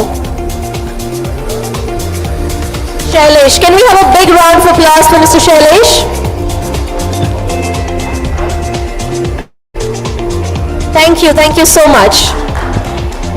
We will have another round of quiz later in the day, but ladies and gentlemen, buckle up for a ride with a shocking twist. Roll up your excitement as we kickstart this electrifying adventure with our next session with none other than the CEO and Managing Director of Green Cell Mobility, a brand that zips ahead in the race for sustainable mobility. From their charged up initiatives to their electrifying all-woman intercity bus, NewGo, Green Cell is steering India towards a greener, cleaner future. Get ready to join the ride and plug into the electrified and sustainable side of mobility. So ladies and gentlemen, please join me in welcoming Mr. Devendra Chawla, CEO and Managing Director, Green Cell Mobility, who is going to be in conversation with Dr. Anurag Batra, Chairman and Editor-in-Chief, Co-founder, BW Business World and Exchange for Media Group. Ladies and gentlemen, can we hear a bigger round of applause for Mr. Chawla and Dr. Batra? A very warm welcome to you, gentlemen. DC said I'll have to pay him a lot more money if he doesn't get lots of applause. So I can distribute the same money to you. So can you give him a big round of applause? Oh, thank you so much. Thank you. Bigger round. After lunch, it might be even better to kind of stretch up. I know it's a after lunch session. DC, first of all, good to see you. You worked in multiple sectors. You started in FMCG. You went to retail. You've then are back in a sector which is the one of those sectors that is growing. It's literally sunrise, and there is a new sunrise every day. This week there was a new EV policy. I was referring to it in the morning. And whenever we talk of brands, we talk of sustainability, we talk of contributing to the earth. You now work with NewGo, which is building a new ecosystem for buses, for mobility. Tell the audience a bit about what is NewGo and what you're trying to do at NewGo. Thanks, Anurag. Thanks for having me here. And so NewGo is it's a mass mobility, what we call e-mass, which is electric mobility as a service. And India is at a cusp, Anurag, now. Like, you've seen the way the roads have become, or the expressways have come. What happened to the US in 1920s and 30s? What happened in the rest of the world in 50s and 60s? And what COVID has also done is people want to travel and people want to see India now, like as much as they were like wanting to go abroad. And India, you'll be surprised, has 800,000 private buses. If you want to go from like Bombay to Pune or Delhi to Jaipur, Delhi to Chandigarh or wherever, Chennai, Hyderabad. But you have airlines and you have Vande Bharat kind of trains, but you don't have an experience on the road in buses the way Indians deserve now. So what NewGo is doing is, first of all, it's completely electric bus. So there's no emission, it's good for the planet. And we are building a world-class customer experience starting with lounges. The lounges are as good as the lounge where we work, like something like this, where people don't have to stand on the road if it's rainy season, if it's sunny, maybe there's no bus shelter, sometimes there is. Everything is digital and it fits your theme so well on customer. And I'll surprise you that there's not even a penny of cash exchanged. 82% of booking is online, 18% is through agents, which is also online. So it's completely tech. The bus is a piece of technology. There are 26 features. Our coach captain, who drives the bus, actually in full public view for safety takes a breath analyzer test. Nobody does that, right? And if the laws are that you can't go beyond 80 or 100 kilometers per hour on that expressway or that road, we won't go that. It's like locked, right? There's a governor. There's a governor, yeah, absolutely. So you can't even go.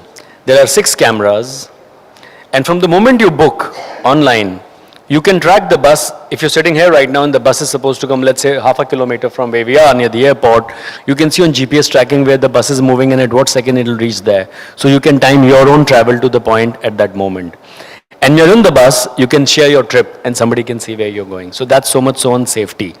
What we are also doing is, in intercity in the world, there is nobody in EVs who's doing range like which we're doing.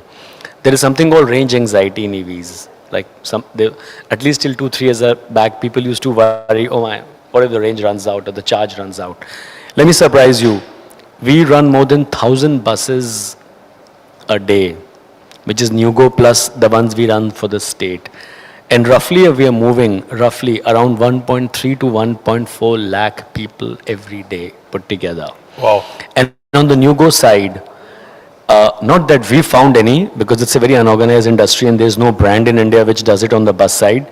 There is no company in the world which does intercity. So world over, if you see, like in London or New York or in Delhi, Bombay, the buses like BEST in Bombay or DTC in Delhi, they do within the city. We're the only one who does from city to city, and our average bus does 600 kilometers a day on electric charge. And women's safety is such a big deal for us. I'll come to the women. Yeah. So that's what NewGo is. It's a platform, right? So like it's a completely technology-driven customer experience. You know, you call it as the electricity mobility as a service. Yeah. So EMAS, like mobility as a service, and electric mobility as a service, absolutely.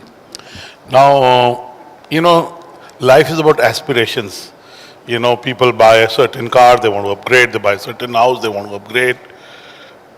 They have a certain phone brand, they want to upgrade. In India, somehow bus travel is not seen as, you know, up there, so to say. It's not seen as, you know, aspirational, if I may use the word.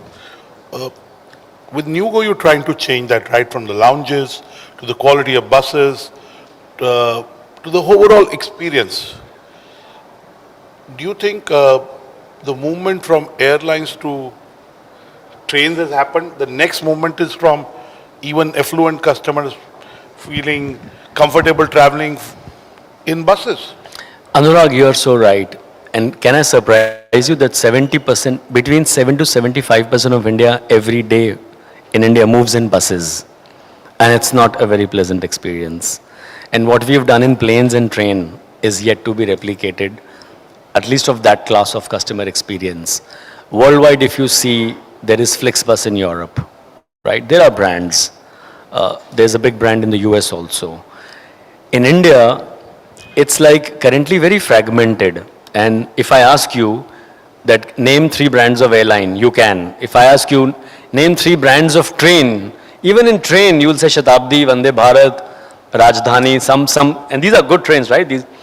But if I ask you name a national good coach bus service which can take you from Bombay to Goa or wherever, from Chennai to Hyderabad. We'd like to take a flight. At least I never think of taking a bus.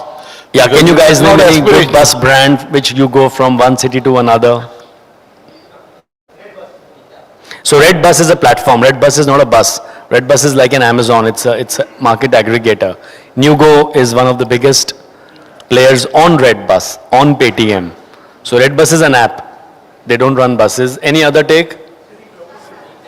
City Flow is, yeah, it's within city. It's not intercity, it's within city. And within city, most cities have EVs, but like from Chennai to Hyderabad or Bangalore to Hyderabad or any city to any, like we run from Delhi to Shimla also in the hills. Nobody does that. So there is no brand, not in India, not in the world. Actually nowhere. And that's what we're trying to do. And to Anurag answer you, somebody has to start, and this needs creating an ecosystem and a lot of capex. Because this is not like a diesel bus that you stop anywhere and you put diesel and you can park the bus on the road. No. You have to charge it. So you need to plan a midpoint where when people get down for lunch or dinner, when you travel for so many 100 kilometers, you tie up that lunch or dinner, you know, bio break, you put up a charging infra there. Then at the end, there's a charging infra. So that needs a lot of investments. but then it's a seamless journey. So you can't just, it's not just like you buy an EV car off the shelf of a showroom and then start driving. No, you got a built-in ecosystem of chargers, depots, training, maintenance, coach captains. So I think that's what we are trying to do. DC, again, there is a new class of travelers. These are solo women travelers. And women, from my understanding, are very apprehensive traveling in a bus for various historical reasons.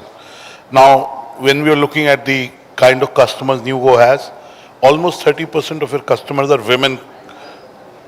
What have you done to be able to attract almost 30% as your customers? So if you, absolutely Anurag, and this is what we want to change, because we are an ESG company and we are electric and we want to create change. If you go on our Instagram handle, any one of you can go on Nugo right now, you will see most of the posts, most of them are about women. In fact, we just partnered with Delhi Capital, which went into the final this Sunday itself, and Nugo partnered with them, which is a women's cricket team, right? WPL.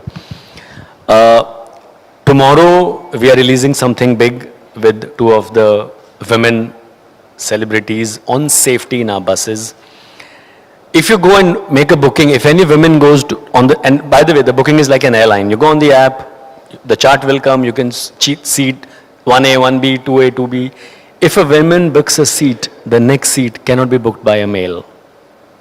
We'd rather let it go empty, or only another woman can book it. Then there's a separate helpline only for women. You can see it on our app, or when you book, you'll get a number.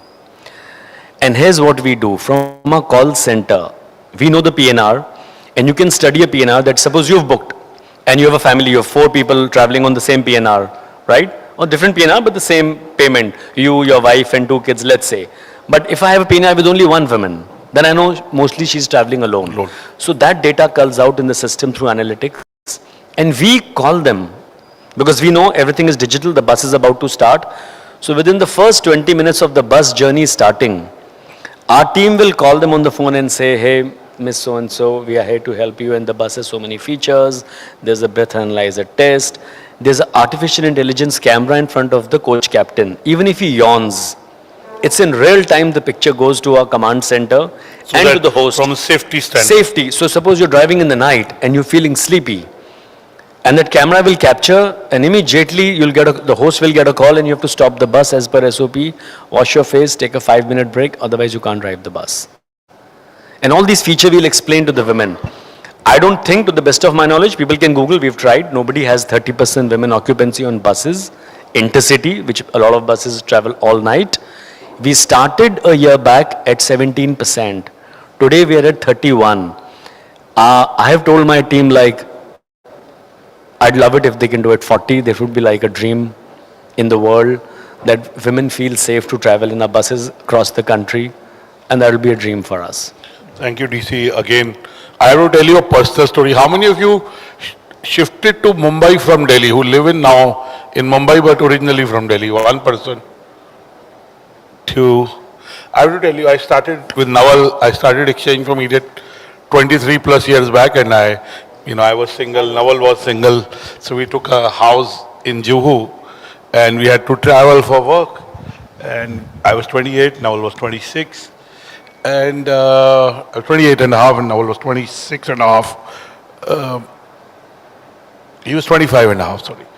And, we used to travel, somebody told us there is an AC bus from Juhu to marine lines, sometimes we'd go and I traveled by the bus. It was okay. It was much better than the AC coaches in the there was no metro, whatever. And I said, I cannot live in the Bombay. Naval, you live in Bombay. I'm very happy living in Delhi.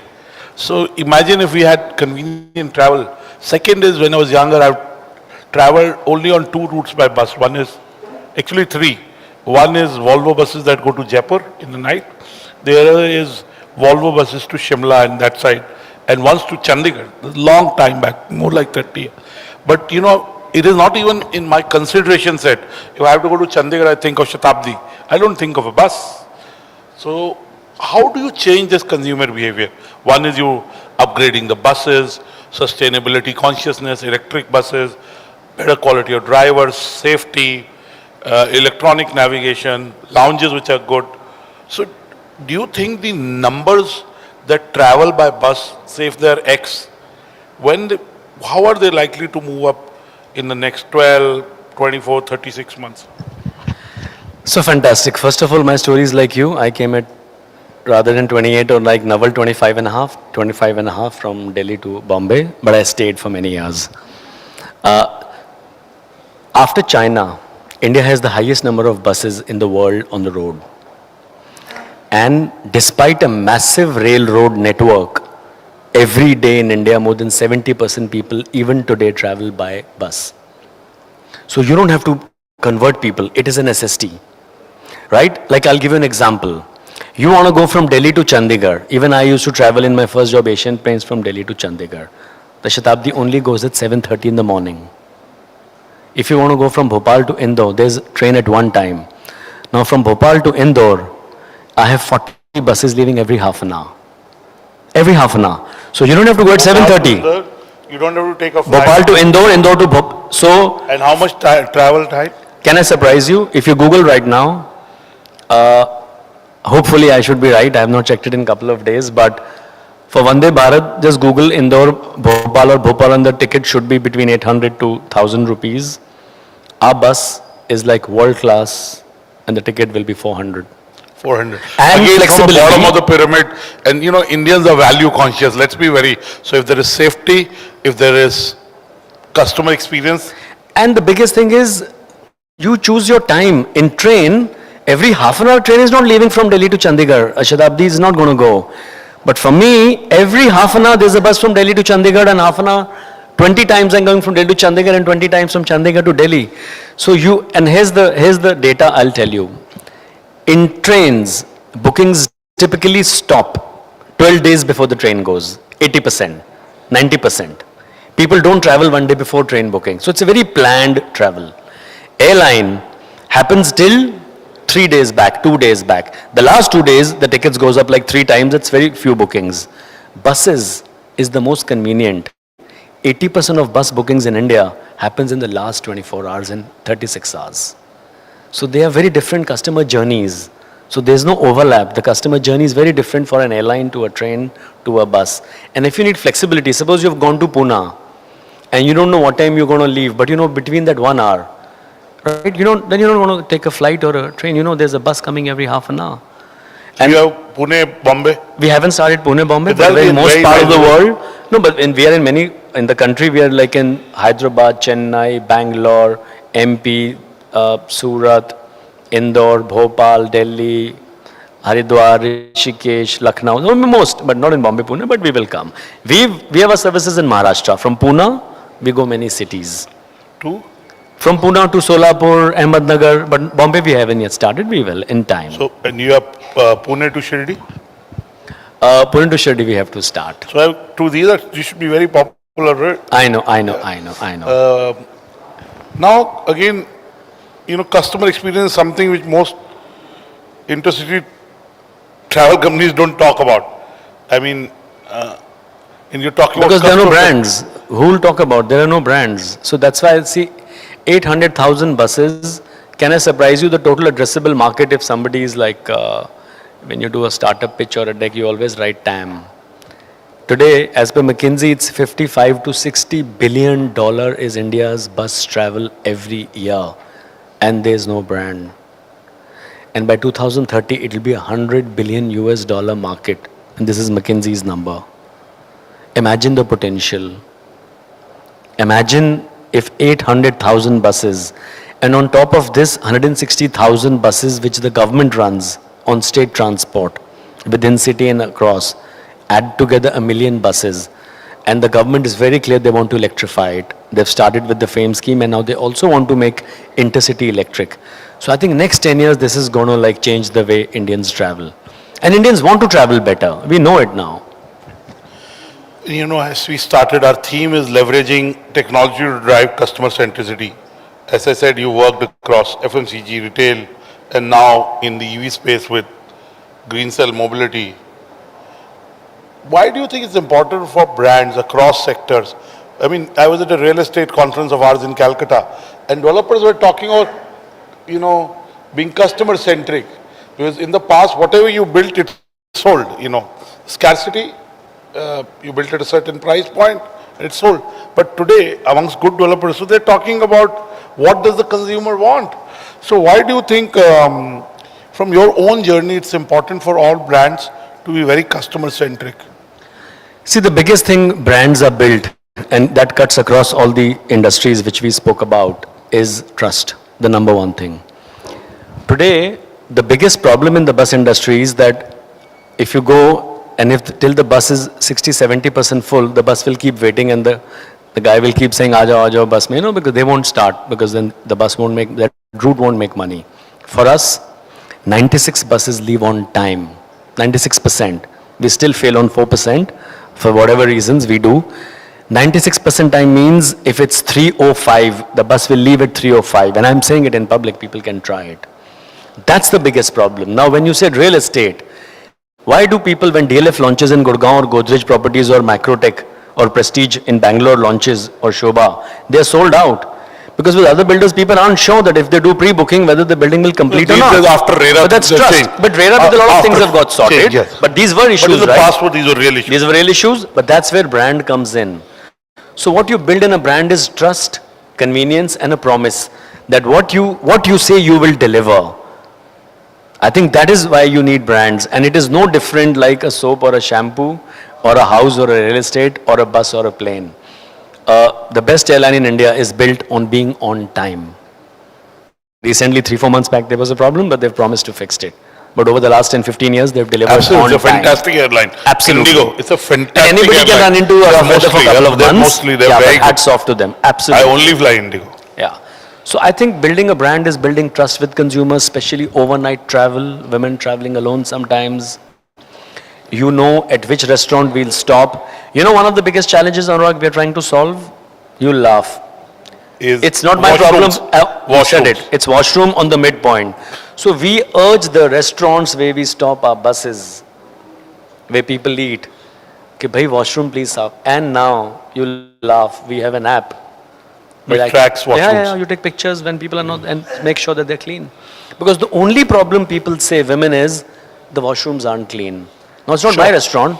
It's not a my very place, important thing. but I'm choosing to stop it. I must take ownership. So that's what we are driving. Hopefully, I'm not saying 100% we'll be able to address it, but I think today we're 80%. People are getting more and more aware. That's how the journey changes. So, DC, again, in the morning, Mr. Tyagarajan of Blue Star was there.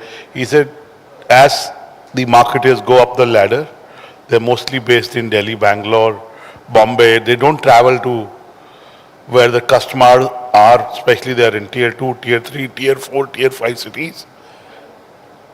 How many times have you traveled by Nugo? N number of times. My last journey was Bhopal, Indore, so I'm not going to even name because I'm between Delhi and Bombay mostly. In Bangalore, I took a trip, and this is recent ones. You really don't get the pulse of the consumer till you sit with them and travel. Can I also surprise you? Today, women as a host in India is not even a concept.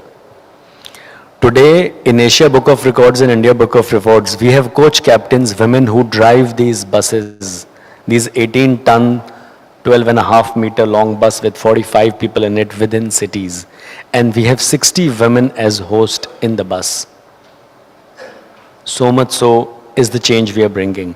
And you don't come to the problems till you're in the bus. There are small, small nuances. Like every glass has that hammer that, if something goes wrong, you break it. But where you place it also, people will give you feedback that they can't reach. So where do you place it? Only when you talk to people and don't you tell who you are, you learn the feedback. In the last 16 years, I haven't owned a car. I only travel Uber. Yeah, I only travel Uber. My driver. So I talk to all of them and learn a lot. I talk to them, and whatever happening in the city or whatever the troubles or what is happening, you learn a lot from them. So I think that's how you learn. Fantastic. I know, again, you mentioned about your partnership with the certain team in women's cricket.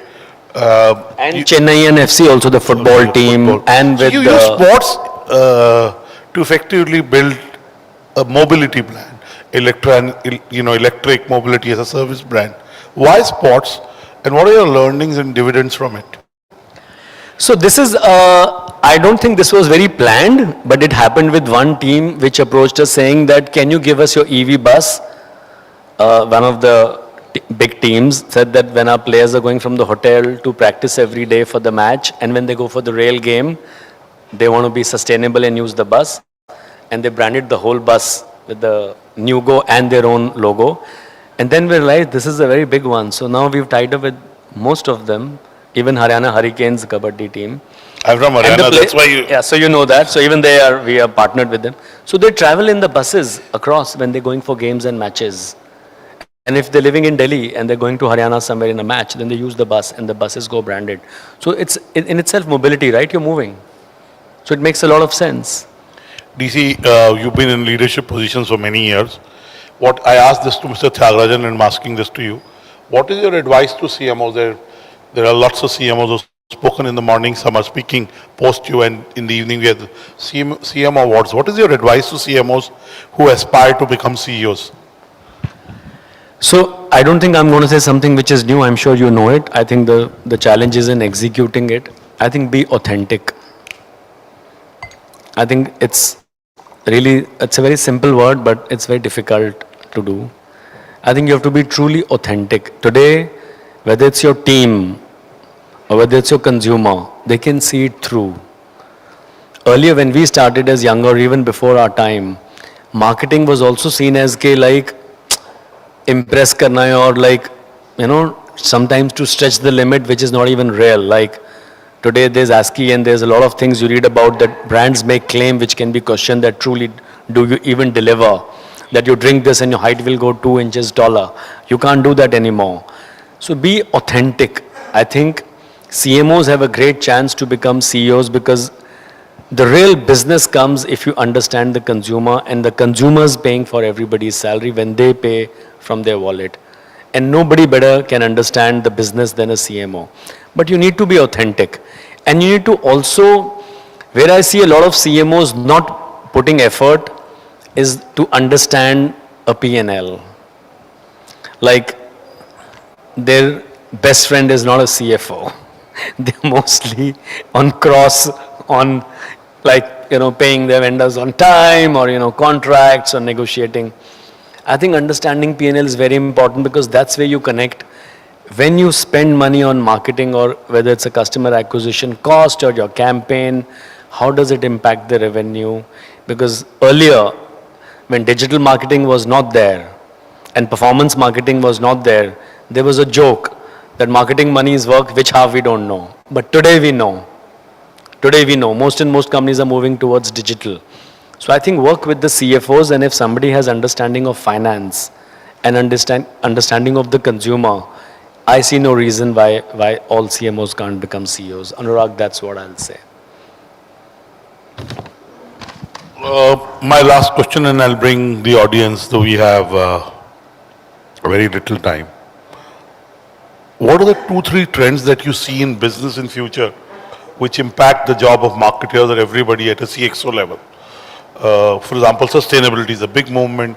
For at least 2 decades, we've been talking about brands having a purpose beyond profits, top line, bottom line. What are the generative AI is changing the way we look at data, the way we are able to look at trends, the way we are able to do certain tasks?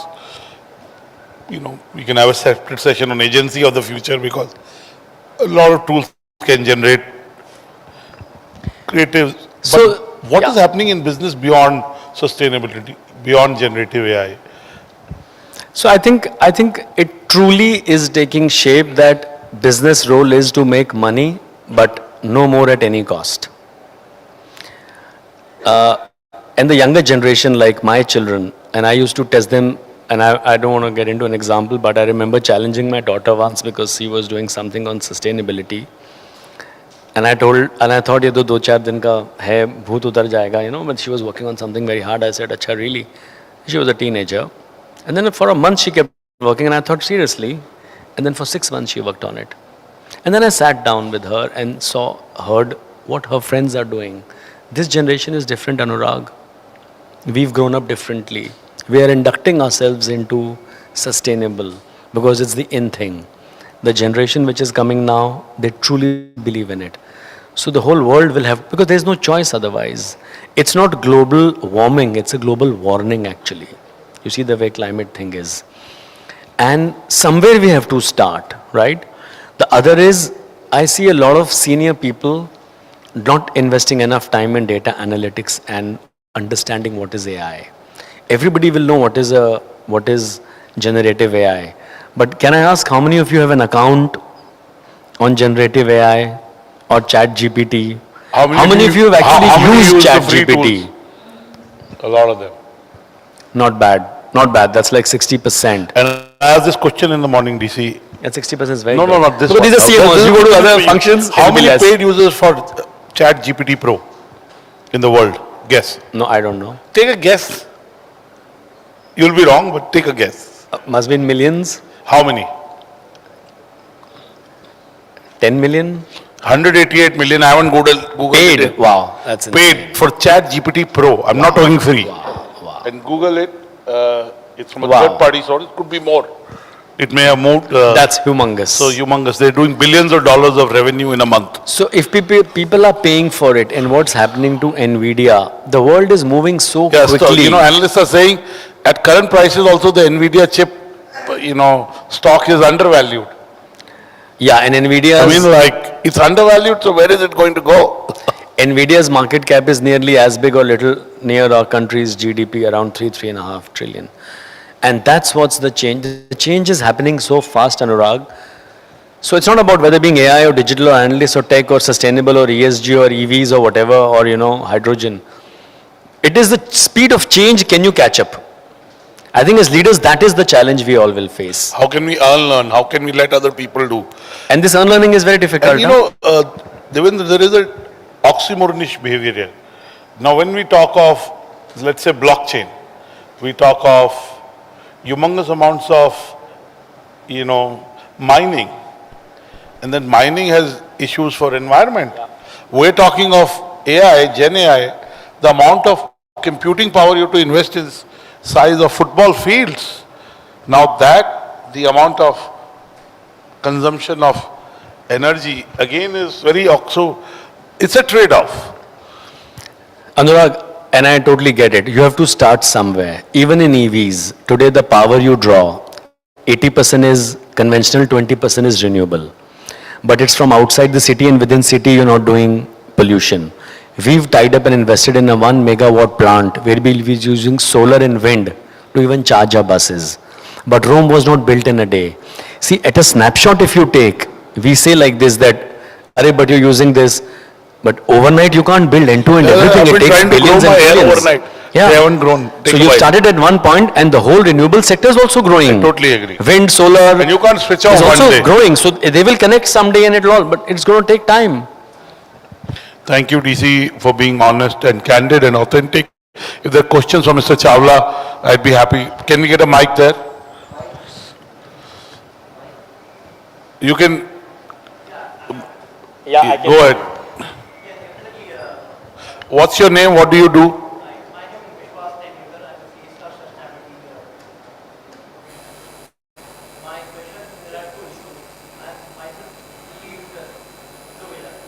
Deep into the subject, I am consultant to EV startup as well. First thing is that the battery, whether it is a DC charging or AC charging, they've got battery management system. And the battery management system, it fails, the battery will burst. There are cases which are shown on videos.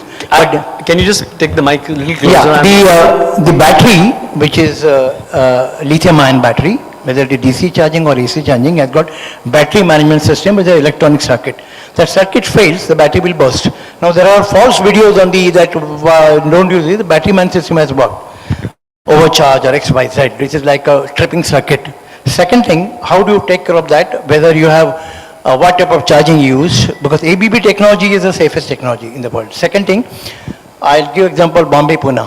When India is going to have expressways, but when you enter city, like a Bangalore or a Pune, it takes hell of a time. So people prefer to go by train to Pune than because bus will take same time. Maybe it is comfortable, maybe it's cheaper, but then time is because when you enter city. Got it. So what is the traffic jam is going to be there. We got it. Yeah, so if I got your first question right, the buses also use a lithium-ion battery, but it is called LFP, which is the safest, and it is not something which is used by scooters. There are a couple of other technologies which come, and these are very, very safe. They've self-built-in fire extinguishers, temperature, battery management system, sensors. There are hundreds of data points live, like on your mobile. Like if you're walking, it is counting your steps like a Fitbit. Everything is through web, online. Are you owning it or it is a third party? Sorry, I didn't understand. Are you owning this facility or it's third party? No, we own it. We own the chargers, we own the bus, we own the depot. It's not third party. Some places, if I'm only running 2 buses and I don't want to invest, I may use third party, but 95% is owned. Yeah? Sorry, what was the second question? Traffic in the city. You'll be surprised. You'll be very surprised. What you're saying is very anecdotal. I said today more than 70% of India actually travels on buses. You can Google that. Right? And people are very forgiving because if you start on time,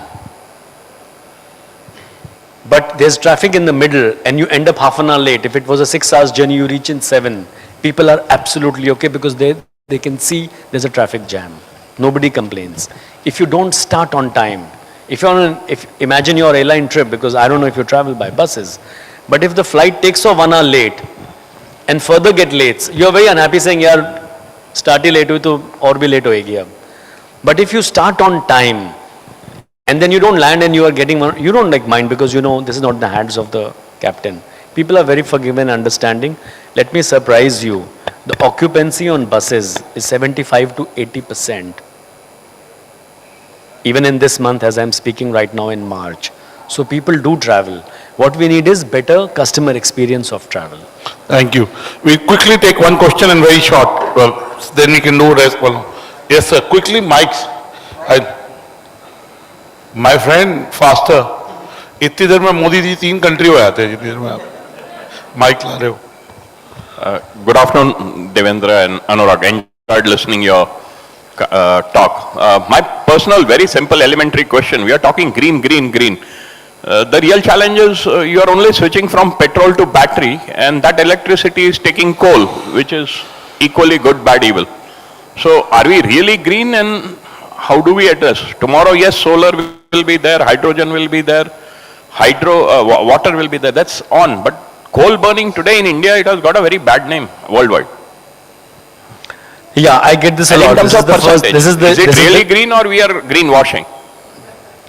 Yeah. I think this is a larger question, but let DC I have answer. already addressed this, but I'll repeat this. Today, the power which you draw is already 20% green. And over a period of time, we've already invested in a 1 megawatt solar and wind power plant where the power we will draw in our Delhi and MP projects will be end-to-end green. Now, as I said, Rome was not built in a day. Like you can't wait that overnight the whole world coal goes away and it's renewable and that day only EV should come and that day you should. So each ecosystem, whether it's power or running, is happening at its own speed over last 5-10 years and over the next 5-10 years, and someday the two will meet. Now this has not happened over, even coal production and diesel has not happened over 5-10 years, going on from 100 years.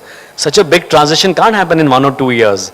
But absolutely, I can tell you, my company, we invested in a power plant, wind and solar, and we'll be drawing even power, which is green. Thank you so much. I think we're about time. Please give Mr. Chawla a big round of applause. It's been educative for me. I've learned, so he keeps sending me info, but you know, because I was preparing for the session and now talking to him, I think I am walking out with knowing a lot more about the buses and EV buses ecosystem and how it's developing and where is it headed, and I'm sure with my consciousness on it, I'm sure I'll get to know more. So thank you, DC. Please give him a big round of applause. Thank you. There is a gift for Mr. Chawla, I'd like you to stay back just a moment. We have a small token of our gratitude which we request Dr. Batra to present.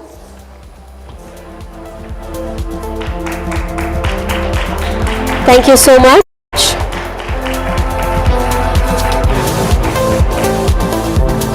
Thank you very much. I hope we are a little more aware, a little more enlightened with the green mobility of the worlds. Ladies and gentlemen, before we move towards our next session, I'd like to request all those who've registered for Cinch Masterclass, we request you to please move towards the strategic boardroom. And of course, there's lots been spoken on this stage, so we'd like you to go ahead and share those insights and key takeaways with the world outside this room using the hashtag PitchCMO. All right, a quick question once again to all of you. Have you checked the weather app today? Anybody?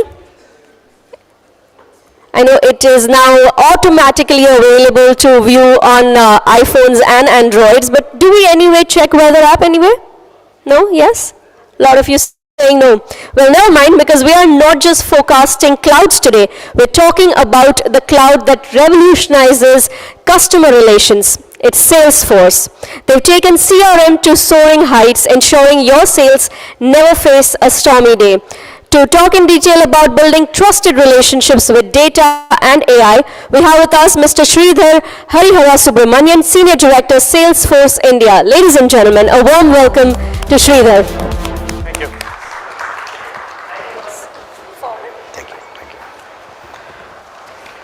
Can we get the deck up?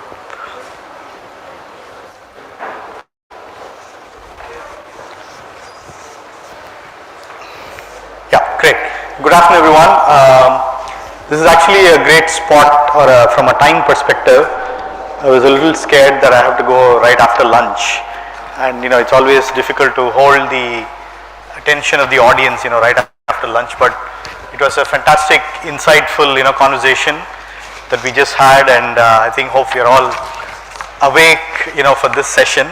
I only have about 12 minutes or so. I'm going to really go through this pretty fast, but I'm going to be around. We have a booth outside Salesforce, so please come and talk to us. We would love to chat with you and understand what you guys are doing with data and AI. Before I actually get into the presentation, I want to, of course, thank you again. You all been a great audience. I was on a panel early this morning, and it's nice to be back here. And before I get into the presentation, I'm going to read out a quote from one of my favorite marketers.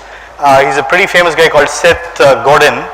You can Google him. He's written a lot of fantastic books, but especially his views on marketing are so simple that you'll think, why didn't I think of this, right?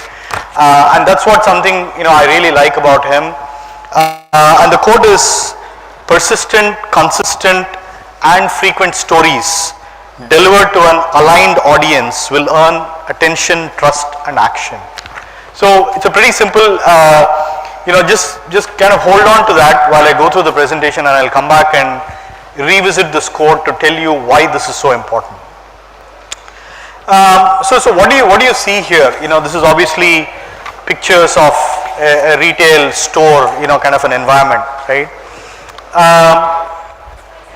So there are a couple of things going on. On one side of the story, you can see, human interaction happening, right? There is an associate, there is a shopper, there is a customer. There's a lot of interaction going on. Somebody asking questions, somebody assisting. Maybe, somebody has a problem and that's being solved in real time. But, these exact interactions, I would argue from a technology perspective, is a great opportunity for you to actually collect some fantastic insights from those interactions, right? On the digital world, of course, this would be a lot more easier because, when I'm browsing, I click on a product, I go to some page, I go back, all of that stuff is something that I can track very easily using technology. But these kinds of things happen in a store too, right? So the question is, how do we capture these, interactions? And on the digital world, I kind of call them as digital breadcrumbs. You kind of leave these breadcrumbs as you go along, and then I can figure out where those breadcrumbs are. I can collect them, and I can actually make some sense out of it. I can do something with it at a later point in time. But the question is, how do we do that in a physical environment? Given that we all still largely live in a physical environment, right? Yes, a lot of things have moved online. Perhaps when you're looking for a product, the initial research or, shortlisting products or comparing something, looking at a price, reading reviews. Yes, a lot of those activities have definitely moved online onto digital platforms. But, a lot of the customers that I talk to, they still say that the culmination of all of those journeys, so to speak, is very much in the physical world. And I think, India as a society, as a culture, I don't think that will ever go away, and therefore I think it's important to understand how can we do better in the physical environment. And, like I said, a lot of things have already moved online, but still the physical world exists and that's what we all live in. But I think the opportunity there for us is that these worlds are colliding, right? The physical and the digital, and I hate this word, but I'm going to use it anyway, phygital, right? I'm sure all of you have heard it, the so-called colliding of the physical and the digital worlds. But it is true in some sense, right? I use my mobile, I book a cab, all of that is online, but at the end of the day, the cab still has to come to my doorstep physically. I have to open the door, I have to get in, I have to give him the OTP, and then, I go to some destination and so on and so forth. So the point here is that there are a lot of opportunities for you to, get those breadcrumbs, so to speak, right? And breadcrumbs are nothing but, essentially, things that the customer is doing, it's customer behavior, information, right? It's information because it's not insight yet, and that's the reason I'm emphasizing on information. But hopefully over a period of time, when that information is all put together in a nice manner, hopefully will lead you to something, and like Seth Godin said, hopefully it will be consistent and you will be able to communicate with your customer, very frequently, but you're also going to be doing it to an aligned audience, right? And the word alignment is very important here because, one thing that businesses need to be clear is that your product or service may not work for everybody in the world, right? So you have to very quickly figure out, like Mr. Chawla was saying, I'm sure he's figured out who are his target customers for that bus service that he was talking about, right? And you got to narrow down that very, very quickly. Otherwise, you'll just spread yourself too thin trying to be all things to all people, and that simply is just a recipe for disaster. So, and the value of data, I don't think I need to stand in front of you to really argue the value of data, right? I think today every company, data is the lifeline and the lifeblood. Every company is a technology company at the end of the day. I mean, you heard him, right? The bus service ultimately is really nothing but a very tech-driven kind of a thing. There are sensors, you learn a lot of that. You're able to book seats from a consumer's perspective, but a lot of technology is already infused into even traditional businesses like a bus service. Who would have thought that, 5-10 years ago?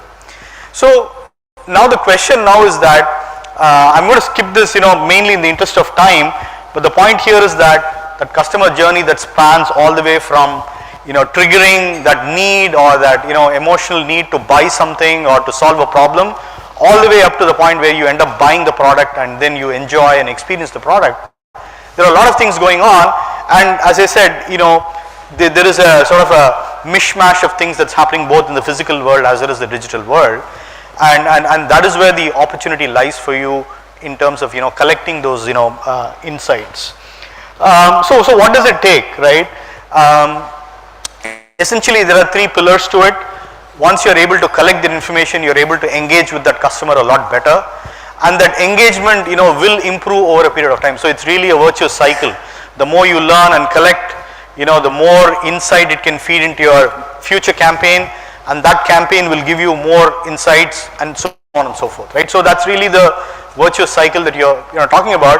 Your first campaign may not go that well, right? And that's okay, It's not that, the very first campaign you're going to get 100% results or a huge success rate or whatever it is.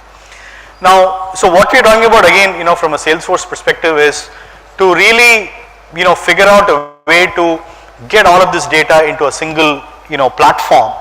And this is what we call as a data cloud. And of course, a lot of competitors also have similar products. So I'm going to just give you a conceptual view of what it does. And fundamentally what it does is that, any organization for that matter, you're going to end up with a lot of different data sources, right? You're going to have your point of sale in the stores, you're going to have loyalty programs, you're going to have affiliate marketing data, you have data coming in from social media, and so on and so forth. I mean, literally any organization today, I think they'll have at least 19 to 20 sources of data, right? So the very first job you need to figure out is how do I get all of this into a single place, right? And that's easier said than done, but of course, thanks to technology, there have been a lot of advancements in the last, few years. And again, Salesforce as a company, we've invested billions of dollars in, building this product, from the ground up, right? One is, get all of the data in, and then you create a unified, data model of all that information that's there. And we end up creating what is called as a golden record of that customer, right? So this is where, we believe in creating a 360 view of that customer. And once those interactions happen that I was just talking about, every single interaction, again feeds back into the data cloud, and it enriches the profile of who you are as a person, right? In the very first step, all I might know is maybe your name and your phone number, or maybe your name and an email. That's all I may have, but that is just the starting point. And like he said, Rome is not built in a day. This is going to take some time, right? But the good news is that even with very little information, you can do quite a bit, right? If it is email, then then the question of even sending them an SMS doesn't even arise, right? But then when you start looking at the quality of the data and you find that there are a lot of dummy numbers and so on and so forth, you'll very quickly figure out that, hey, we're just wasting our money in sending SMSs, let's do email, or vice versa, right? And then you can measure, click open rates and, conversion rates and so on and so forth, and then, get better over a period of time. But then once you have all of the information coming in almost on a real-time basis, you now have set yourself in a very good position to do something with the data. You're able to segment it better, you're able to personalize the information, the campaigns that you're sending, and then again learning from that, as I said, but you can also share this data with lots of other people in the organization, right? It doesn't have to be only marketing. And that is the big shift that we are seeing in the technology industry, is that these data clouds are emerging as truly, sort of these repositories or reservoirs of data that can serve the entire organization, right? Whether it is your analytics team or customer service or salespeople or marketing for that matter, everybody is seeing their data from their own lens, but guess what? They're all looking at the same set of data, right? So that basically, pretty much leads you to make very consistent, communications or promotions or campaigns. Those actions that I was talking about initially, they become a lot more harmonized and a lot more consistent. And from a consumer's perspective, I can start seeing some kind of a picture of a unified corporation emerging, or a unified brand, because I don't really care, whether I go to the store or whether I bought online. Let's say I ordered something online, if it ends up being the wrong size, I don't want to go back to the post office or call somebody to return it, put it in a package. I would rather go to a store nearby and just give it to the customer service desk and get a refund, right? So when I don't differentiate you as different channels, there's no reason why the brand or the company should look at the so-called multi-channel engagement and so on and so forth, right? The customer is the channel at the end of the day. So that is the real benefit. But then I want to take this one step further by also pointing out the benefits of doing it, right? Which is the whole, AI, generative AI phenomenon. We talked about, ChatGPT and NVIDIA and all of that. And I think, the promise is real, even though there is a lot of hype, and I feel that we are in the very early stages of this, revolution that's about to unfold over the next decade or so. But I think there is a lot of potential. But the thing I want to leave you with today is that, that generative AI and all of those capabilities can only take you as far as the quality of the data that you accumulate, right? So I really want to encourage everybody to kind of, take a step back almost, look at your data readiness, look at all the data sources that are there, clean up that. And it's like, you go into a room and clean once, and then your mom comes back and says, clean it again. And then you'll find that, all of those dirt that's in the corners, right? These are the things that are going to, trip you up. And once you get past that, then I think you'll start seeing some real business value and benefit, because that data is really clean and it's good to go from an analysis standpoint. So I'm pretty much, out of time.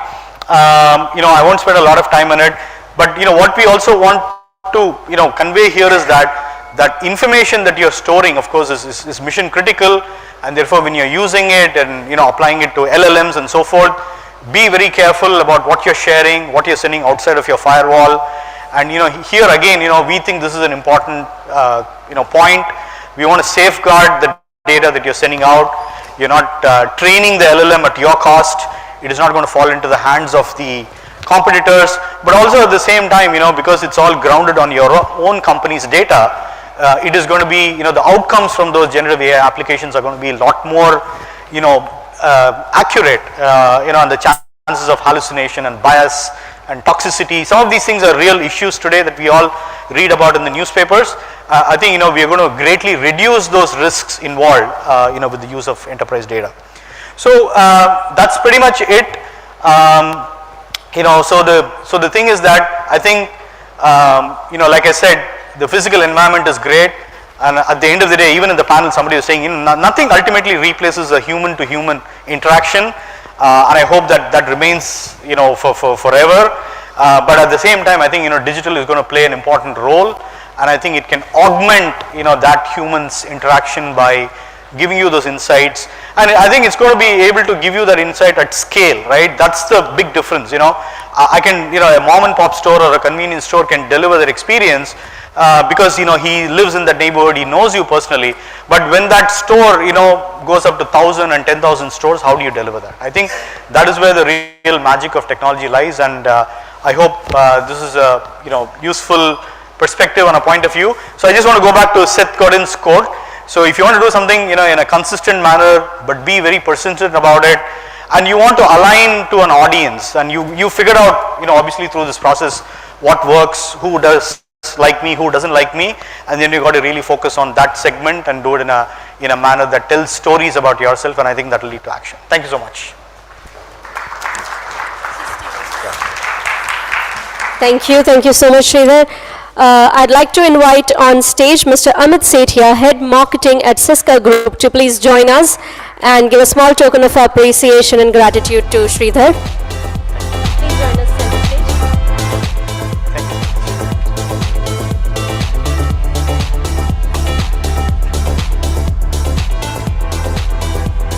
Ladies and gentlemen, one more time for Mr. Sridhar. Thank you so much.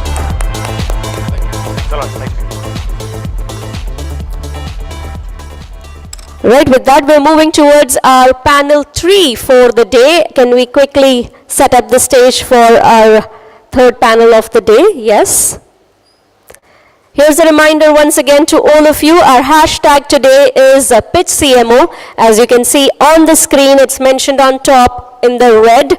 It's hashtag Pitch CMO. We'd like you to spread out your key takeaways and let it help those outside this room as well, and keep the buzz alive on social media platforms. We'd love to interact with you on social platforms as well. We are available on Instagram, Twitter, Facebook, LinkedIn, and all other media platforms. So we would love to interact and create the buzz with you. Ladies and gentlemen, in a world where customers hold all the power, the key to business success lies in one thing: a relentless focus on the customer experience. But how can you navigate the complex landscape of customer-centric strategies? So we will get ready now to find out this and a lot more by our panelists, who will discuss tech-enabled roadmaps to customer-centric success.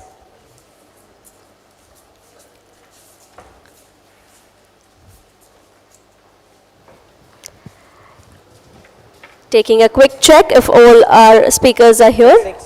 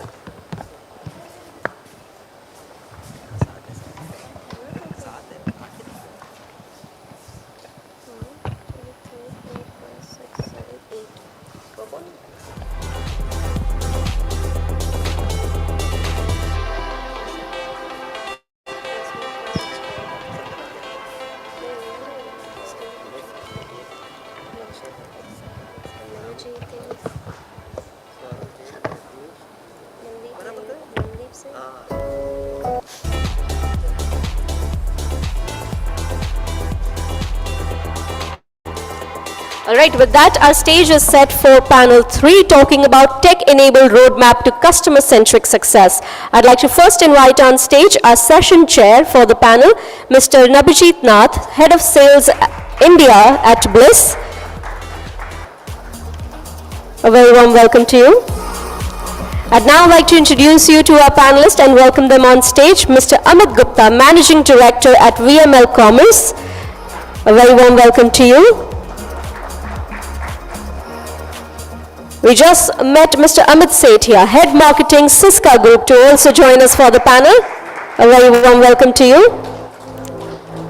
Mr. Akshay Mathur, Chief Revenue Officer at Tyru. A very warm welcome to you.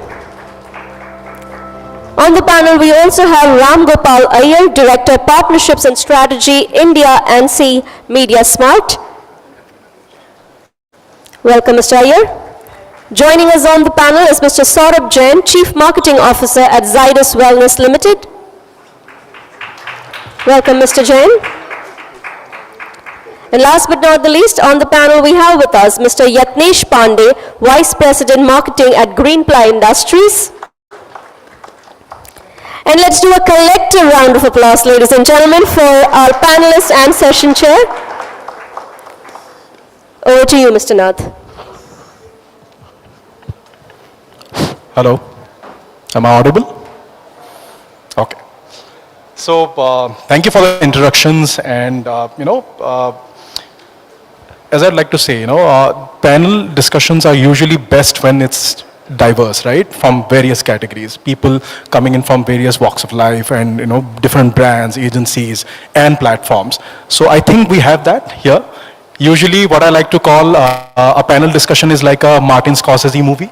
It's long, I know, it's longer than the keynote session that you have or the fireside chat that you have, but it's all about storytelling, right? These people will, we will speak about our stories, our brand stories.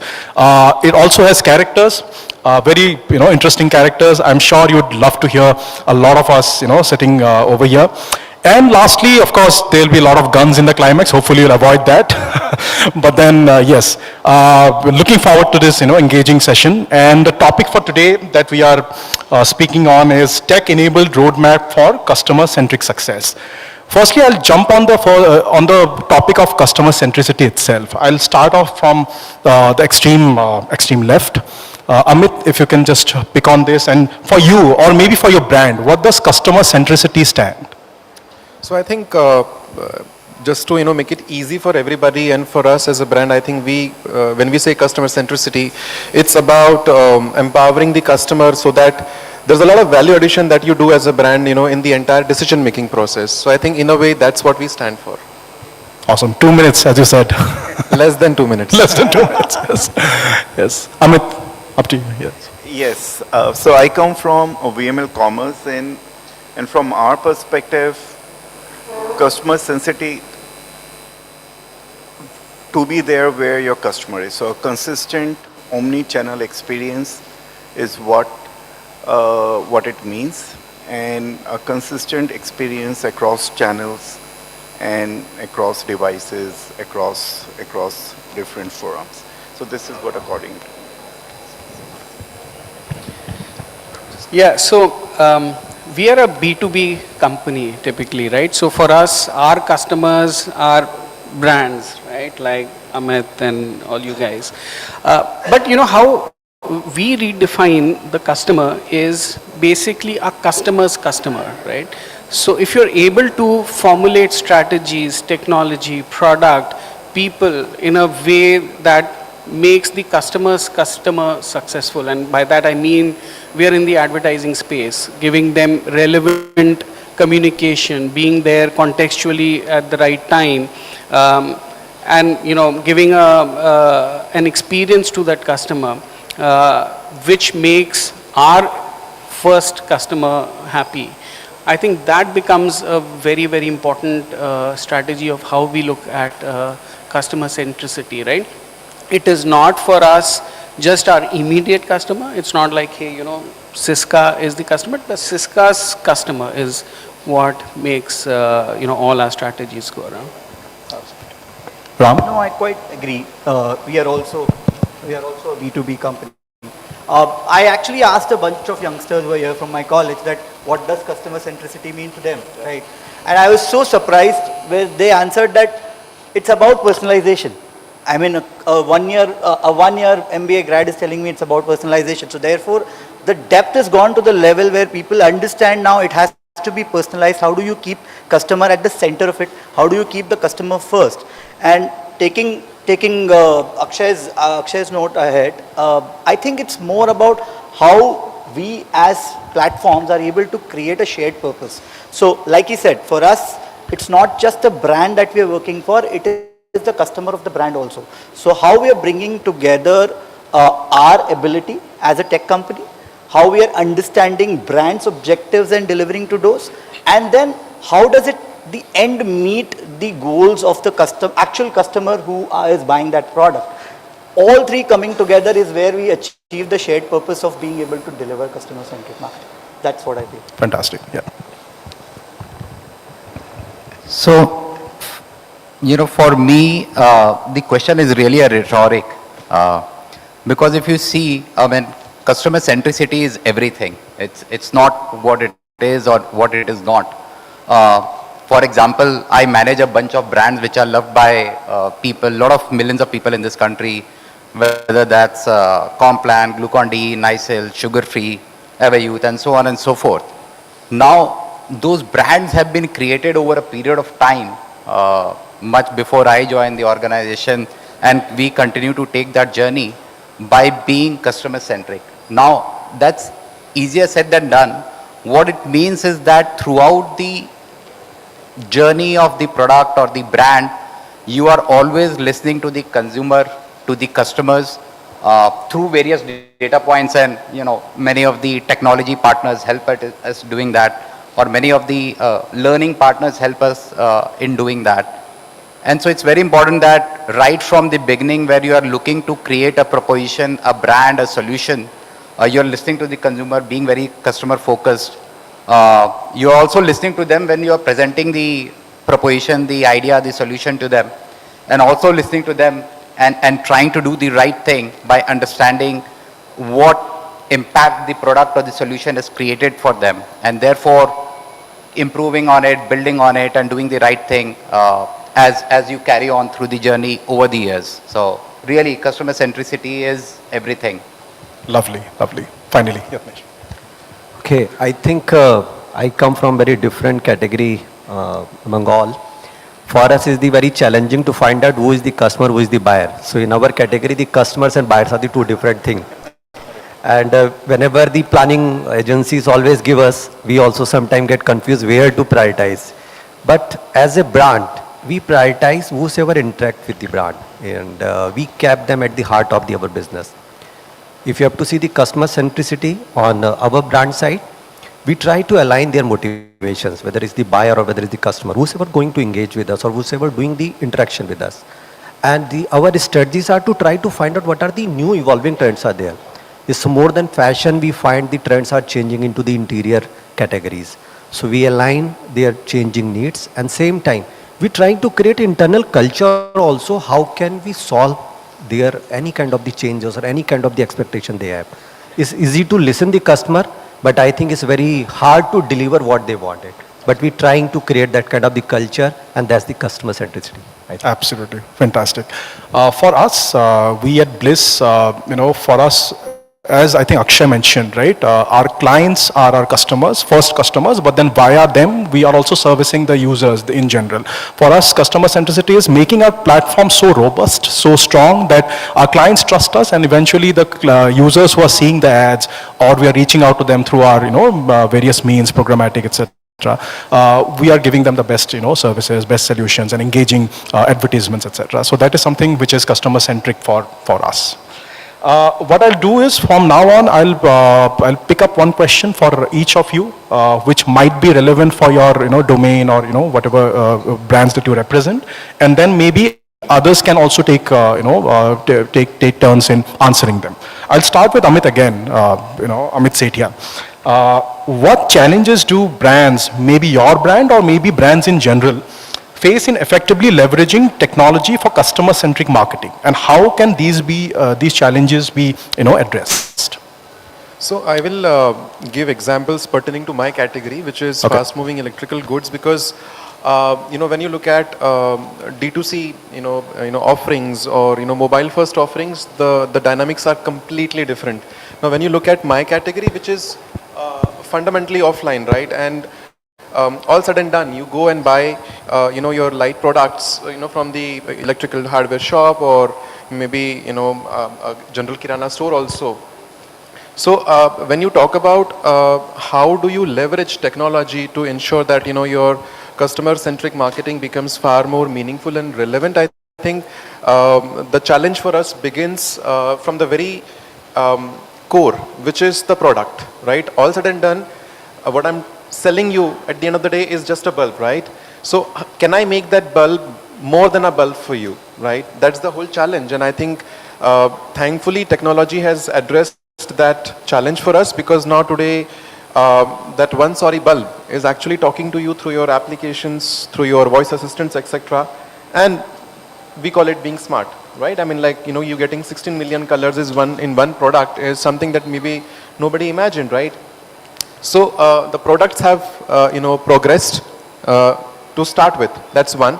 Secondly, in fact, backstage we were discussing as to how it is very, very imperative for a distribution-led business like ours to ensure that, that I do an amazing campaign, okay, but then when you go to the counter, you realize that, oh, that product is actually not there, on the shelf. And that's not something that you can afford to sort of create for your customer, because that's the moment of truth for him or her, right? So a lot of logistics also needs to be sort of given a very, very efficient spin with the help of technology, because what is getting produced, what is getting distributed, and what is getting displayed, these are three different things, right? And coming to the last leg of the entire value chain is marketing, because then I'm doing marketing, right? So what am I doing then? As I said, to create a digital footprint in this kind of an environment itself is a challenge, right? So whatever little I have to scale it up, look at the possibility of creating cohorts, and then start talking to you, because at least then I know, as a person, what are you using in terms of my smart products, at what frequency, what kind of features, etc. That's one. And I strongly believe that technology is of no use unless and until it empowers every stakeholder. Now today, if I'm in the position to create leads, say for my retailer partner, pass it on to him because he's geographically closer to your location, right? And then ensure that that product is delivered from his shop to your place, so that he feels empowered that, basis digital campaign, my business prospects are not killed. Because typically when you look at digital campaigns, the fact is that more or less everything is transactional. I give you heavy discounts and you go and buy it from, say, example, XYZ platform, right? And then he says, Mera customer chala gaya. So can I empower this, the last person in the distribution to say that, hey, listen, lead is delivered to you, but you deliver the product. So, you also earn your share of money. So I think these are some of the things that we have done in phase-wise as far as product, logistics, and marketing is concerned. Again, 2 minutes. Awesome, awesome. Anyone else? Anyone else wants to kind of lean on this question? So I remember meeting Amit, I think 5 years back, and at that time he was promoting bulbs. Now he's doing trimmers and personal care and everything. So at that time I know your first question was on Flipkart, how can I be how can I grow to be the number one in my category? Now you are already amongst the number one, or I think top two. You are top three. Okay, nice. I'll come to Amit Gupta now. What trends do you see or foresee in the intersection of technology and marketing, and how should brands prepare to stay ahead of the curve? Yeah, so technology plays a very important role nowadays, and I can give you specific examples. And from the morning itself, we have been hearing about artificial intelligence that I would still put at the top. A lot of use cases where you can use artificial intelligence for predictive analysis, and also a lot to solve your customer care problem. Second, I would say conversational commerce, because the devices are becoming voice assistants and a lot of things are becoming, the devices are becoming smarter, and therefore any marketer who is seeking for the content generation should also keep voice in his mind, because in future the voice is going to become an important channel. And with that also comes a conversational commerce where maybe you don't have to use channel to sell, but customer service, a very good use case where you can use bots for the customer service. Third would be augmented reality, because we had a phase of metaverse not working out very well, but now you see Apple launching Vision Pro, a very expensive device. Most likely Meta is going to come back again. Jio is launching Jio Glass, or probably already launched. So augmented reality is becoming very affordable and going to become a very relevant in the future. So again, everybody should be looking at augmented reality very seriously. Fourth, I would still say integrated journeys, online, offline, and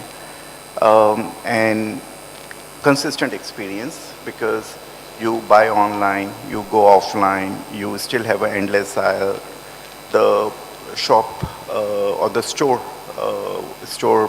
people, they have a tab where they can start with the journey which you left online, something like that. And data, the fifth one, the most important one, Amit just mentioned about supply chain. I think through blockchain technology is very, very relevant, where you can use blockchain to be sure what is the footprint of your inventory as well as your customer data, because with the privacy coming to the play, cookieless world, etc., how do you give the trust to the customer that your data is being protected or is secure? Now you can give a lot of, in the website acceptance, you can give a lot of, a lot of terms and conditions, but still, how do you validate? How do you prove a point to the customer that your data is protected? So if you use blockchain technology, it makes sure that you can always come back to the customer that your data was not compromised. And I would say these are the important ones, and the list can go on, but I would call them out as the more important ones. Fantastic, fantastic. I have a point here. I think we as a marketer nowadays, there are so many new age techs and all those systems are coming. But one thing is very important which we are noticing regularly. For the customer, the experience is very, very important. It's not only the technology, it's the final end of the product experience. That's also important. So sometimes we become very lopsided to give all the experience to the technologies, but we forget or we skip the kind of the attention is required to give the product and experience. Especially nowadays is the very hybrid world. People try to do the evaluation or try to search and explore on the online or whatever digital platform, but they go to the offline also. So it should have the experience also matters along with the technologies. Absolutely. I resonate with this because, we are a hyperlocal platform, right? So we reach out to users in real time. Whenever they're going into a store or a mall or maybe airports, we reach out to them with the right communication real time, or maybe historic as well. Like, for example, if somebody has gone to a showroom of four-wheeler vehicles multiple times in the last 1 month, we know he or she is in market for four-wheeler. So that is something which we tend to do very personalized and also real time and right time. So that is something which we do. I'll come to Akshay next. Actually, I just like to add to that, Navjeet. So I think Amit beautifully listed down all the sort of options which are out there right now and the key things which are trending. But I think I'll give a marketer's answer, and I see a lot of young people around. See, what is important is, as a marketeer, you are always looking to experiment, because you don't know what will work, what will not work. And I've seen many people, colleagues, friends, sometimes myself included, that we are hesitant. Oh, maybe this will work, maybe this will just a fad, right? And we were having some conversation around what happened to metaverse. That's fine, but I think the behavior and having the mindset to experiment is very, very critical for a marketer. especially given the way the landscape from a media point of view, from a technology point of view, and how consumers are evolving in their daily lives is changing dynamically. So I think that thought is very, very important. You experiment, you may fail, you may succeed, you learn, you move on. That is the only way you can give yourselves a chance to have any kind of a head start, which is what you said. So. Fantastic. You learn, you unlearn, and then again you learn. Yes. Akshay, over to you on this question. How does the post-cookie world look for you and look to you, and how ready do you think India is, especially marketers in India, are for this shift? Yeah, I think in our ad tech world, it is going to be one of the biggest disruptors. But, I look at it from three stakeholders in this, right? One is the brand itself, then the publishers, and then there is a regulatory body which is there, right? Three stakeholders that work in unison. Now, there's a lot of work happening from a brand's perspective. Brands and advertisers have started realizing the importance of first-party data, for example, right? How important it is to build and know your customer, right? And hence build robust CRM systems which are getting built out. How do you collect information, their customers' likes, dislikes, those kind of things, building loyalty programs, connecting the offline world to online through the CRM system. There's a lot of brands are really thinking how to collect that data, bring it all in a single, view, and then utilize that, right? That is a challenge that these guys are working on. The second is, of course, platforms and publishers which are there, right? There is a lot of work happening, for example, in building unified identifiers, right? Universal identifiers, unified 2.0, etc., which is basically trying to identify and customers and cohorts across platforms. That is something happening. There is a lot of focus on contextual advertising, right? Content was the king. I think contextual is the king right now in today's world when cookie goes away. How do you give the right messaging, the right communication, the right offer to a person when he is contextually in that frame of mind, right? And that's a lot of technology that goes around it, and platforms are trying to build that. The Tabulas of the world and Outbrains of the world, these guys, right? And third, of course, the regulatory bodies, which is the government. Because it is all centric towards privacy, the GDPR of India, right? With the bill which is going on data protection soon, right? So how the government is, ensuring that there is privacy and at the same time there is openness for platforms to do relevant advertising, etc., right? So that, the thin line between that.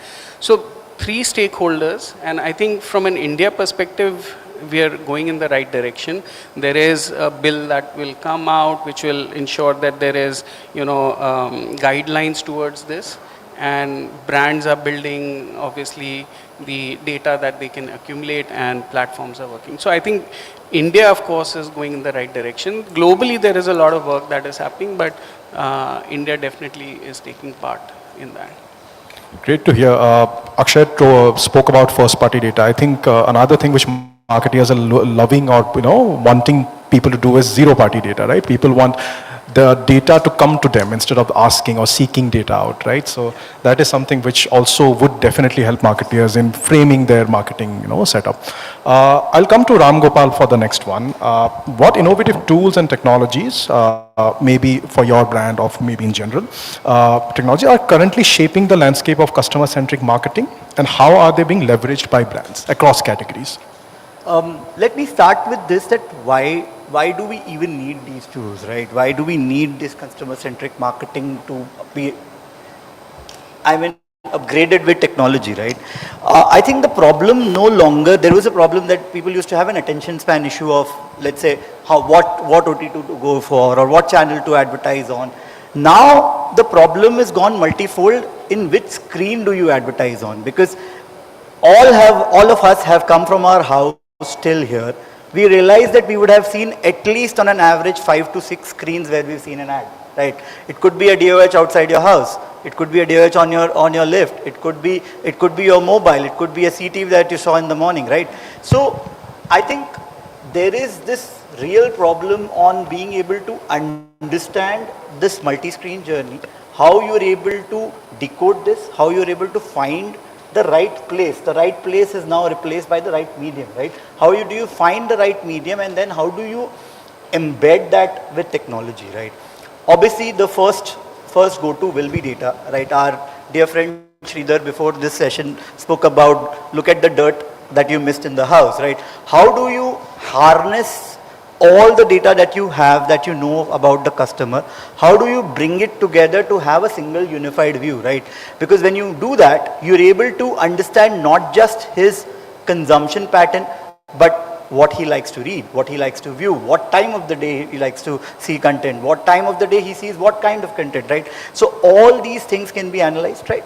And then obviously, how do you top that up with using each medium with that data, right? Targeting the right customer through each medium, layered with this level of data. And then obviously our favorite two-letter word, AI. How do you use AI and Gen AI, right, to be able to analyze this and create what we call as predictive analytics, right? So think about, I mean, when we open up Netflix, right, there is already a content which we like, right? Because that's, how is that coming? There's a recommendation engine behind which is recommending that, looking at your watch history. How do we now create that ecosystem in an ad world? Imagine recommendation engine for ads, right? When whatever ad that you see is the ad that you were expecting, right? So those are the kind of technologies that are there, and how do we now understand customers' journey across these screens and utilize them in the most effective manner? That's where the tools are being used. Fantastic. We had a panel discussion backstage before this panel discussion where we, kind of spoke about this, multiple screens and how we can bucket users into, people who are at the awareness stage or consideration stage, and finally on the mobile phone for the purchase scale. So that is something which we had an amazing discussion backstage also, and now Ram Gopal has kind of explained very properly for us. Next, question is to you. What is the importance of measuring and analyzing data to continuously refine marketing strategies and enhance customer satisfaction? Sure. So, the entire discussion is about customer centricity. Now, to be customer centric, you need to understand them, know information about them, analyze that, and, get to the core insights. And therefore, that's really, really important. And I'll go back to the fact that, this is going to be important throughout the consumer journey, right? So first and foremost, I think it's about trying to understand what is the customer seeking. And Ram just mentioned about how they are interacting with multiple platforms on multiple screens, etc., and so on and so forth. And therefore, the marketer's task becomes even more tougher, right? Because earlier it was very simple. Go do some market research, try to figure out what is happening out there, meet some consumers, generate the data, come up with a new idea, advertising or innovation, etc. Now world has changed. And therefore, while you continue to do some of the traditional way of looking at customer and the data that you generate from there, I think it's very important to use all the modern tools which are available. So while we do our traditional research, we also look at, okay, what are the subtle cues which are coming from social listening, for example, and what is it that consumers are not telling us when we are asking them, but they are telling it out there to the world, right? So I think putting those traditional ways of generating data and looking at the modern ways of data which exists, which you are not seeking as a brand, but that data, multiple data points exist. I think putting them together and analyzing and inciting is very, very important to first understand what really the consumer wants. And we have had so many cases where, we believe that a certain proposition will work in a certain way. And when we reached out to cross-verify that and do final validations, we ended up with something different. And so that is, what you do at the start. Now this again continues, because when you are developing the idea, when you are formalizing the idea again, you have to look at the multiple data points, multiple sources, and how you build on that. And finally, once the campaign or the innovation, etc., or the user experience that you are creating is out there, it's very important to see how effective that is being, and therefore how do you monitor, learn from it, build on it, and make it even more customer centric. Fantastic. We talked about, listening, social listening, right? We're discussing backstage. Our spouses use our mobile phones in terms of encouraging social listening, right? They talk about anniversary gifts multiple times near the phone so that, it shows or pops up some discounts or offers some brand. I think Akshay, you mentioned on that, right? Yeah, my wife does this, it was to my shock, a lot of times, what she does is she goes in front of the phone and she talks about, all these products and like shopping and stuff, and immediately she gets brands, showing their ads and with offers and stuff like that. So I think it depends on how you use technology. Fantastic. Finally, Yatnesh, I'll come to you. Personalization is a key focus for brands these days, right? Hyper-personalization, personalization. How do brands balance technology with the need for authentic and personalized interaction with their customers? Okay, so I think the question has a two-part, the authenticity and the personalization. First I would like to say, the most of the time, how we categorize our marketing initiative based on to the consumption, like FMCG, automotive or pharma, media, whatever the way. But I think it's a better way to plan the marketing based on to the customer purchase cycle. There are the long purchase cycle, there are the short purchase cycle. I currently representing the brand which has a long purchase cycle. How the customer responds onto the long purchase cycle? They go with the intricate deliberations. They go for a contemplation. They keep evaluating on this thing. Then they take a call. So here the personalization difference what the other way in the short purchase cycle. The second is this connected web has given the huge choice of the expansion choice, and this choice is coming with the added complexity. Like he mentioning, whenever they say there's so many offers started getting bombarding and all this thing. On this, how can you serve the right set of the customer with the right messaging? That's the real personalization. Otherwise, they will start taking it as a spam also. So there are the various data, methods and technologies available. Now, in the customer journey of the exploration and evaluation as a brand, what we try to do, we try to nurture their overall the journey from the beginning to the end. And in this journey, we try to learn from their signals what kind of the personalization they wanted. It's not like some customer if looking something for the home interior journey, something is looking specific for certain features.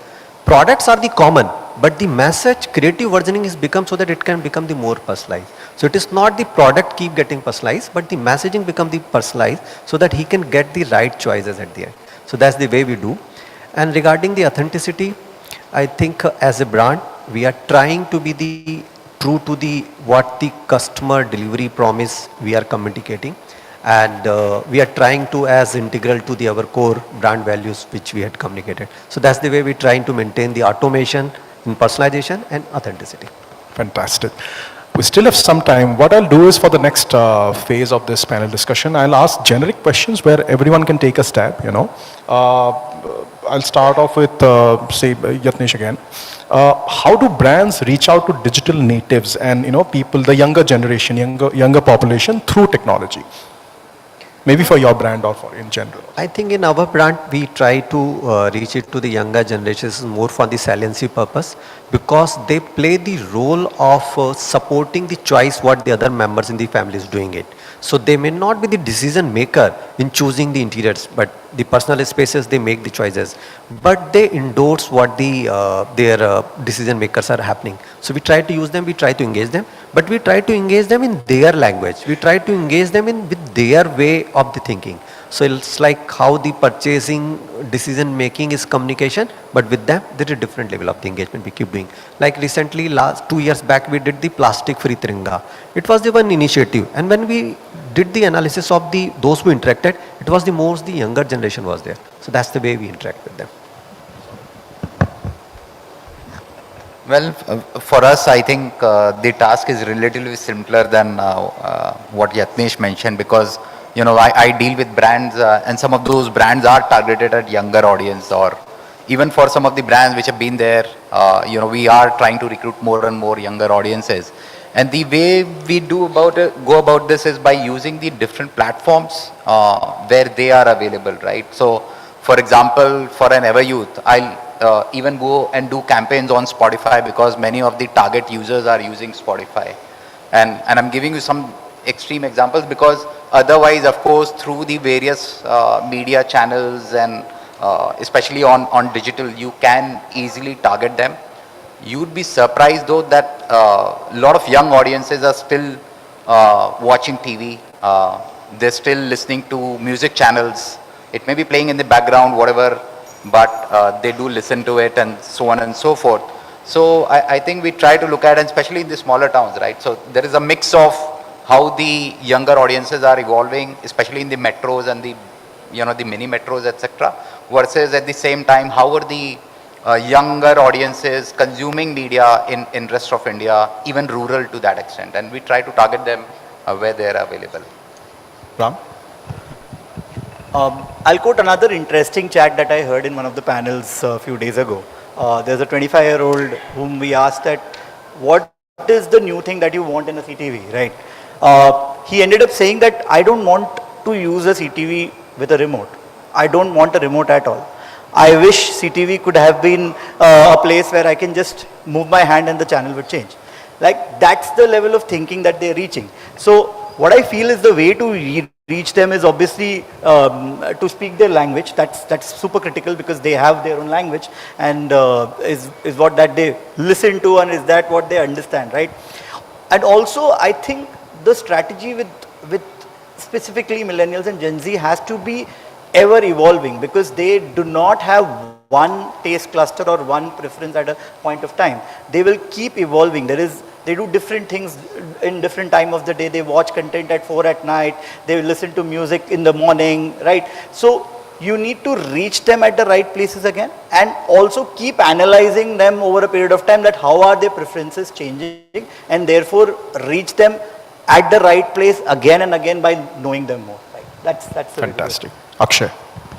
Yeah, I think, I kind of agree with everyone who's saying and what Saurabh also said. It is three things, right? Like, I think the technology, where they are. The second thing is the behavioral, where at what time of the day, what are they doing. And third is contextual, right? I think these are the three things. If you are able to dissect and triangulate, you will find a technology, you will find some context where they go to, they would be at Roblox or like at Discord channels, etc. At a certain point of day. So what Ram is talking about, I think if you just look data very closely, you will be able to pinpoint your customer profile, what they are doing at what point of day. I think it's as simple as that. I'm maybe sounding it simple, not as simple, but definitely in that direction. Amit. So I think, again, coming back to the same technology, I think is playing a very important role. I talked a little bit about conversational commerce or conversational, so if you see the voice assist or the way you talk to your device, everybody in the world or everybody in the country have mobile phone, right? And you can use Google Assist or any way to be able to communicate with the device. And artificial intelligence makes it possible to convert, to translate into multiple languages, video to text, text to video, video to, so speech, everything is possible. So it's easy now through the technology to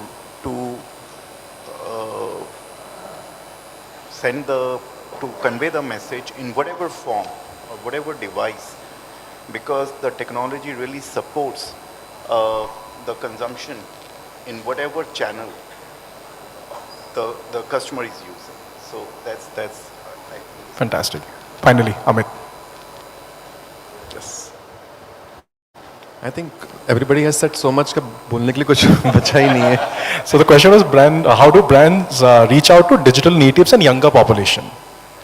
See, I think for me, and I'll talk very generic right now because not just to sound safe, but just to make more sense, I guess. So, as a brand, Cisca, I'm catering to a lot of different types of consumers. So while LED is targeted at, the adult sort of, customer persona, but at the same time, as a brand, I'm also offering them grooming solutions, mobile accessories, lot of it, smart watches, smart home solutions, which are very, very, running high on technology, etc.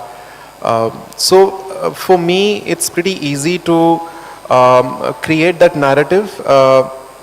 As far as LED is concerned, with the help of traditional channels, okay.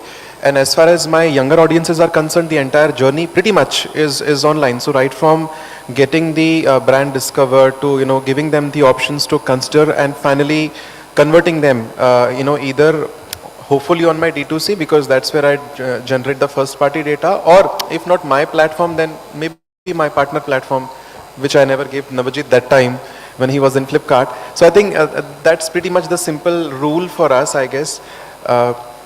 हर चीज़ को तोड़ मरोड़ के difficult बनाकर उसे prove करना ज़रूरी नहीं है. I think life is not that difficult. Simple रहा तो भी काम होता है.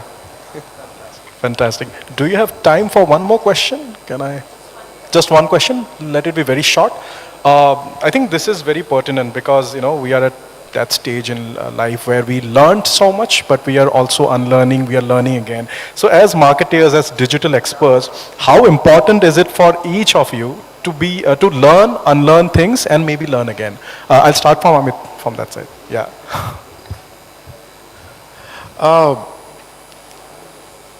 I don't know how to answer this honestly because, back in those days when I did my formal education, in marketing, and I believe that now no more padhai likhai, picha chhoot gaya hai. Now you're certified, marketer sorts and sorted hai abhi life.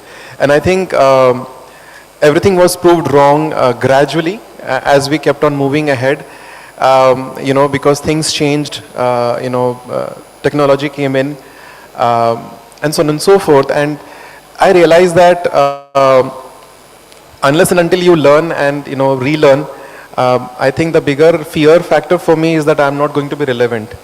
जो मेरी younger team होती है, जो digital करती है, graphics करती है, digital e-commerce करती है, they have their different aspirations, they talk different language. So for me, I think it's about trying to catch the train before the train leaves the platform. So I think the idea is to become that Shah Rukh Khan and get onto that train and get the Simran. Awesome. We'll keep it short in maybe 2-3 lines. I think agility is the key. So we are in an agile world and the technology is changing. So there is I don't think we have any option. We have to unlearn and learn. Yeah. No, I think my entire thesis as an individual and even as an organization is about learning and unlearning, right? Completely. And it makes sense, right? Technology is moving so fast, when how Amit was saying, when we were, in our early years, technology shifts used to happen, if you remember, in 7-8 years time, right? Or probably 10 years time. Before that, probably in decades, technology shifts used to happen. Now technology shifts are happening in like 18 months time, 12 months time. New things are coming up. So if you are not learning new things, unlearning the past way of doing things, you will be completely irrelevant. So completely, I believe in this. Fantastic. Ram. It's super critical, I also feel. I mean, it is the only way to stay relevant, because I think as I speak more to the younger generation, I feel unless I read as much as they know, I will not be able to speak to them. There will come a point where we will not be able to speak to them, and that's a difficult phase, right? So it's super critical to learn and unlearn and stay always relevant. In fact, I have a 10-year-old who teaches me every day. New things, what, this is how it happens. Roblox, this is how you play, right? Like, so it's super critical how they teach you. Nice. Saurabh. The criticality of learning and unlearning is well established with what all these gentlemen have said. I try to simplify what it really means, and decode it for everyone. See, be a lot of jargon, right? What is learning, unlearning? I mean, if you're learning, right? But I think what it really means is don't get hooked up to anything you know, right? Because the world around us, as Ram you mentioned, is... Yeah, I don't know what part of the answer you got, I guess nothing. So I was just trying to simplify it. See what, because otherwise learning, unlearning, it can be a lot of jargon and we don't really synthesize and absorb what it really means. What it really means is don't get hooked up to anything you know, right? And that is essentially because of what Ram also mentioned, the world around us is so dramatically changing. So what may have worked in the past may not necessarily work in the future. And therefore the only thing you should do deliberately and based on plan of actions is how do you move forward? What do you know, but what is the data showing you, and therefore is it worth at least a try? I think that's important. As long as you're doing that, forget about unlearning, etc. Because you will unlearn in the process. You don't have to try and unlearn. Finally, Yatnesh. I think if the technology is changing, so our customers are also changing. And if we have to be into the marketing place, so we have to learn. And once you will learn the new things, automatically something will go unlearned. So that's the way. Very simple. Awesome. So I think the thing is about staying relevant, both as individuals, both as digital experts, and also for our brands. So yes, I think we are done. We are slightly, over time, but that's okay. I did not get a kind of a, thing from you. So yes, thank you, gentlemen, for the engaging panel discussion. Hopefully, it added to some knowledge. Thank you so much, gentlemen. May I request Ms. Ekta Sood? Who? We have Mr. Mihir Karkare here with us. May I request him to please join us on stage to give a small token of our gratitude to our session chair and to our panelists.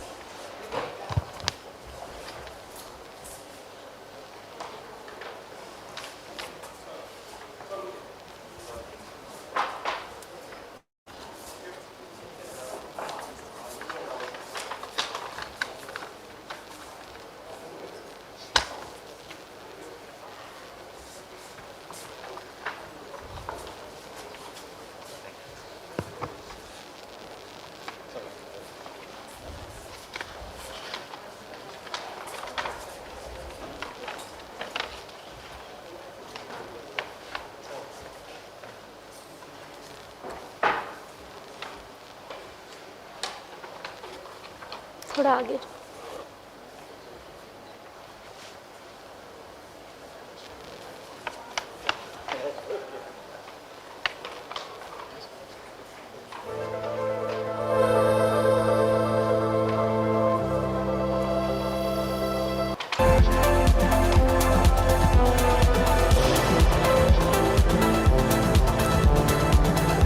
Gentlemen, may I request you to come together for a group photograph, please?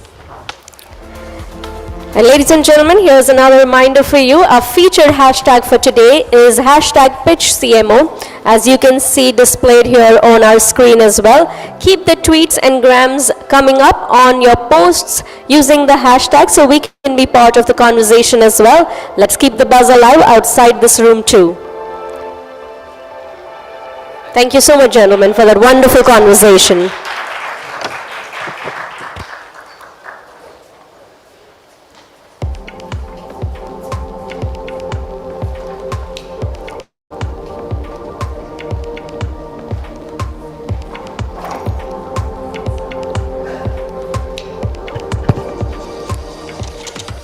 Ladies and gentlemen, are you ready to double your expectations and verify your excitement? If we say that the digital landscape is a jungle, our next speaker represents an organization that is the lion-hearted guardians of media quality.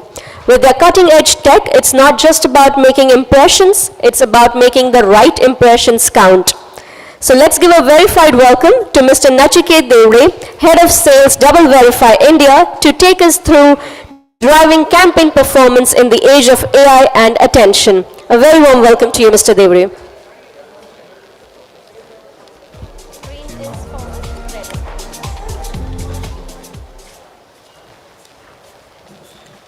And may I request all our delegates and everyone in the room to please get seated. Thank you. All right. That was a fab intro. Love how you call it the guardians of quality. I love that. I love that terminology, the guardians of quality. Hi everyone. We all settled. I understand we have just above coffee time, about to hit wine time. But I'm not going to bore you guys. I have probably about 10-12 minutes to talk about what we're up to. It might get slightly technical, heavy duty in a couple of slides, but I try to be speaking as much English as I can and not to complicate stuff for you guys. Are we good to start, or we're waiting for 5 minutes? Are we good to start? Yeah. No, I mean, up to you.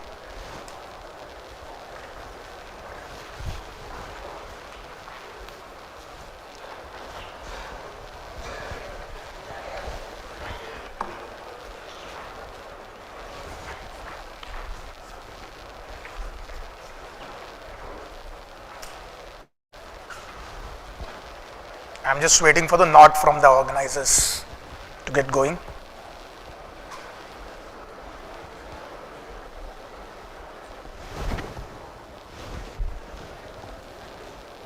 I think irrespective, we should start. So thank you everyone. Thanks for being here through the day. I understand you've gone through a lot of content since morning. And everybody is talking about new age technology, how you can use technology for your marketing campaigns.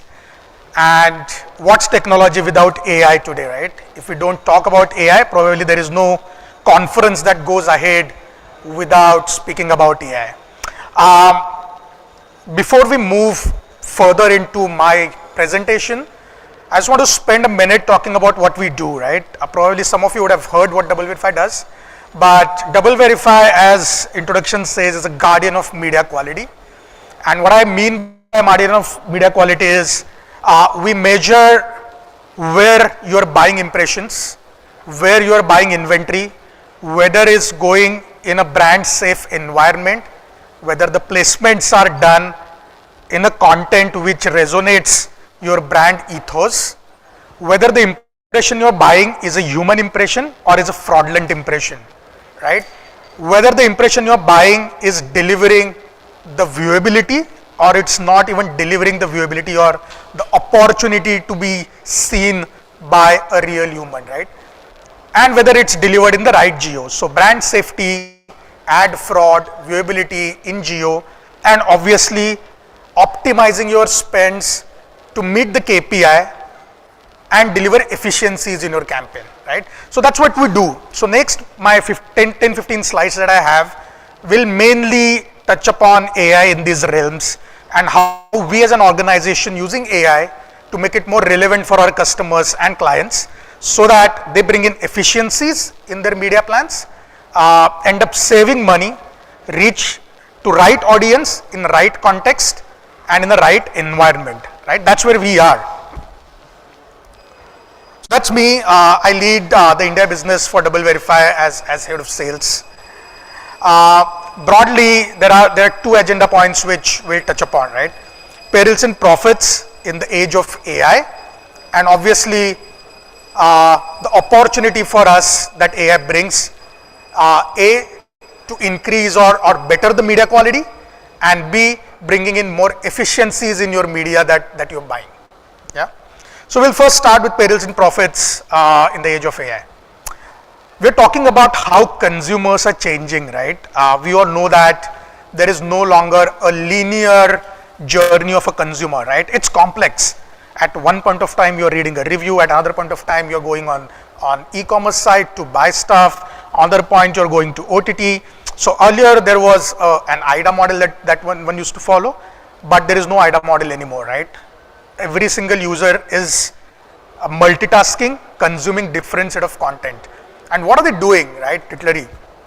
So about 74% Indians buy more items online today, right, compared to a couple of years back or pre-pandemic stage, right? That's a massive, massive change. And how are they buying it, right? It's not only about they're searching at one place going to e-com and buying it, right? The search behavior has also changed. It's no longer only the search engines. It's the social media. It's the recommendation from your friends and family.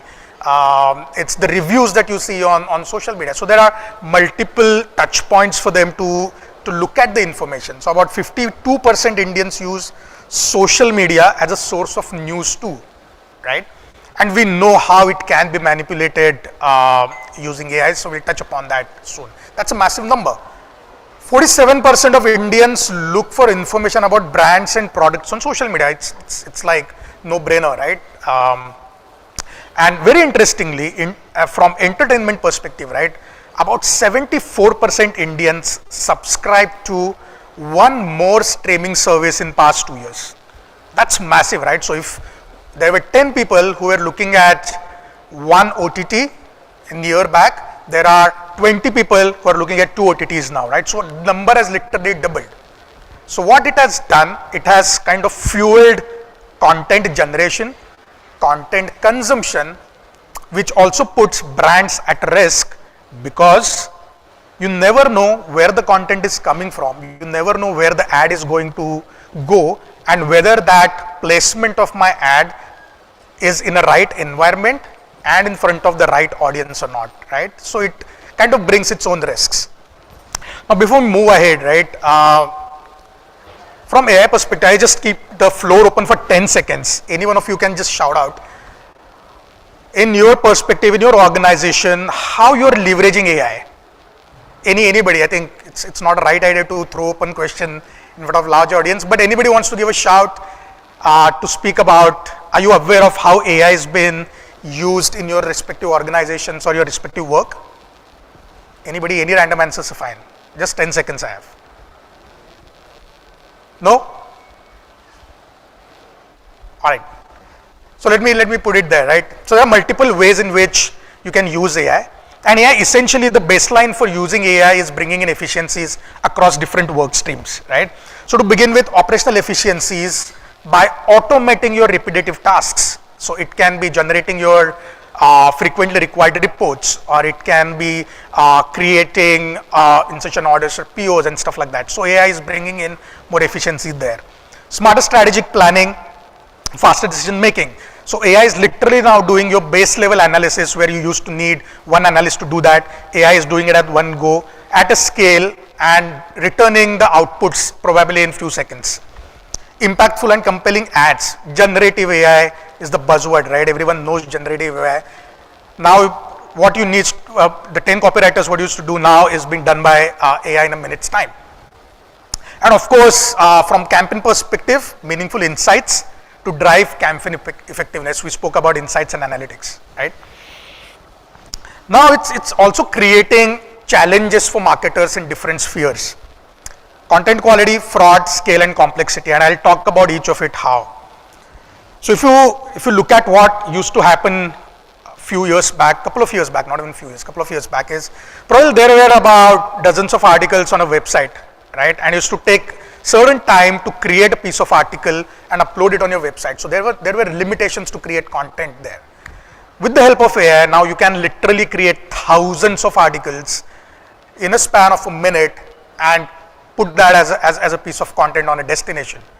Look at the scale. If you have hundreds of thousands of websites bringing in 1,000 pieces of 10,000 pieces of content in short span of time, imagine where the world is going, right? Estimates are about 99% of digital content will be AI driven by the end of 2030. And that's massive, right? It's almost 100% of the content will be AI driven.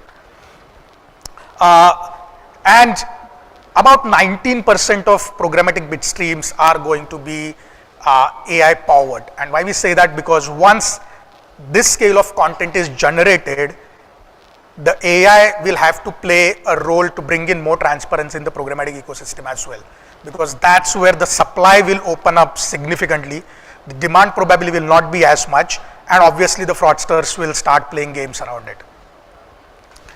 As we're talking about fraud, right? So fraud follows money, and AI, the fraudsters are also leveraging AI big time, and it's across everywhere. Be it mobile app schemes where we've seen 2 times more fraud signatures coming in, 137 more percent more ad fraud schemes coming in on audio devices. And CTV obviously is a buzzword, and we see a lot of fraudulent activities happening on CTV inventory as well. So about 15% of your CTV impressions are served when the screens are literally off, right? And we are not aware of these facts. It's Reels, the era of Reels. It's the era of Shorts. Obviously TikTok, which is not in India anymore, but yes, this is the era of the youth who is a gram generation, as everybody calls, right? And it's UGC content. UGC content can become really, really difficult to analyze and becomes really difficult for brands to stay away from, because it's about 160 million hours of video viewed per minute only on TikTok, right? Probably we see similar behavior on Reels and Shorts in India if you draw parallels. And there is complexity of content, right? There is text, there is video, there is audio. How you as a brand will know what content is good for me, what content is bad for me, right? So these are the challenges which AI is throwing in front of us as a marketer. And that's where if there are bad elements who are using AI, then probably as guardians, we also need to take help of AI to kind of counter that that program, right? So how we as an organization are capturing this opportunity. So using AI to detect fraud at scale. How we're doing it, we'll explain it. So machine learning models paired with human insights is something which is helping us to detect fraud at scale, report fraud at scale, and help advertisers save their media monies. Classification, when I say classification, it's how we categorize different pieces of content in different categories, right? So there is a piece of content which talks about, for example, alcohol, right? Now alcohol can be a cocktail recipe, or alcohol can also talk about drink and drive issue, right? So how that AI really captures the context of it and puts in a bucket which is about cocktail recipes or about vehicle disaster, right? And how we can help our customers and brands today to safeguard their investments and not show their ads in vehicle disaster category, but they're okay with the recipe category, right? And obviously predictive AI, which is the next big thing, which helps us optimize the campaigns at scale and bring in more efficiencies, right? So if you're buying something at X cost today, how you can save probably X percentage of that cost by optimizing it without any manual intervention and meet the KPIs that you've already set, right? I'll touch upon it. I'm just running out of time, but I'll touch upon it quickly. So from classification perspective, how we classify a video, right? It's slightly hazy image, but if you see how AI reads this, right, as a video. So AI sees there is a wine bottle out there, right? AI sees there is a glass. AI sees there is a small handbag lying on the table. AI sees it's a table set. So probably what it will do is it will classify this video in alcohol low risk, which is a pink box that you see, right? If it would have been a car, it would have been an accident, then this classification would have been alcohol high risk, because it talks about vehicle disaster or an accident where no brand wants to be seen on, right? So you can simply remove that from your campaigns. What's the sentiment? The sentiment is positive, so it will also categorize that video as positive sentiment. It will also put it into contextual categories like travel or food and drink or luxury and things like that, right? And obviously, as a marketer, you can pick and choose whether you want to be, or your ad can be shown in this kind of content or can't be shown in this kind of content. You can literally block that piece, right? So that's how the classification has been done by the AI at scale, yeah? And how do we kind of, activate AI for dynamic optimization, right?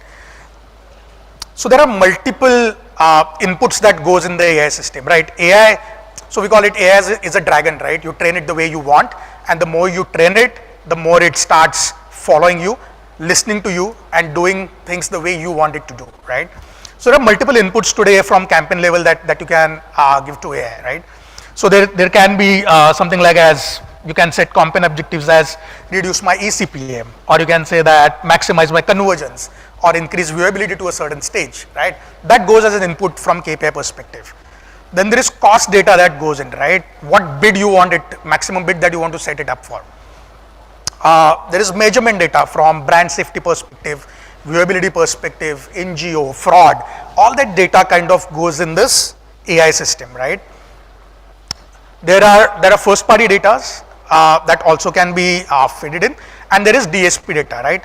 Now AI gets all this data, starts analyzing on more than probably 200,000 parameters for which it can bid on, and it bids on the best quality impression basis the KPI that you have, right? And it starts dynamically optimized. Now what used to happen so far is you have a set of traders or agency experts who are sitting on a desk looking at the campaign, and they start optimizing the campaign on their own, right? But it has its limitation. They can't do it real time. They can't do it probably every hour. AI works continuously, looks at more than 200,000 parameters, and then bids the best quality inventory that you deserve, and also pay probably lesser and give the fair price. I wouldn't say pay lesser, but give a fair price for that transaction, which is what gives you outputs for you to measure on, and that output again works as an input for the AI to start optimizing it on further, right? Slightly complex, but from AI's perspective, it kind of works to bring in more efficiencies. And what efficiency it drives, right? Media efficiency, right? Maximize campaign reach on quality media inventory by optimizing your quality CPM, right? We're not talking about CPMs anymore.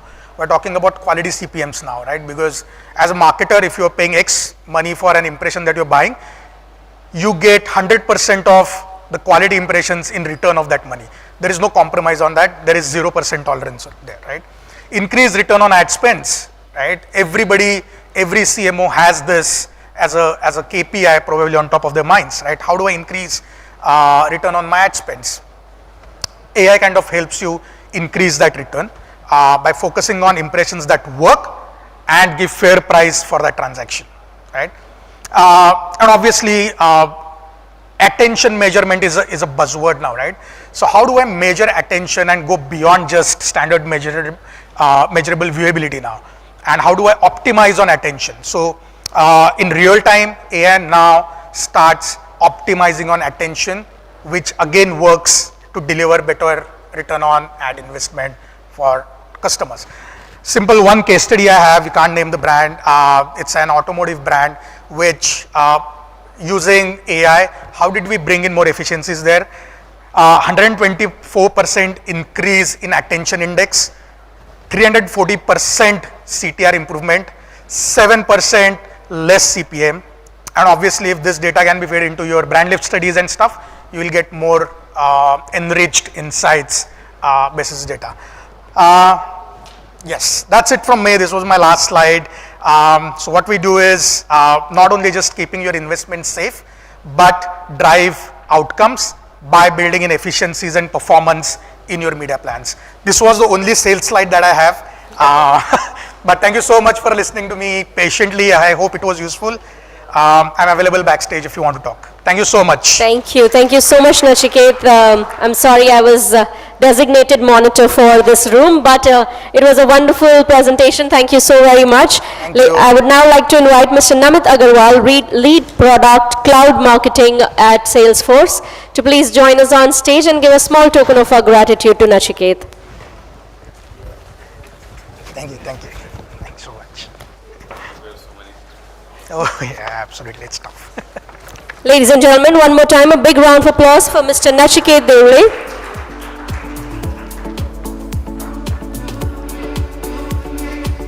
Thank you. Thank you so much.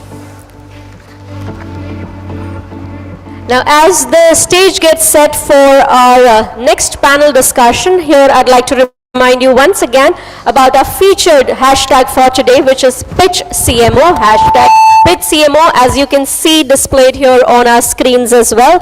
Help us maintain the lively buzz on social media by sharing your thoughts and post your pictures, key takeaways, as you wish. Let's keep the buzz alive on social media as well, and let all the others who are not part of this room benefit from the sessions as well.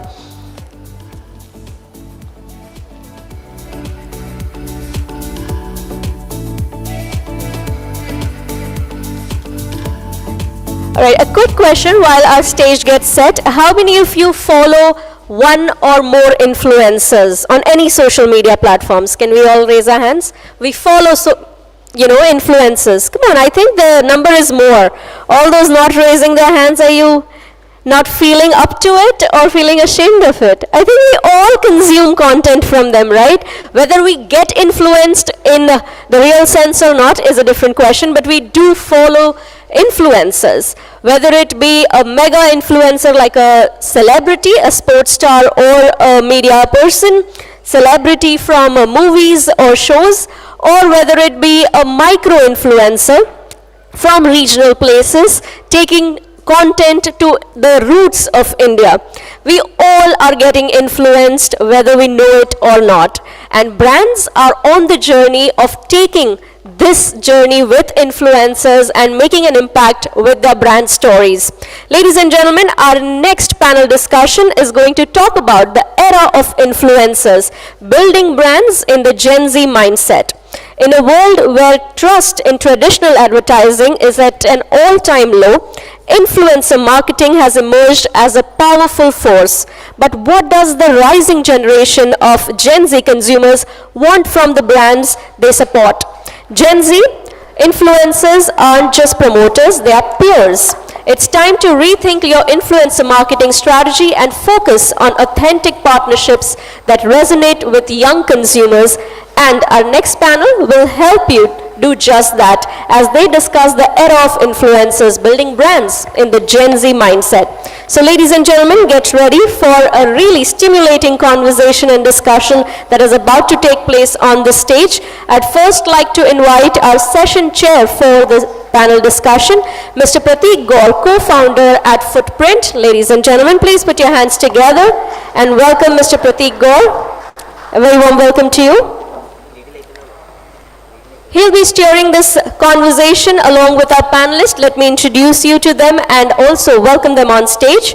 We have with us on the panel Anand Parmeswaran, Executive Director, Quantitative and Co-Lead West for Insights Division, BFSI Practice Head at Kantar. A very warm welcome to you. I'd like to welcome our next panelist, Jaykishan Chapru, Head Media and PR at ITC Limited. A very warm welcome to you. On the panel, we also have with us Kirthana Ramakrishnan, Chief Marketing Officer at 82 Degree East.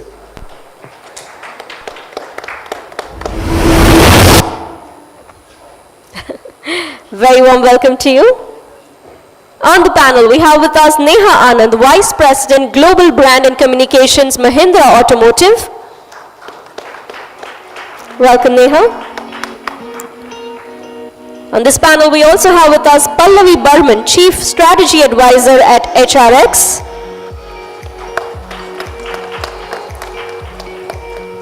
Joining them, we have Pranesh Urs, Vice President Marketing at Ather Energy.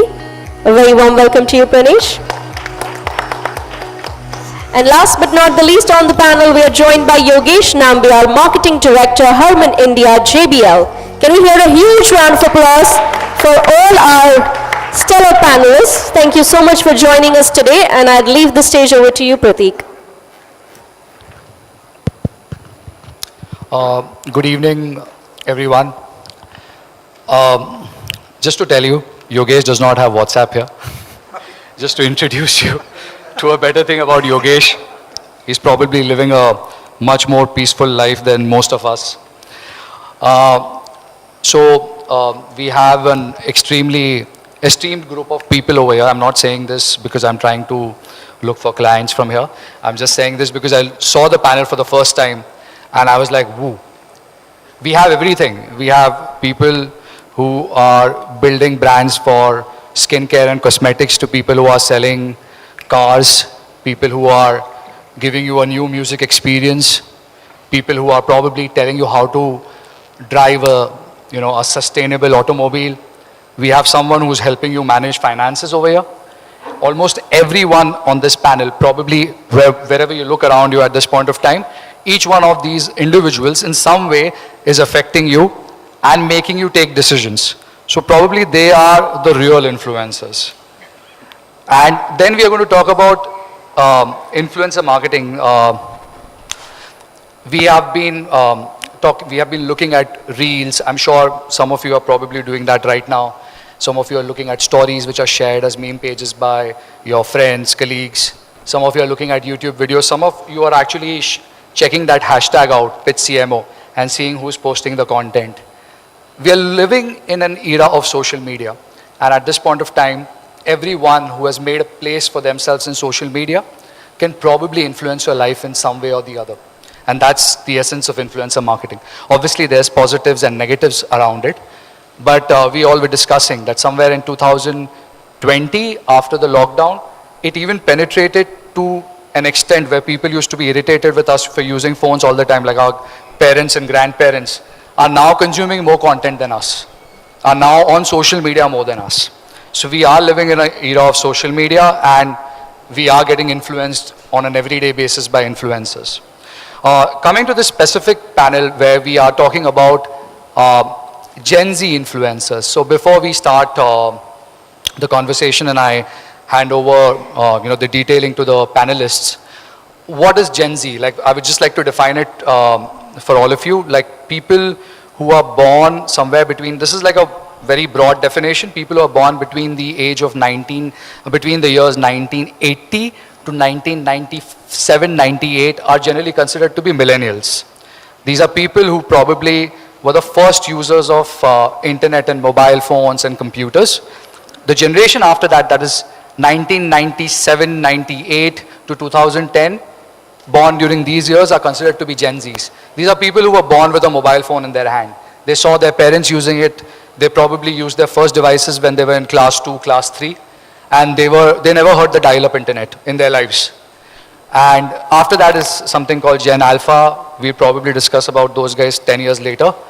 But today we'll talk about Gen Z. So I have very specific questions now. I'll leave it to open to my panelists over here.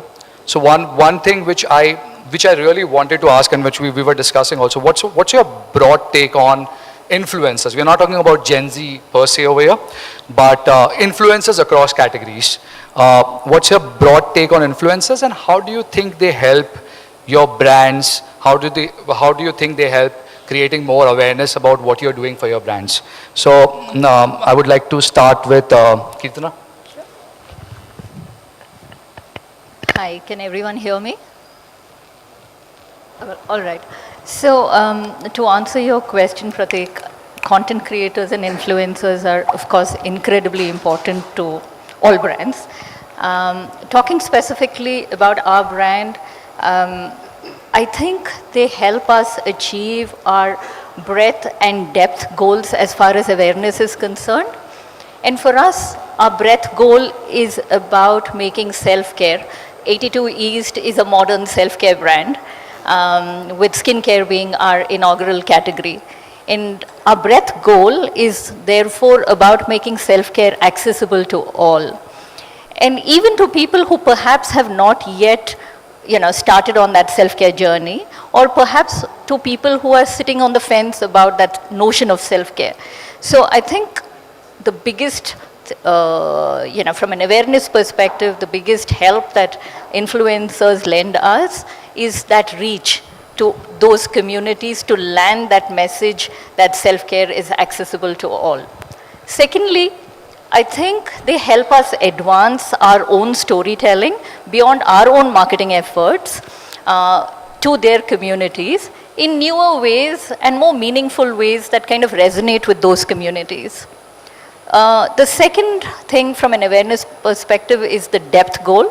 For us, it is about building those meaningful relationships with our consumers. And this is again where we find that influencers play a huge and pivotal role in helping us do that, because they're able to dimensionalize our brand ethos and our product ethos sometimes in expert ways, sometimes in better ways than we actually can land that message. Because I'll give you an example. If you see, nutrition, art, music, sport, yoga, these are all can be considered avenues of self-care. Now, we may not be experts in all of that, but using influencers or experts in these areas help us deliver that message in very meaningful ways to those communities, and therefore the community is able to resonate and accept that message in a more authentic manner. So in sum, I would just say that for us, from an awareness perspective, influencers help us give us that breadth or that reach, and go deep in by delivering that message or dimensionalizing that message. Hope that helps.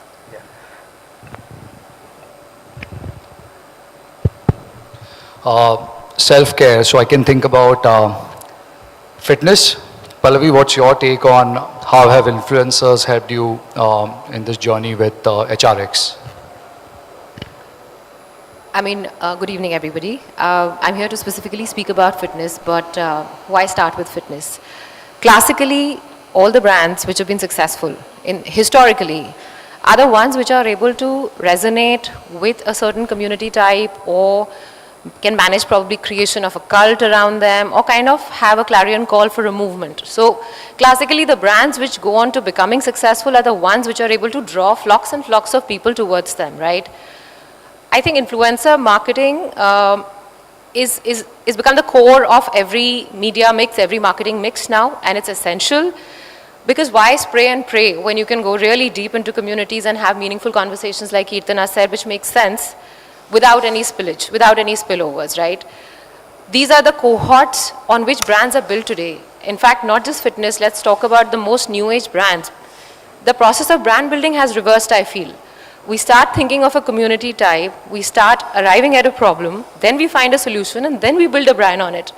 Typically, I think that the trajectory which is taken by any marketer today is community, content, and then commerce. So it's becoming a very progressive kind of chain. And I think influencer marketing kind of does all of this very, very efficiently. Also, I feel vernacular, I mean, reaching out to the roots and looking at genres outside of your comfort area is a great way of communicating your Indianness, the fact that you're a homegrown, indigenous brand. All of this is attainable through influencer marketing. And unless you're an FMCG brand which really needs that ATL, I guess this is the way to go about for most of the marketers today. FMCG. Jai Kishan, please. Hi, good evening, everyone. See, if you look at the way this entire ecosystem has evolved, actually, just taking you back a bit in time, there was a point in time when for any kind of opinion, you always had that smart cousin or some uncle or auntie who you would go out and seek information. So whether it's buying a television set or a refrigerator, or even what do I do after class 10 or class 12. So you always had some key opinion leaders within the family. What has happened is, in this current age and time, probably because of families kind of becoming nuclear and stuff, and the fact that we have started kind of going to Google for everything, the focus on having these experts in different domains has just started kind of propping up, and we call them influencers, opinion leaders, or whatever term you would like to use with them. See, you're right when you say that for a mass brand, ATL suffices, but what is also happening is within FMCG, there are offerings that are coming in which are slightly niche, or which are addressing the premiumization for certain categories. And the cohorts for that are very, very small, and that's where you actually start using influencers to talk about that product, talk about the benefits of that product. And post-COVID, I think the conversations on health, wellness, eating right, the entire millet story or other things have started going in. And where do you seek the information from there? And even if you get information of the net, you still need a point of view, need a perspective in terms of what to do. And that's where I think the role of influencers has started kind of becoming a far more stronger even with FMCG overall. I think he mentioned uncles and aunties. They still haven't stopped when it comes to giving educational suggestions of what to do in future and where to invest. So I will ask Anand as to how do you use, if there are any uncles and aunties who are really big on social media for banking sector. Thanks, Pratik. I'll start off with actually a few things, okay. One is, as a disclaimer, okay, I do follow 4 or 5 different influences, okay. Yeah, so, and this is more in terms of travel, health, fitness, food, etc. So, and actually I'm an outlier on the lower side, okay, because Kantar data actually shows, okay, people follow almost 7.5 different influences. Yeah, and 26% of urban India right now actually follow any influencer, even one single, and that's a fairly large number that we're really talking about. They follow, and that's fairly a large number that we are talking about urban India in the context of urban India. So what's really happening is, if you really look at the perspective of Gen Z and influencers, what is important for them, okay? So across all these sectors, and what do we really track also becomes really important, okay? Because when we spoke about even the banking sector, okay, or even in general from multiple sector perspective, it is about advocacy also, okay? Influencer, where we are following the influencer, and is there advocacy which is really also happening? Okay, so when we really also think about metrics, what do we really track? Okay, from an awareness, consideration, preference, to actually looking at will they recommend, okay, and have they recommended? Okay, a lot of times we speak about, okay, are you recommending a particular brand? Okay, but are they really recommending? We see that quite a bit happening, okay, because of the influencer community also coming in. Because there is a lot of nuances, as even Kirtana spoke about, okay, which are important for consumers, which they're getting through right now, and they're able to recommend in a far better way. Data is always very insightful, and I think data also mentions that we now probably have more than 10 million influencers globally. That's what I read some time back. It's one of the largest employers in the world now. And coming to that, most of them are Gen Z influencers. Now I will ask you a ridiculously difficult question. I'll start with you, Yogesh. What do you think Gen Z really cares about? Very specific aspects. What do you think? Considering that you're not using one of the tools which Gen Zs use the most, I'm asking you this first. So no pressure, thank you. Good evening, everyone. I think what we cared for is what Gen Zs care for. As far as I'm concerned, or my brand is concerned, because we are in the audio space, anything that delivers clean, smooth audio is what my consumers look for. That's what we are trying to deliver to them. That's what we've been trying to do for the last 77 years. We've not changed our signature sound. We've not gone with the wave of extra bass, high bass. We've not gone with that wave. We've always delivered a certain level, and that's what we believe is good for your ears or for your home audio. So for me, and the way when we look at what we ask people within that age bracket that you mentioned, is predominantly, what do you like to use a particular product for? That's what we ask. We try and understand that, is there a difference between how we interacted with the products versus how they interact with products? Yes, there has been a difference. The number of hours that people spend with tech products has increased. That's who I feel Gen Zs or that age bracket people do. We have seen that we used to use a certain format of music genre to keep us calm. Like I started listening when I was in college. I started listening to heavy metal, then slowly moved to rock, alt rock, pop, and now even EDM works for me, and even A.R. Rahman works for me, right? So having said that, I think Rahman works for everyone, I think. But you'd be surprised that he works even now for Gen Zs. So that's why I started saying that what worked for us works for them. If you can if you can, if you want to relate to them, just first think of what you've gone through. We all feel that that age bracket people are focused on brandishing themselves or going against the wave. Actually, they're not. We also did that. We also went against our parents' wishes. We also wanted to do things differently. At some point, these uncles and aunties that he mentioned about used to say that "Aag mein ungli mat dalo," but we used to put, right? So even these kids grew up the same way. So I think it is how you can relate to them, how you can get your brand to relate to them, and honestly, if you're truthful to them, they will buy it. Don't lie around your product. Don't say things which actually are harmful to people. Don't say those things. But at the end of the day, ROI is what matters. So be careful with what you say to this bunch. They are actually woke. They understand. Their exposure to the digital world is far bigger than what we had. I'm not too far away from that age bracket, but having said so, I still feel Gen that... Z, right? Talking about Gen Z. Correct. But having said that, I still feel that shit, ये मेरे को करना चाहिए था उस वक्त, नहीं किया.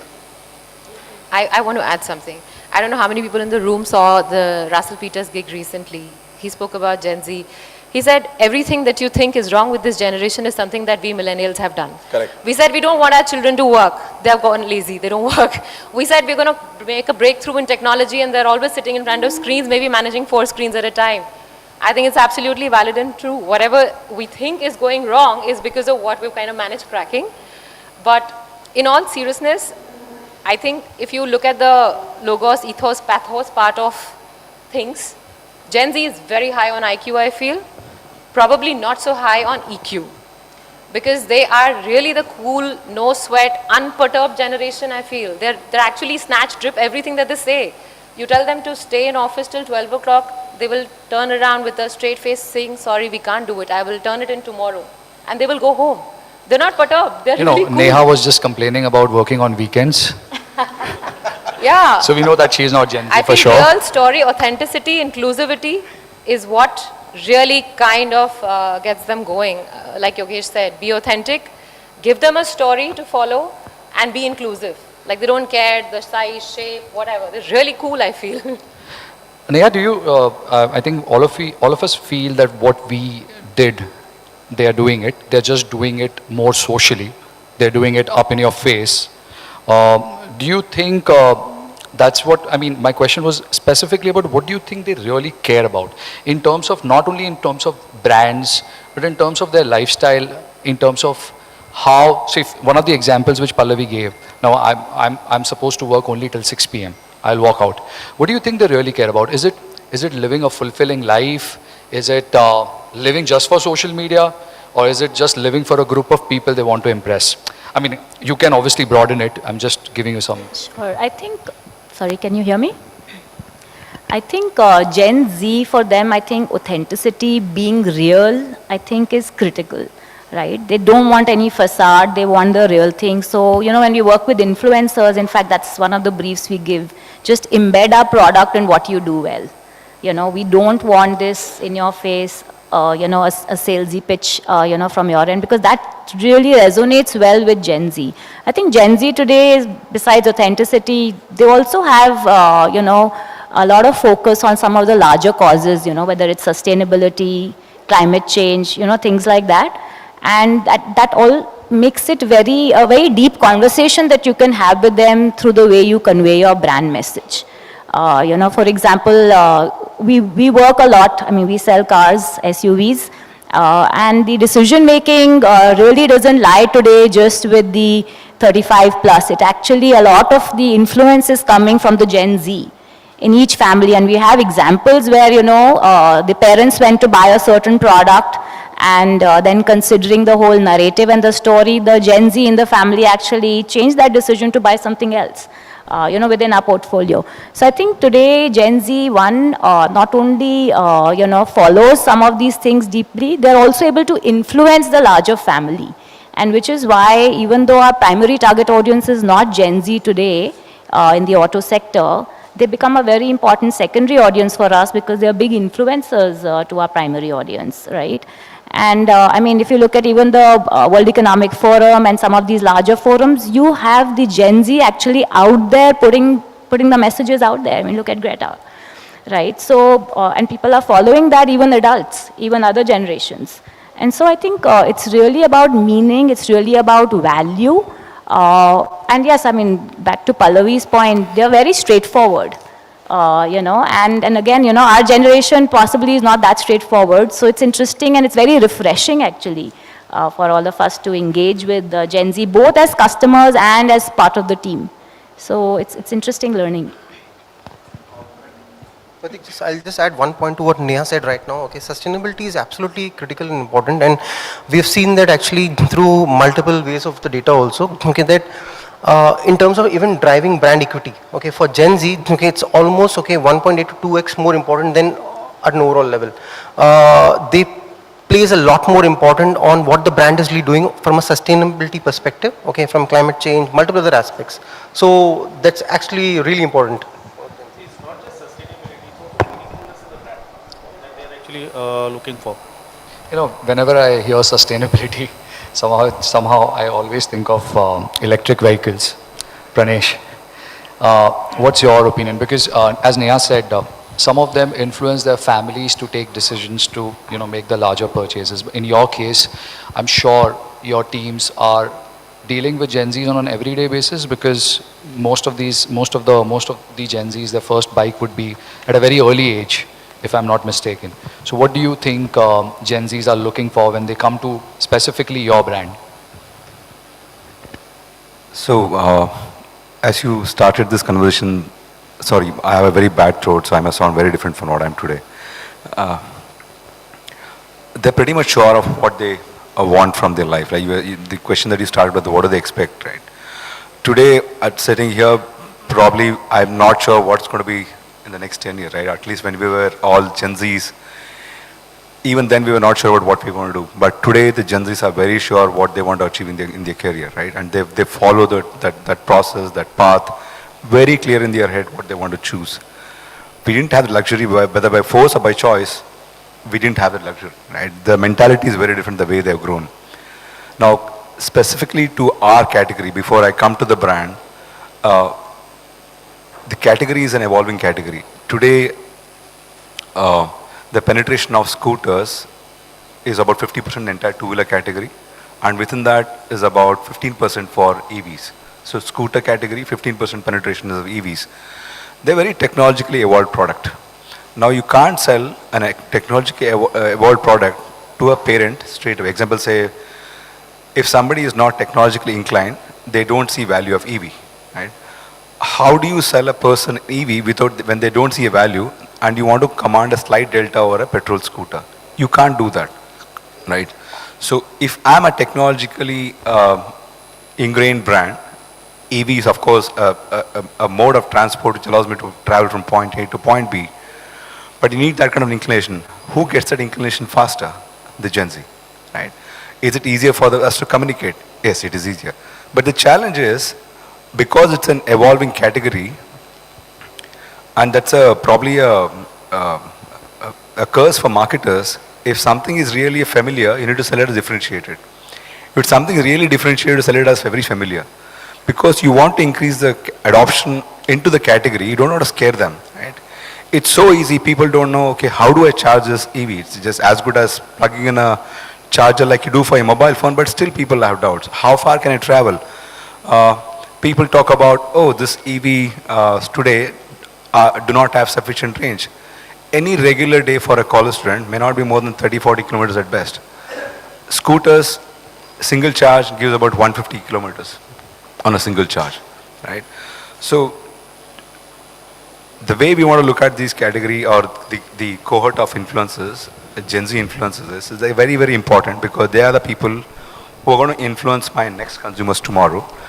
They are also influencing people who are sitting within families, helping their parents to buy scooters today, right? Today as a brand, we are trying to redefine how the scooters are made in India. We started this company, Eighth Energy, about 10 years back. Put the first part 5 years, but before we got the product in the market, we already had influencers coming for us, which is our own customers booked for us. That's a strong value, that's the understanding that they have, and that's how they're going to add value to the entire ecosystem. So it's actually, I want to just add, it's interesting to see influencers who have a large following within the Gen Z, the engagement on their channels is 40% more. Oh yeah, you should watch a Carrie Right. Miniati video.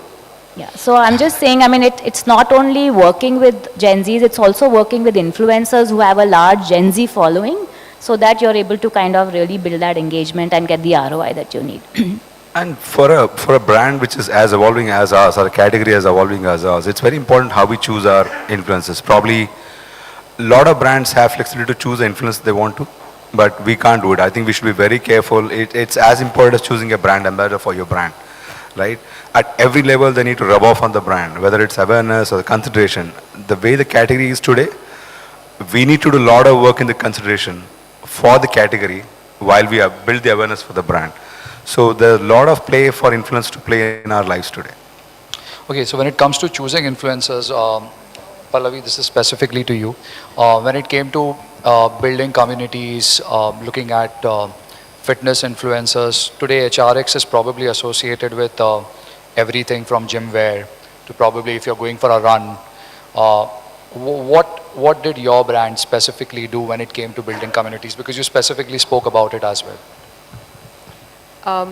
Personally, for one, I'm very proud of our own influencer strategy because I think it's a very well-rounded one and a very deeply integrated one.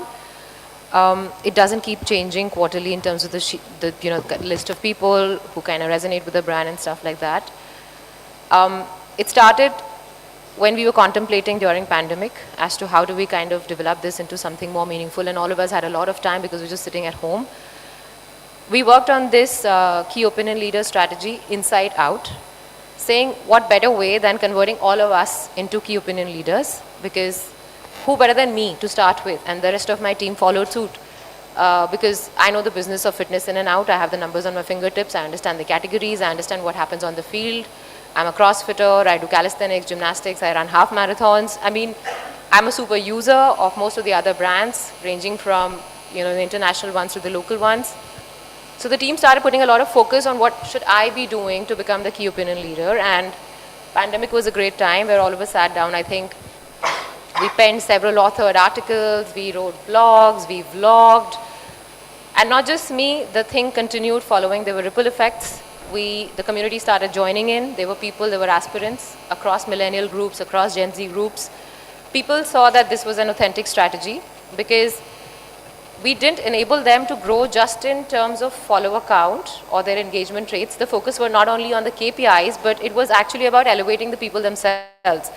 So a lot of people who started out early with us as our KOL program participants, they started featuring in our shoots. Their content started featuring on our page on a regular basis. So much so that some of those runners have actually grown on to becoming our pacers now. So they are the ones who are training the groups. Right now we have a marathon coming up on the 31st of March. It's led by our own community, our own runners. They are the ones who are the poster boys and girls of the entire campaign. So it's a very well-rounded, very well-integrated for us. It's like the kernel of the brand. We don't really do an outside-in strategy. It's an inside-out strategy. Everybody who's a part of the system comes to the office. The content is created there.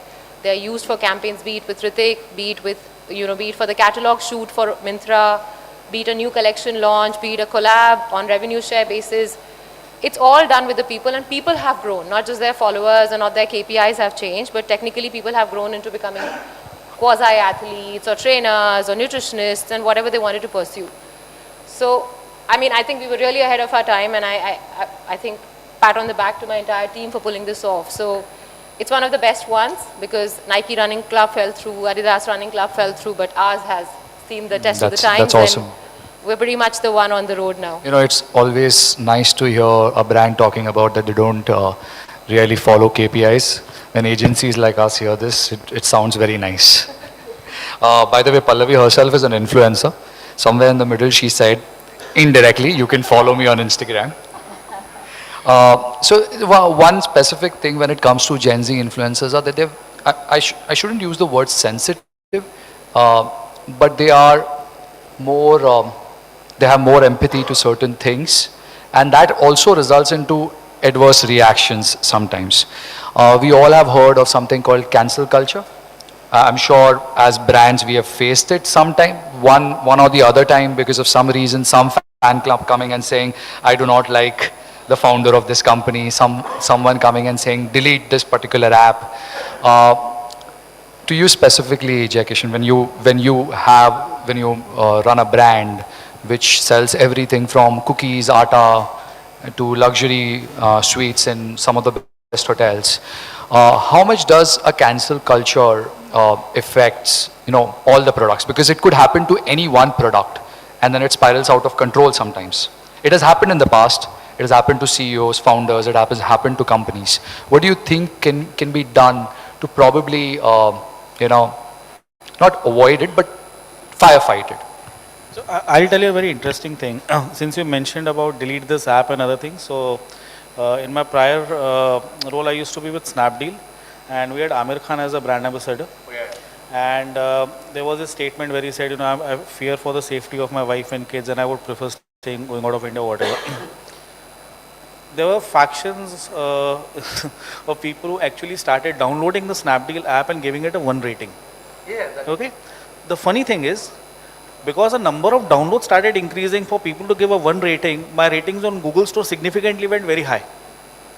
So that's on the lighter side. But yeah, in the current scheme of things, we do actually face a lot of this cancel culture and other things, because being in the food business, we have gone through everything. We have seen gluten in wheat, we have seen stuff coming in milk, chips, you name it, and we have kind of gone through it.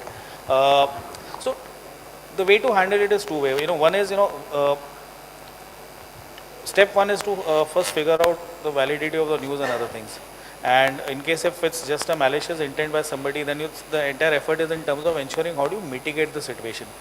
And one simple thing that we have learned out there is just engage with all your brand friends in the influencer fraternity and start engaging and talking about positive things about the news. Thankfully, in the digital space, the shelf life of any negative news is maximum It's just of probably the 72 next hours. controversy. Yeah, it's just 72 hours, yeah. You have to just wait for 3 days, the news will go away. So खुद ही अपने tweets delete कर देते कभी. you have to just wait, you have to just ensure that for the 3 days, the pain on your back is kind of reduced. That's about it. See, and again, today, if you look at it, the retention level of even the Gen Z or whatever you talk about on any such news article is very minuscule. Things, money wedding was like a few weeks back, we all forgotten and moved ahead in life. Yeah? But for that specific period of time, Waiting for July. Some of us are. Yeah. Yeah. I think a lot of Instagram users are waiting for July. हाँ ठीक है मतलब most so it's like 3 दिन के बाद वो news फिर से stale हो गया था मतलब everybody had seen and kind of witnessed everything out there. So if you have to only survive for that period of 3 days, I think it's just unless you're kind of having a genuine issue with the product and it's kind of going really viral over and above that, then there are certain other remedial steps which we kind of work with our PR agencies in terms of managing the crisis at that point of time. Okay, so influencers do play a role in curbing it down sometimes. The other side, showing the other side for the brand. They do. So, for example, I remember when the entire controversy had sprung on the gluten in atta. So, there were different set of opinion leaders that we partnered with. So, at one end, we did reach out to some of our brand friends who were also housewives and other things, and they talked about benefits of gluten and other things. Then there were industry experts who talked about benefits of gluten. Some of these stories were taken on digital, some of them were taken on, let's say, the news channels and other things. Significant amount of write-ups started getting triggered in print and news platforms and other things, just to kind of give people the understanding. See, what tends to happen is one person will come and kind of do that ungli, as you said. The problem is people do not want to go into the depth of it, but they just want to follow that herd culture. And that's where you kind of want to kind of give that learning to people, boss, just don't follow the herd, understand why certain things are there and is it genuinely impacting you or not. Like I'm sure, like if you look in this food space, there have been instances wherein there have been pesticides in beverages, there have been worms in chocolates, there has been lead in noodles. We've all kind of seen those journeys and we've kind of come out of it. So at times the tail is kind of significantly long, but in most of the cases, you end up actually addressing it. And in fact, one of the conversations that we were having backstage also was in terms of this person talking about sugar and ketchups and how, yeah. In fact, I want to just add, sometimes more than influencers, at least for us, the brand love is so high in case of the Thar and the Scorpio brands that we don't even have to step in.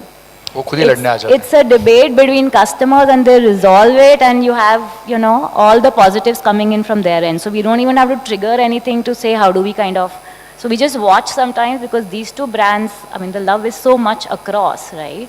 And it gets sorted on its own. So I think sometimes it's also, how you build your brand. And again, Scorpio has a legacy of 20 years, right? And pioneers in the SUV categories. So I'm just saying sometimes it just works well if you've established your brand so strongly and you have a large community.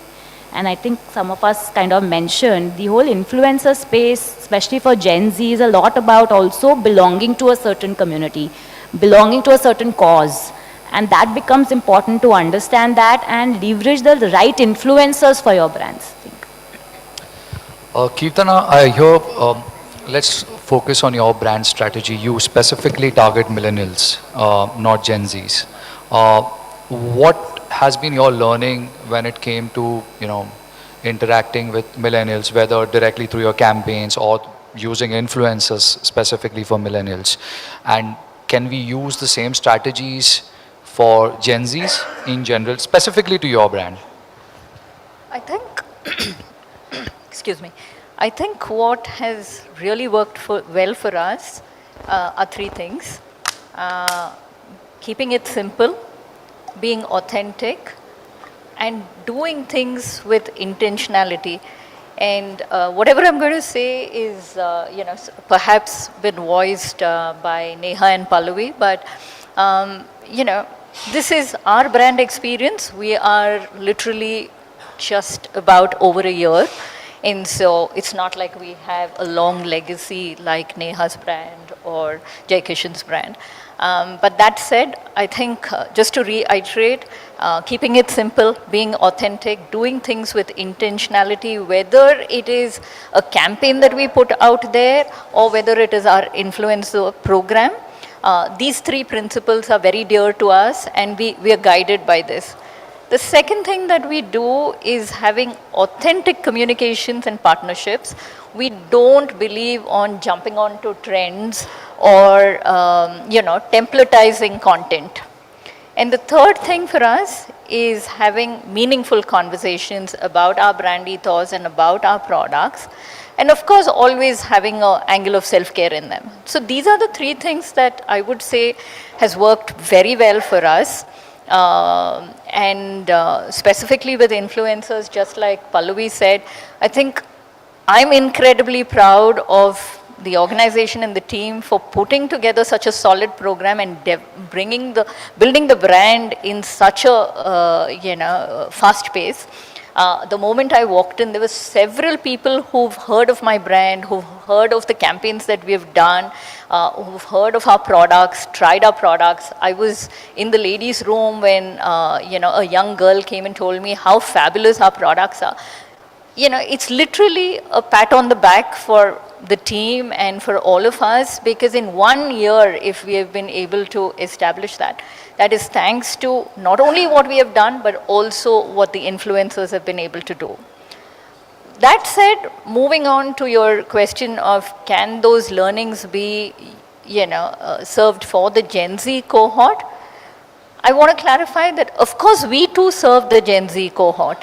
It's not like self-care is alien to them. If anything, self-care is even more prevalent amongst that community. You spoke about that community, saying that, oh, it's 6 p.m. and I want to leave. It's because there is an angle of self-care. They perhaps have another avenue. They're perhaps taking out their bike and going for a ride or whatever it is, right?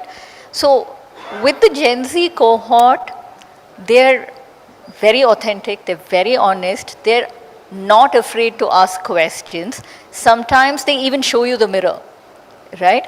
And like Neha mentioned, they're extremely socially responsible. Let's not forget that this is a generation that has seen, literally very, very powerful transformative events that have happened in the world, be it the pandemic or be it the digital revolution, right? And so for them, it's all about keeping it real, keeping it relatable. And so I would say that as a brand, if you have the humility to listen to them and to respond to their feedback and be authentic in your communications, you're going to be a winner. I think it's interesting also that the Gen Z has a rub-off on all other generations as well. You know, so while we might say we are targeting Gen Z, I think, you know, and we target other generations, it's important that we make a dent with Gen Z, because that definitely has a rub-off. You know, today parents, not just in terms of buying a product, but across, right, it's like reverse mentoring, right? A lot of us, even as parents or even as managers, are actually learning from the Gen Z. So, I mean, if I really look at it, that reverse mentoring works even the way today Gen Z influencers are working. You know, funnily, Kirtana mentioned that they want to take their bike out for a ride. Where will they go? They will be stuck in traffic. Am I right? We were discussing traffic before we got here. You spoke about, you know, they're informed. I think Gen Z is the most informed, we all agree, because of the kind of digital revolution. They probably see someone picking up a specific type of exercise in the US, and they're probably doing it the next hour. They're like, this works for me. And Pranesh, you mentioned, you have a very evolving industry. How do you strategize for a group of people who are so well informed and they are also constantly evolving? They're evolving in terms of what they want.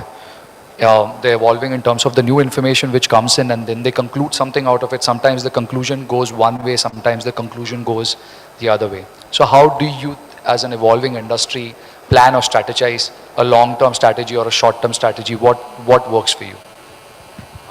Two things for us. One is the experience, which we spoke about earlier. I think everybody understand that experience is the key, not just for Gen Z, but across all our consumer segments. If you want to keep them loyal for a long time, or if you have a stickiness for your brand, experience is one thing. Second thing is the technology. Right? Today, if you look at our category, our brand today, we are actually defining a lot of standards, not just for India, but also for the world. EV two-wheelers in India is long way compared to US, China, Japan, anywhere you take, right? That's all happening in India because we are focused on technology along with what experience that we need to build into our scooters today. But specifically about these millennials, or Gen Z, sorry, because they're all used to technology, they never had, specific to my brand, they never had the exposure of what technology could be built into a two-wheeler, right? At the best, what they saw, which is probably functional, is you see a speedometer, which is digital speedometer, at best. Probably in cars, you had some screens which show. Today, the scooters can do all the stuff of probably an evolved car. Today, except for the shell of a car, our scooters have a world's only scooter with Google Maps on the dashboard, touchscreen on the dashboards. That how you ride, that is relayed back to you, right? How do you take out mental tension of your place? Example, say Bluetooth, right? That can be given to not just from your phone to your earphones, but also to the dashboard. How can you control your music through your controls on the handlebars? Where do you locate those charges? Everything is in the app. So we're trying to integrate experience and technology, which are making the lives of our consumers better. At the end of the day, what are consumers expecting, or Gen Z is expecting? Give me something which adds value to life. They don't need us, actually we need them, right? So they're telling us, if you want to be relevant, make my life easier, make me be relevant to what I do today. They all have their personal goals, career, ambitions to build their own businesses, wealth creation. I think in India, that's where they're largely different from Gen Zs anywhere in the world, is they're focused on personal development, right? If they're focused towards the larger goals of the life, how can we make the regular things in life much easier for them? That's experience, that's technology, and how we going to make that in reality for these Gen Zs are something really valuable for us. Neha, Neha, we spoke about the purchasing power in terms of the Gen Zs influencing families and taking a decision, taking a call. Uh, as a representative of the automobile industry, what do you think should be the going ahead strategy in terms of say maybe next 5 to 7 years? What do you think the whole industry should do? Because individuals will then start also taking decisions. Gen Zs will start taking individual decisions of buying things. And most of them, if you go and listen to the online conversation, talk about certain things like a ride sharing app is more convenient. Traveling from point A to point B in public transport is convenient, although that changes as you age. But what do you think the automobile industry should do in the next few years? I'll address it in two parts. I think the first one is not just for automobile, but I think for all industries. I think, a lot of us do business for business. I think we have to focus deliberately on business for good. And I think that message will resonate a lot better with the Gen Zs, even as they kind of move into the next generation, right? And you have to set the foundation now. So when we talked about, causes that they are linked to in sustainability, what are you doing on ground as a brand to really make it real and make it authentic? I think that's going to be critical, and they have to see businesses doing business for good. So I would say that's one part. I think the other part, is today we are not just looking at auto influencers. Most people would think, automotive would look at auto influencers. But we've gone far beyond. Today your vehicle, you spend a lot of time on the road in your vehicle. So the vehicle, and in the years to come with electric and possibly even more, right, it's going to be a gadget. Your vehicle is going to be a gadget. So your tech influencers, your lifestyle influencers are going to become even more critical. And auto obviously remains, but how are you building on top of that? And Gen Z, whether today or tomorrow when they move into the next generation, technology is going to hold a critical part on how they make their decisions. And so how do we start engaging with, the Gen Z influencers today to assure them that we are on the path of next gen technology? We are on the path on business for good. I think those are going to be two critical, focus areas for us to take forward. Sorry, just to add, I think it's becoming a vanity metrics kind of stuff, that a company needs to be sustainable, responsible. That's good for keeping the Gen Zs engaged towards your brand. But if you honestly ask me whether it does drives revenue, no. Right? But it just keeps me in the good faith of what we do as a brand, whether we are thinking long term, if you call us humankind. That's what people are looking towards. And unless I'm disturbing on those parts, I think they are with us. But if you expect them to, if that narrative is going to drive revenue, honestly not. So we spoke about purchasing power, Anand. What do you think? So we have been, I'm sure the audience has also seen a lot of financial influencers talk about you should have two sources of income. You should retire at 45. I think most of us are not far from retirement here. So you should invest in particular places. You should invest in stocks. Although the broking industry and the crypto industry, to some extent, was able to attract Gen Zs to invest. But what about traditional banking products? Do you see there's a reluctance on the part of Gen Z? Because I have heard this many times from people way younger than me, my colleagues, etc. We don't have savings at the end of the month. We do not plan for the future. You live for the moment. What do you think the banking sector needs to do to attract these people and make them a little more conscious about money as well, like wealth as well? It's fairly complicated actually for them, okay, because we spoke about millennials and we spoke about Gen Z, okay. We have seen actually that compared to millennials, okay, Gen Z actually stress a lot more about handling day-to-day finances, okay, and investing, okay. Yeah, and that's also coming from the fact that, okay, it is a lot more complicated. And you spoke about broking, okay. What really worked in the broking scenario, and let me just take brand names like Grow, Upstock, etc., in attracting new consumers, was simplifying it as much as possible for them, okay. And the simplification didn't really happen from just mainstream advertising, but if you see, okay, even a brand like Upstocks actually did a lot of influencer marketing, okay, with multiple influencers in simplifying the terms and the terminologies for them. Yeah. that helped because you are attracting a lot of new customers in a category where penetration is low. And let me just take a parallel out here, like health insurance. We spoke about banking, health insurance, etc. I recently saw an ad, okay, for one of the brands, okay, which spoke about, and they had taken a young celebrity, an upcoming celebrity, okay, where they spoke about sub-limit on sum assured will be restored. What does it really even mean for a Gen Z? It's extremely difficult for them to understand. Unless until you... I'm sure a lot of us in the audience also did not understand. So that was in the mainline communication. So it becomes extremely difficult for them unless until, okay, you simplify that through a lot of other means, okay, and not just through, okay, through ads, etc., or through banners and performance marketing, etc., but through a lot more content being put out, okay, for them to easily understand it. That's absolutely critical. So simplification, okay, which will lead to more awareness as well as ownership. Yogesh, I saw you checking your phone. I was wondering what you're checking on the phone. Spam calls. So coming to you guys, I've seen a lot of very impressive influencer marketing on your page. We saw Valentine's Day campaign. I'm sorry, I had to do some self-marketing. He mentioned Upstocks. We were one of the agencies who did the influencer marketing for them. So coming to you, we saw a Valentine's Day campaign, which my team thought was brilliant. And on a very regular basis, you have been using musicians who are really big on the digital space. People who have learned music themselves and have been, giving them really nice sets of your best equipment, and they have been reviewing it really well.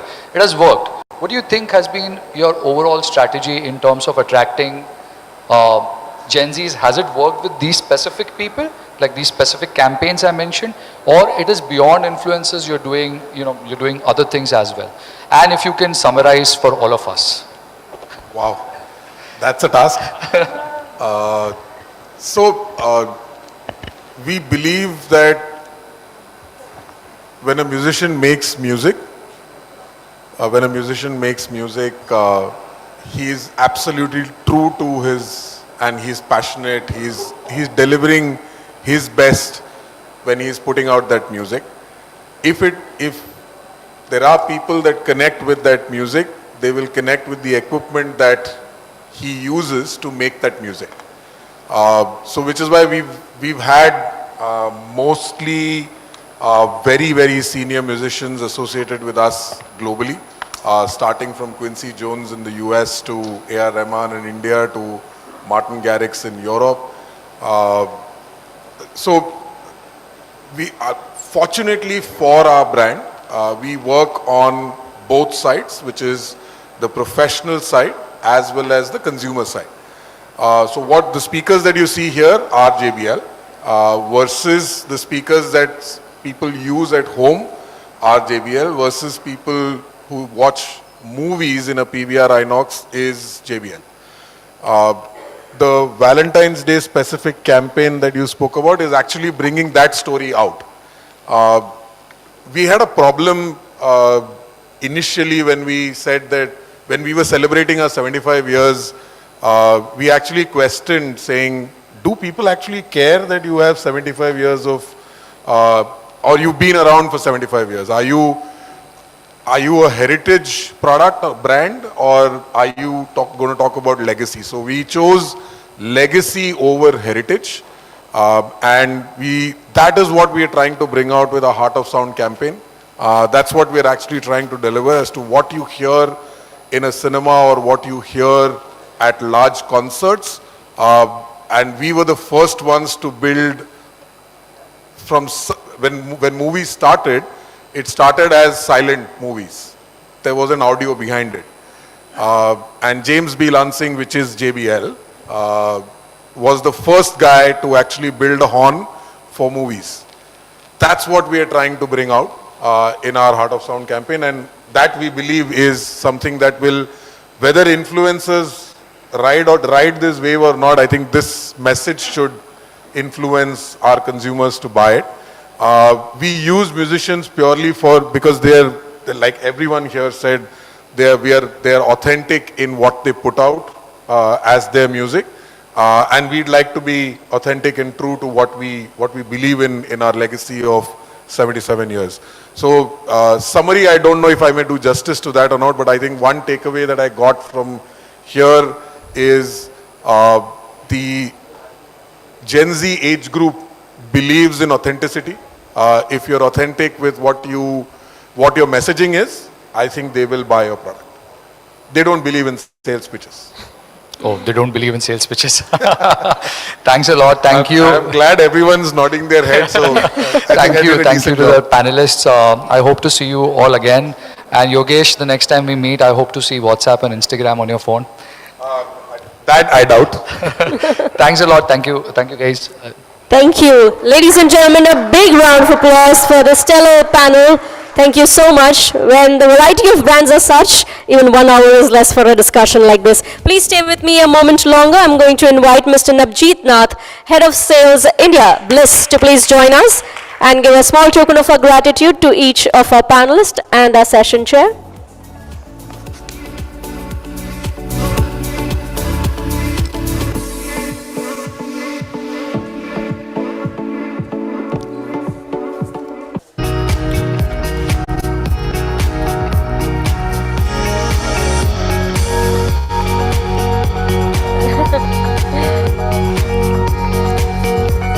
We need in the moment picture.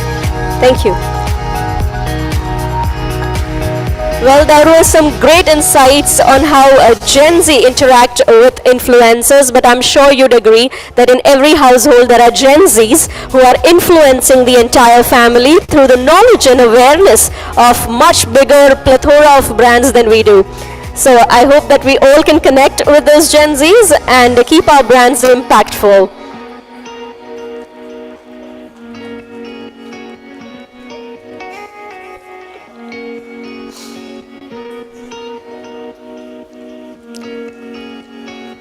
Thank you so much. Can we have a group picture together? All the panelists and session chair can come together. May I request you all to come together to the center, please? Thank you.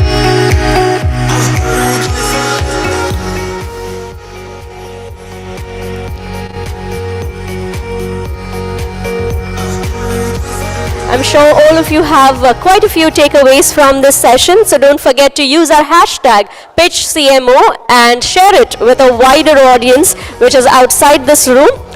Let's keep the buzz alive on social media and let's interact there as well. Once again, thank you very much to our panelists for sharing your stories and insights here with us. Thank you so much.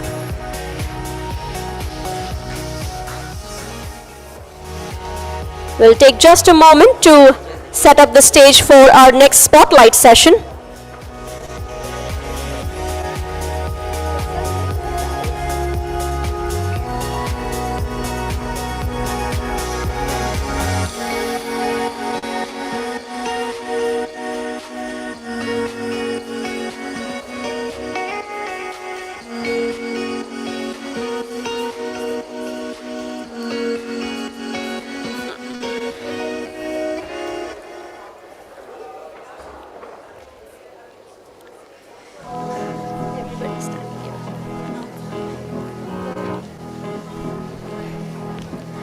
Alright everyone, let's be real. In today's crowded marketplace, how do you stand out? How do you connect with customers and keep them coming back for more? That's where our next speaker comes in with a lot of expertise. To take your customer relationships to the next level and supercharge your growth, please welcome on stage Mr. Satya Prabhakar, Chief Executive Officer at ProManage, who will be talking about leveraging hyper-local presence and tech AI to drive growth. I'm sure we'd all love to listen. And can I request everybody standing in front of the stage to please get seated? Yes, that's the cue. Yes. Green is forward, back is red.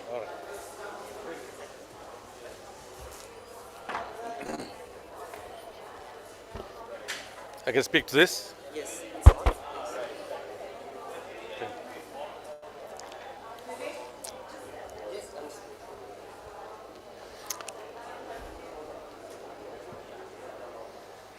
Okay. Thank you all very much for your attention today. This is the last session. I hope we can make it useful and valuable for you. And thanks to Exchange for Media for choosing ProManage for the spotlight session. We'll be coming up with we have a short pitch that will explain to you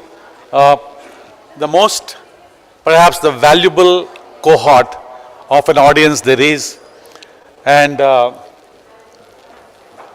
so which is the digital hyperlocal discovery and engagement, which is what we're calling the golden goose of marketing, because this is what would give you a golden egg for free every day.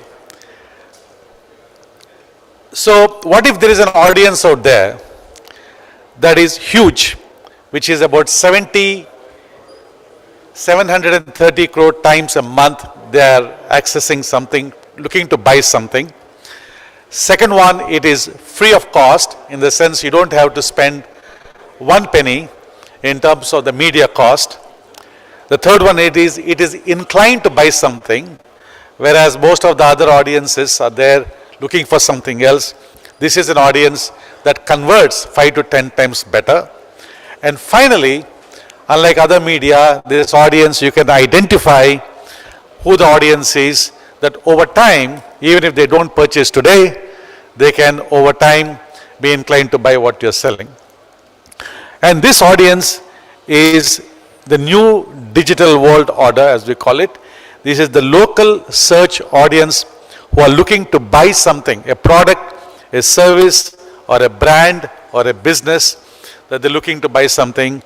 And most brands today are ill-equipped. About 90% of the brands today are ill-equipped because their local presence, as they are present across the country, are poorly managed, that they're leaving money on the table, foreclosing, sacrificing on growth, other things. The main reason for this is primarily because they lack the technology to be able to manage these local listings of their physical presence across the country, across multiple digital platforms, which are the discovery platforms such as Google and Bing and MapMyIndia and other places. Right? So the 4 payoffs of using technology to be able to manage how people discover you on the search platforms will protect and enhance the brand locally. It increases visibility, and it also helps you engage with these audiences, and finally to build a robust marketing funnel, all for a fraction of the cost that people spend on paid media. Right? So the enhancement is that today, when it comes to especially the discovery traffic, where people are looking to buy something locally, right? Most brands today have a very narrow top of the funnel and a very narrow bottom of the funnel, and a lot of haziness in between. So what is possible is, without having to spend any money on the media cost, you can widen the funnel at the top, you can widen the funnel at the bottom, and structure your prospective audience based upon various interests, right? So there are multiple payoffs for this one, which includes brand consistency, fidelity of information, increased visibility, and overall improving the brand usability and business growth. Right? So most of the things, for example, if you look at this is the typical audit of a brand, and this is true for 90% of the brands out there with physical presence, is that their representation of their business across these channels is flawed and incomplete, inaccurate across multiple attributes, even something as simple as a phone number, and the lat long and other things. Right? You can see here some of the actual examples of things where the brand image is an irrelevant picture from somebody has posted, and attributes are not updated. The listing itself is not claimed by the business, so it is an orphan listing. Right? If you look at other things, that the business, the phone numbers are not updated. The reviews, when people post reviews on Google or Google other places, they are not replied, with both positive and negative. So these are the various ways in which the brand is compromised because of the neglect of the local presence of your stores, your bank branches, your locations and other things. So the 4 dimensions of hyper-local digital excellence are: one is to be able to claim your listings, to be able to ensure that the information is accurate and they are distributed across multiple platforms. The second one is to optimize this listing so that among the top search results in the local listings, your brand appears. And thirdly, to be able to engage with these prospects when they come and engage with a brand. Either they chat with you, or they make phone calls with you, or they download your map locations or post reviews, right? And finally, integrate all of this with your internal ecosystem so you have a full view end to end of how a prospect converts to a customer. So how do businesses, how do consumers look for you? How do they discover you? They discover you through search platforms. They discover you through map applications. They discover you through voice. They discover you through transport. You sit in Ola, Uber and they look for you, right? Or you buy a car and there's a console that comes. Just now we heard somebody, the CMO of Ather, talking about how there's a Google map in an Ather scooter. They discover you there. So either you go and make sure that your listings, which are hundreds and thousands, are across all these platforms, or you plug into a tech platform such as ProManage, which then uses its APIs to distribute all of your listings across all these platforms with one click, right? And you'll also be able to protect these listings from getting corrupted by users and competitors and others and so on. The second one is, it is not enough if you are present on these platforms, so you also have to rank high. And for that, it is both art and science. The search intent has to match, the proximity has to match, and the authority of the thing should be high, and the flux has to be there, which is positive changes to the listing. And finally, high velocity of positive reviews, and the brand responds back to those reviews. And when you do all these things, automatically, your local listings, wherever people are searching for, it will rank high and you'll get free traffic. When we said it is the golden goose, every day you get traffic without you having to spend 1 cent. That's the value of it. And the last one is, as and when people come, they come across multiple channel mode combinations. You have multiple channels, multiple modes in which they come, and they post reviews, they chat with you, they make phone calls, and all of these things are where in which you can actually, today using AI, we spoke so much about AI, we can actually understand what people are saying using AI and to be able to put them into clusters and then correspond with them based on what it is that they're talking to you. There has been tremendous advances in AI whereby you can do all those things. You can actually know what each individual prospect is looking for and to be able to market to them one-on-one. And again, I want to emphasize this to you. This is an audience that is looking right now to buy what you are selling, what you're offering. Either they're looking for you or they're looking for the category in which you're offering. So there is an immediate purchase intent. The second thing is, please keep this in mind, that it is free of cost. You don't have to spend money to be able to appear on the radar screen of these people. And so we have serving today, ProManage is serving today 60 brands across them. Some of them are very familiar brands. We have Sriram, we have ICICI Bank, we have Punjab National Bank, we have Apollo Diagnostics, DHL, TVS Eurogrip, and we have other ones like Indian Terrain, Bata, Raymond, Titan, Domino's, Cafe Coffee Day. And all of these brands have one thing in common. They have a vast nationwide presence and they have difficulty in being able to optimize and control them and to distribute them across multiple platforms. So I'm also very glad to let you know that this value creation for these brands has won accolades from multiple media houses. We're also highly ranked on G2. So there is a lot of recognition of the value that can be created. I am on the last slide, and this slide we hope will impress you a lot. Sorry, last two slides. Which shows that because of this, an average retail location of the customers that we manage in a month gets about 1,377 visitors on the profile of each listing. And how much are you paying for this? Nothing, right? And if you look at other things, for example, in education, 266 people are looking at the profile of each school or a college or a location. And the second one is how many times are, sorry, this is the engagement actions, my mistake in this one.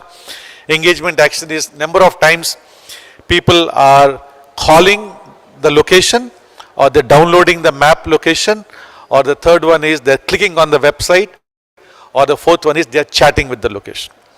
1,377 times you're able to get prospects engaging with each of your location, paying nothing, right?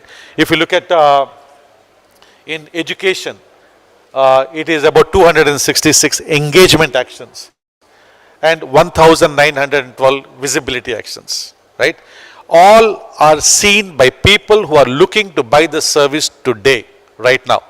Otherwise, they won't be searching, right? And the last one is, if you look at it, we have compared what it would cost hyper-local digital delivery, which is in looking at education, they pay about 168 rupees to generate one action, whereas in our clients, they're paying the average cost. It is costing them is actually 2 rupees to generate an engagement action, because it is all search traffic, it's organic traffic, it is paid traffic. So you can compare this across all these things. If you look at the retail, it is 224 versus 60 paisa per rental. So any which way we look at it, our submission to all the marketing folks here is that the search audience at a hyper-local level, where even this morning when we heard the CMO of Carrot Lane say, hey, 90% of my sales still happen offline. Even though the search initiates online, the thing happens offline, and the cost of intersecting and appearing on the radar screen of the people who are organic search, organic means free search, is a minuscule fraction of what it would cost when you pay to get the traffic, right? So it behooves all the marketing folks to look at how to tap the hyperlocal search discovery audience, which will deliver to you high conversion at literally zero cost. So that is what we had to share with you as a spotlight session. We thank Exchange for Media again for choosing us to present this to you. Thank you very much. And if you would like a free custom audit for your brand of how it is performing at a hyper-local level, or a proof of concept trial, please exchange this, and thank you very much.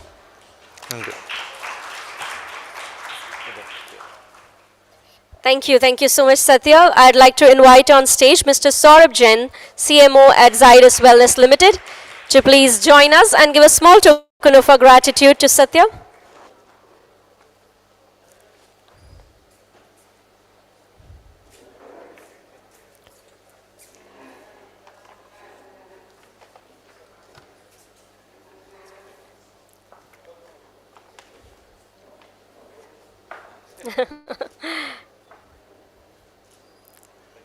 Thank you so much, gentlemen. Ladies and gentlemen, please hold on to your hats and adjust your stylish spectacles, because we are about to unzip some stylish secrets here. We are not just talking about trends here, we're talking about a brand that is a treasure trove of latest looks, must-have brands, and enough variety to make your outfit choices the envy of the nation. Yes, it's Myntra, a brand that is loved by all, but especially a Gen Z favorite. But how is it successful to captivate the most difficult generation to please? Well, we will find out more. Myntra's playbook to captivating Gen Z through digital innovation. Ladies and gentlemen, please join me in welcoming Mr. Sundar Balasubramanian, Chief Marketing Officer at Myntra. Ladies and gentlemen, a big round of applause for Sundar.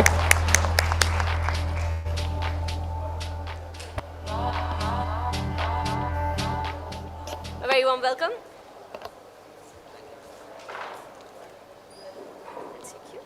Forward, back.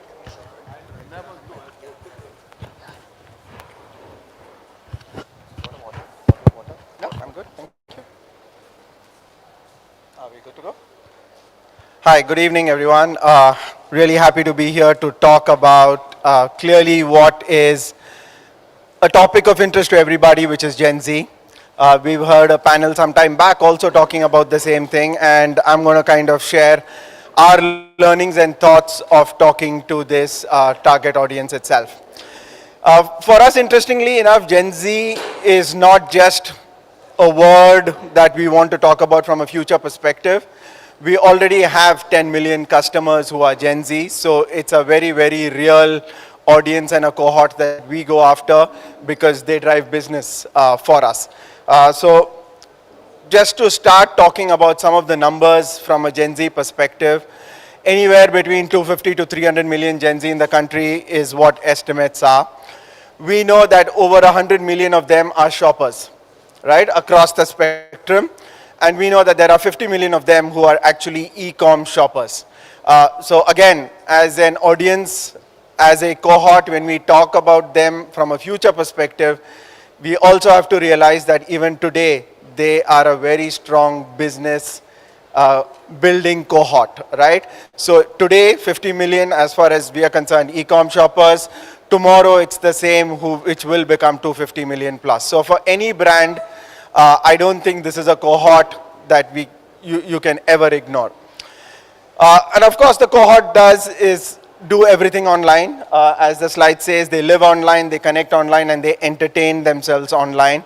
So whether it's the number of hours they spend, over 7 hours a day digitally, 50% of them like to share things online, 70% of them are active on OTT, right? So huge online consumers, huge content consumers is who they are, and therefore it's important to understand how we can talk to them. As we were building things around for this cohort and audience, and because we kind of see their behavior on the app, we've kind of learned a few things about what they seek, and therefore sharpened our strategy towards that. The three things: one is they seek an immersive shopping experience. They see themselves as a cohort which is different from anybody else, right? We've all had cohorts, right, from Gen X to millennials to Gen Z. Gen Z are the most differentiated cohort. They think of themselves as the most differentiated cohort. So they want brands to give them a space and an architecture that's designed for Gen Z. So that was very important for us to create. Second is just from an insight into what they seek from a fashion perspective. They seek trends. For them, what is happening today, right now, latest, is very important because that helps craft for them their sense of identity. If there's one thing this cohort is very, very strong at and very good at, it is understanding what their sense of identity is and very clear on how they want to portray it to the world. From a fashion lens, that's about trends, and I think that's where the second insight came from. And the third one is, which was spoken about even in the earlier panel, is a sense of community building. For them to feel like they are part of a group of similar-ish cohort because they believe in that kind of interpersonal acknowledgement itself. So these were the three pillars. I'll break down into how we kind of brought it to life. So the first one is about building immersive experience itself. So one thing that we did just as getting into the app itself is the first part, which is we created an app-in-app specifically for Gen Z.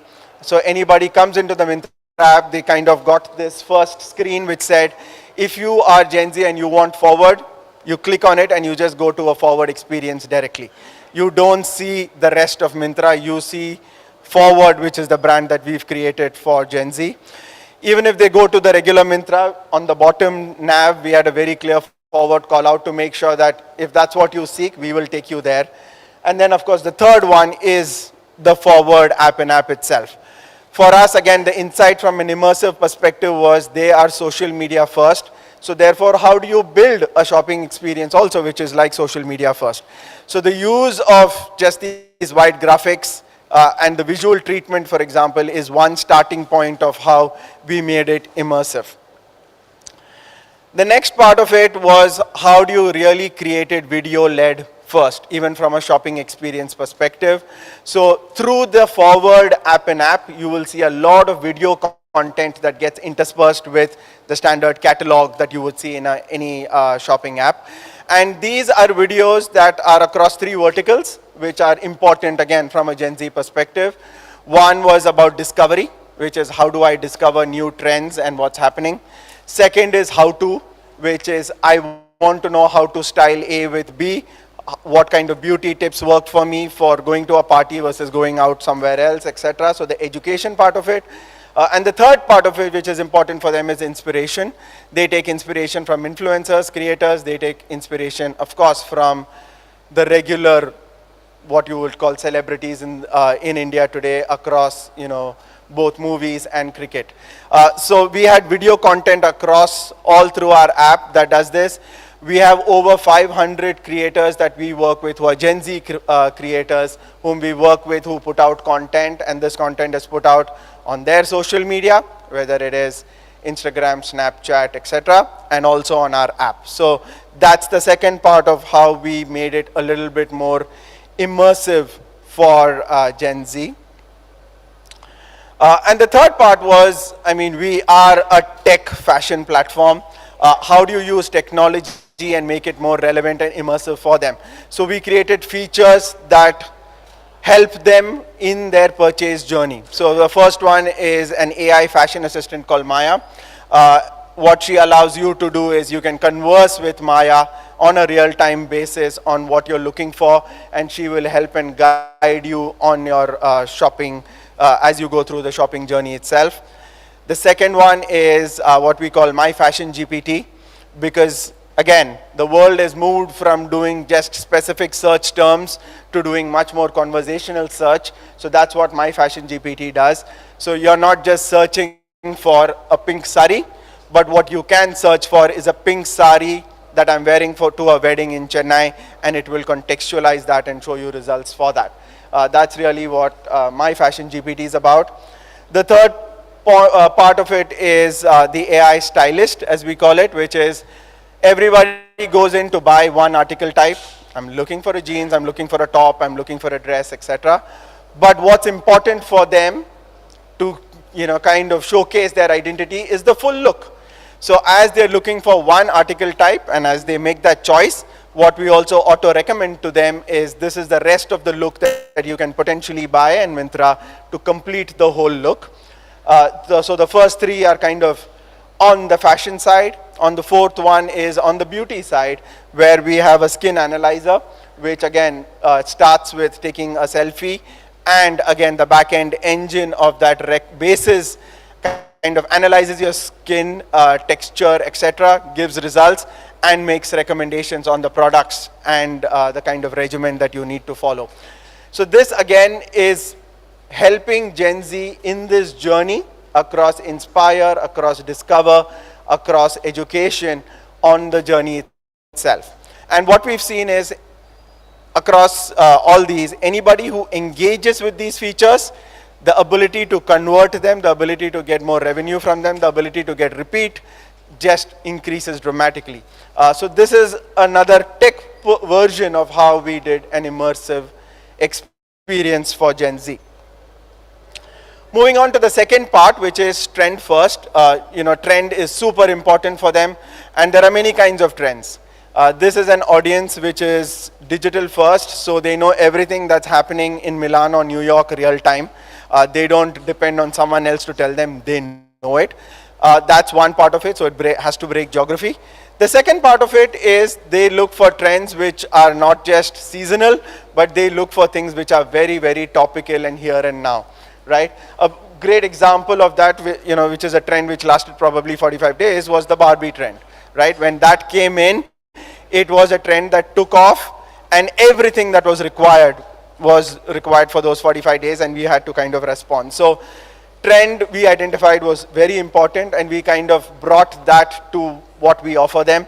So we said we would bring in 100,000 trend first styles, and more importantly, we would update it really fast, real time. So we had over 2,500 weekly drops of the latest trends that they could see every time they came to the app itself. But doing trends is, one part of it is simple, which is what you showcase, but the back end part of it is extremely difficult. Because what you have to do is curate and find out trends globally, what's happening on social media everywhere. Again, where tech comes in and plays a role. So the tech team has a trend identification engine which they run, which kind of scours and scouts, social media platforms across the world, fashion first blogs across the world to identify trends real time, which kind of goes into a curation machine, which goes into the feedback loop of the designers for them to produce, and then it comes down to actually showing it on the app real time for them. So again, the back end of trends is super interesting. And then how you bring it to the consumers is the front end of it. And we said, Gen Z look for trends everywhere, right? And the first place they look for it in social media.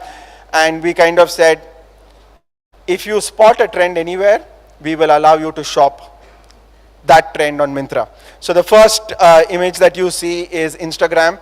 So let's assume you're looking at Viral Biani and you see someone wearing an outfit that you really like. Real time, you kind of share on Instagram to the Myntra handle, and you will get a response back with the clothes which match that image real time, right? So that was done on Instagram. The same thing happens on our app itself also.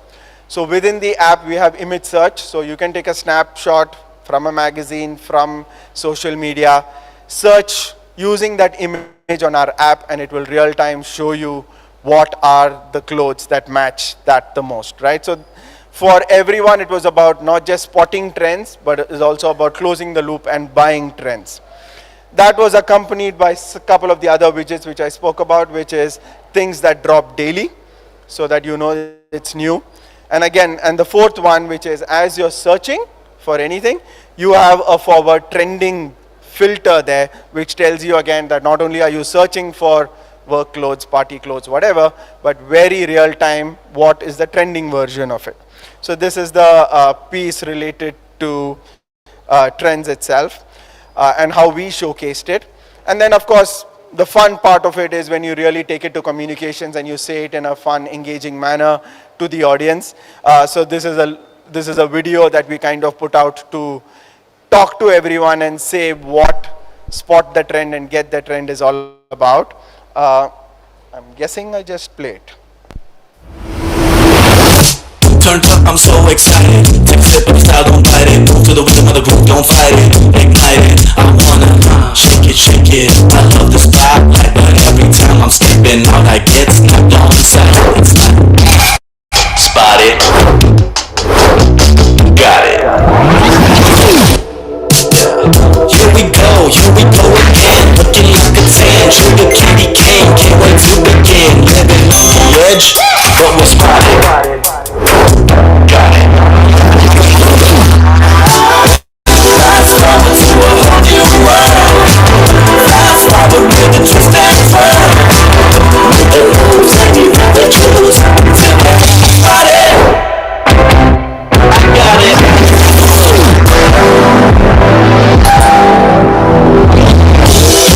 First access to latest trends with just a click.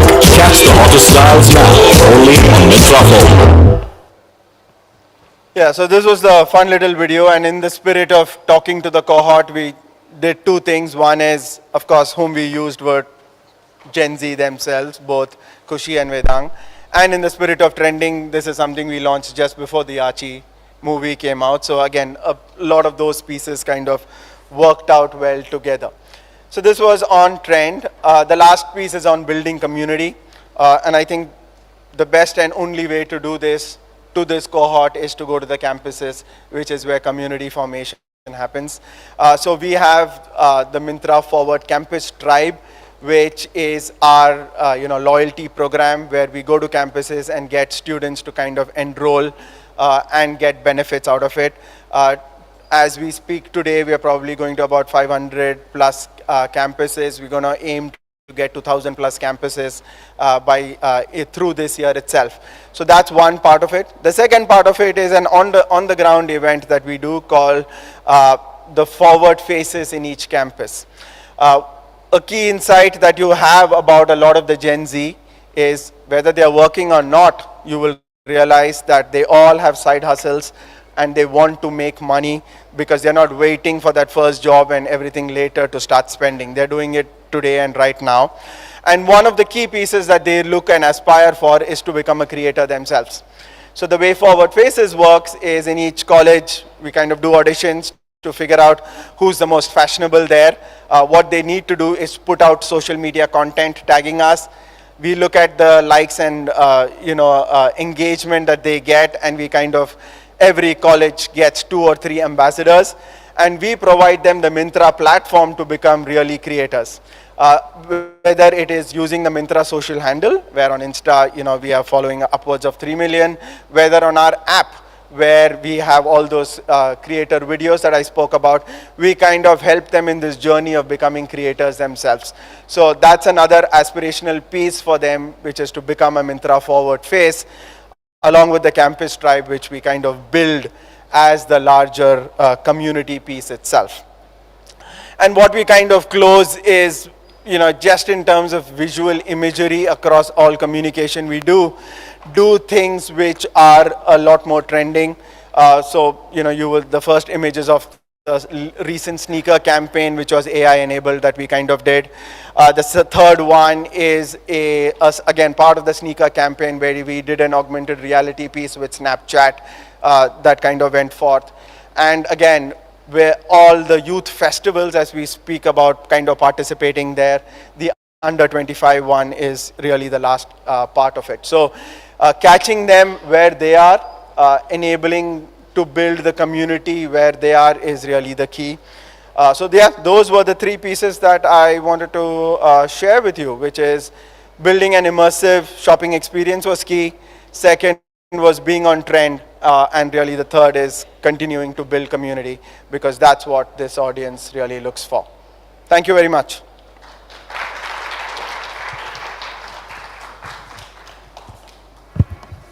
Thank you so much. That was quite a story, and immersive one, I must say. Ladies and gentlemen, please give him a big round of applause. I'm sure all of you enjoyed this. I'd also like to invite on stage Mr. Jayant Basantani, Senior Sales Director at Mob Avenue, to please join us and give a small token of our gratitude.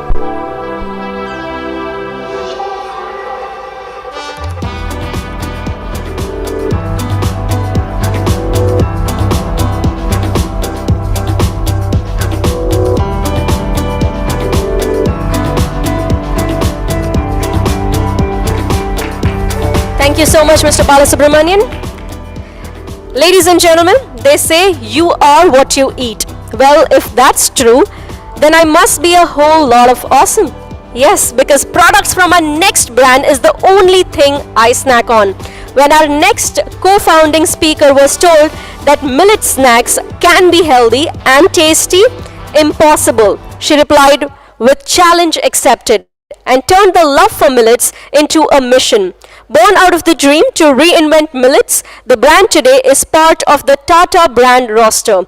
If you're ready to dish the dull and embrace the delicious, look no further and please put your hands together as I call upon stage Ms. Rasika Prashant, co-founder and chief marketing officer at Tata Soulful. Ladies and gentlemen, a big round of applause for Rasika. A very warm welcome.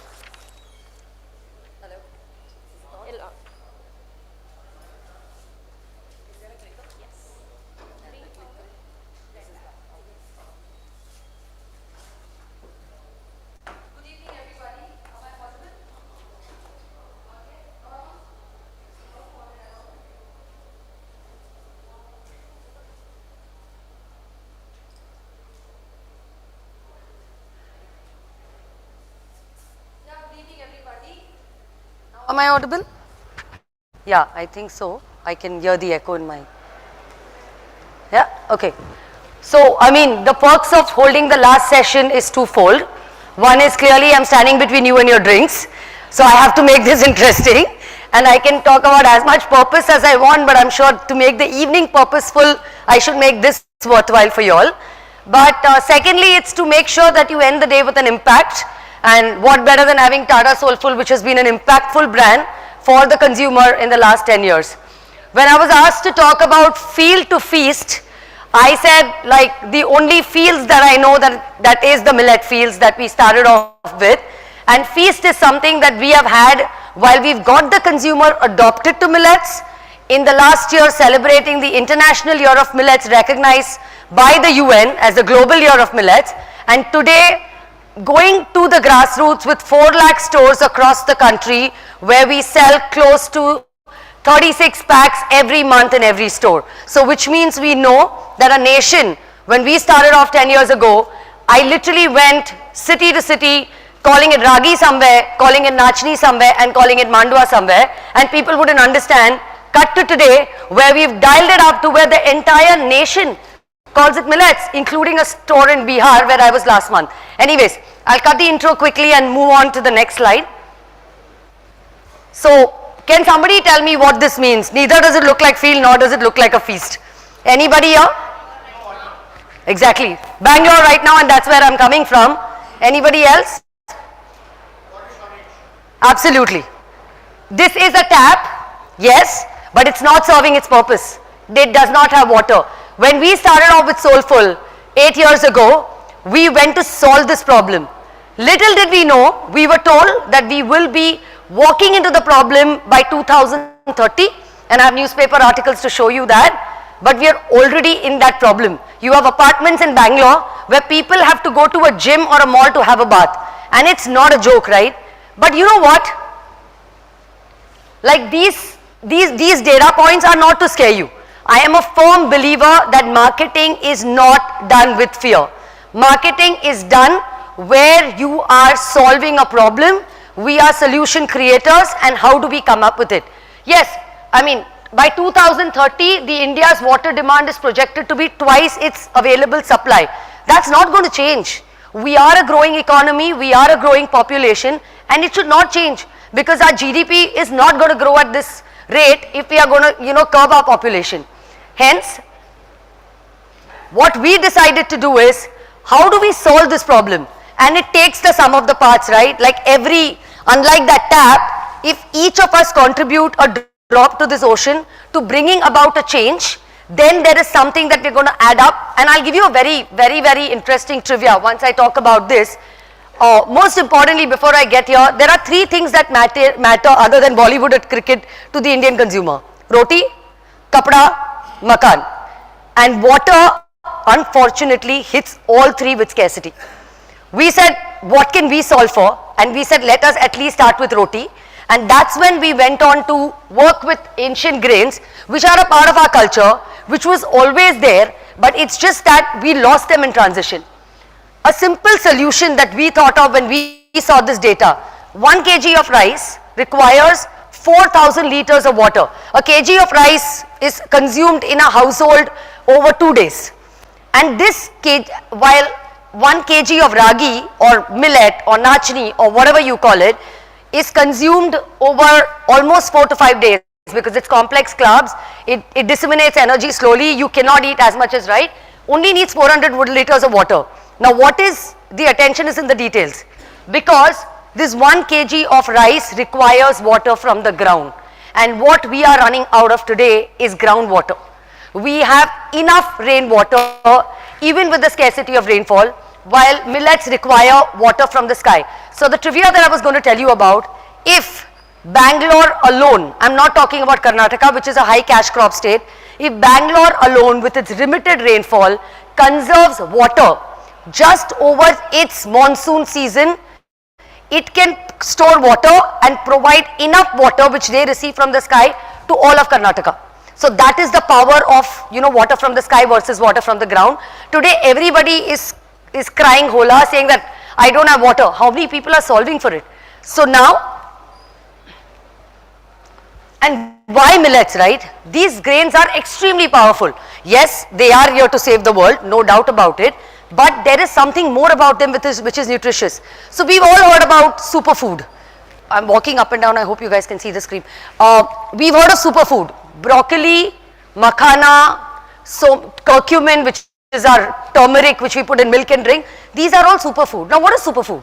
Superfood is food which is good for you. However, millets are smart food. What is smart food? Smart food is good food which is good for you. It's good for the planet and it's good for the farmer.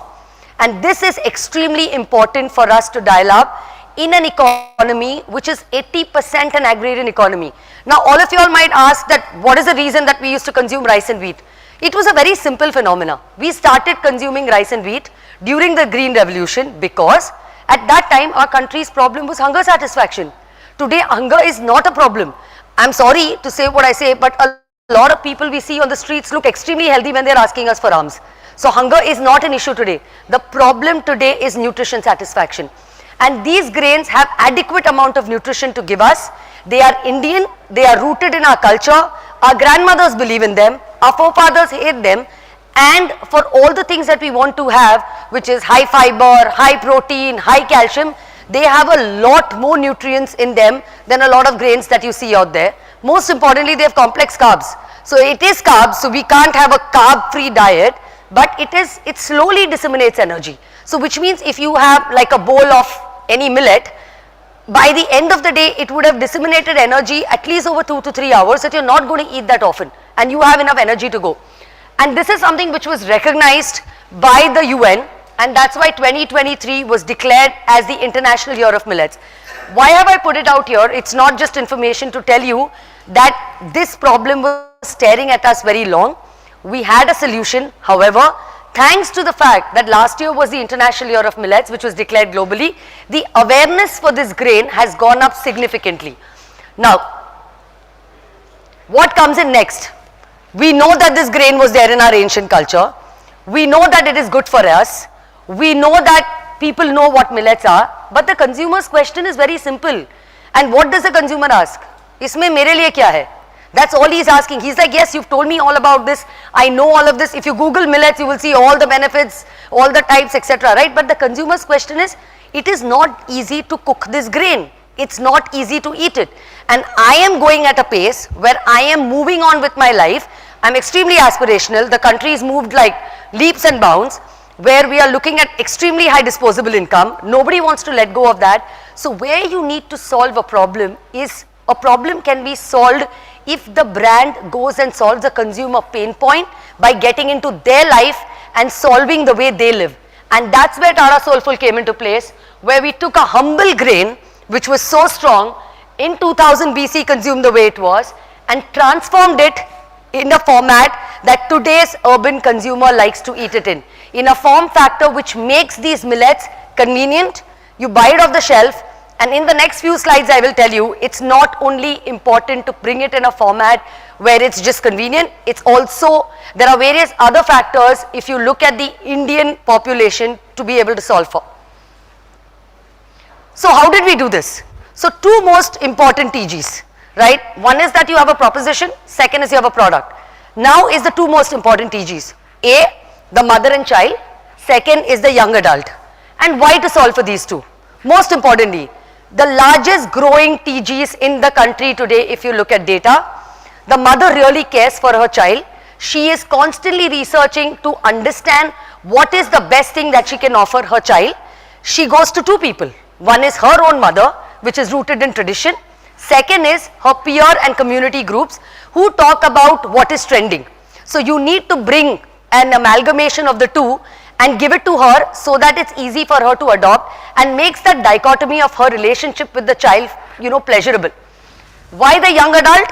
Now this young adult is the 25 to 45 year old or 25 to 35 year old youngster who's come out of college, who's now an early jobber, who's doing well, who's aspirational, his vanity matters to him.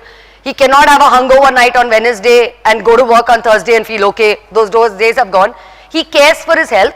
He wants to go to the gym to work out, but I mean, how many of us have paid like gym subscriptions and never showed up, right? So this is the way when you bring in these categories For these consumers, they are early adopters, but then we need to kind of layer it with other aspects to be able to make it even more penetrated, which is what we did. Okay. Yeah. So the journey that we set out was on building a strong, purposeful brand.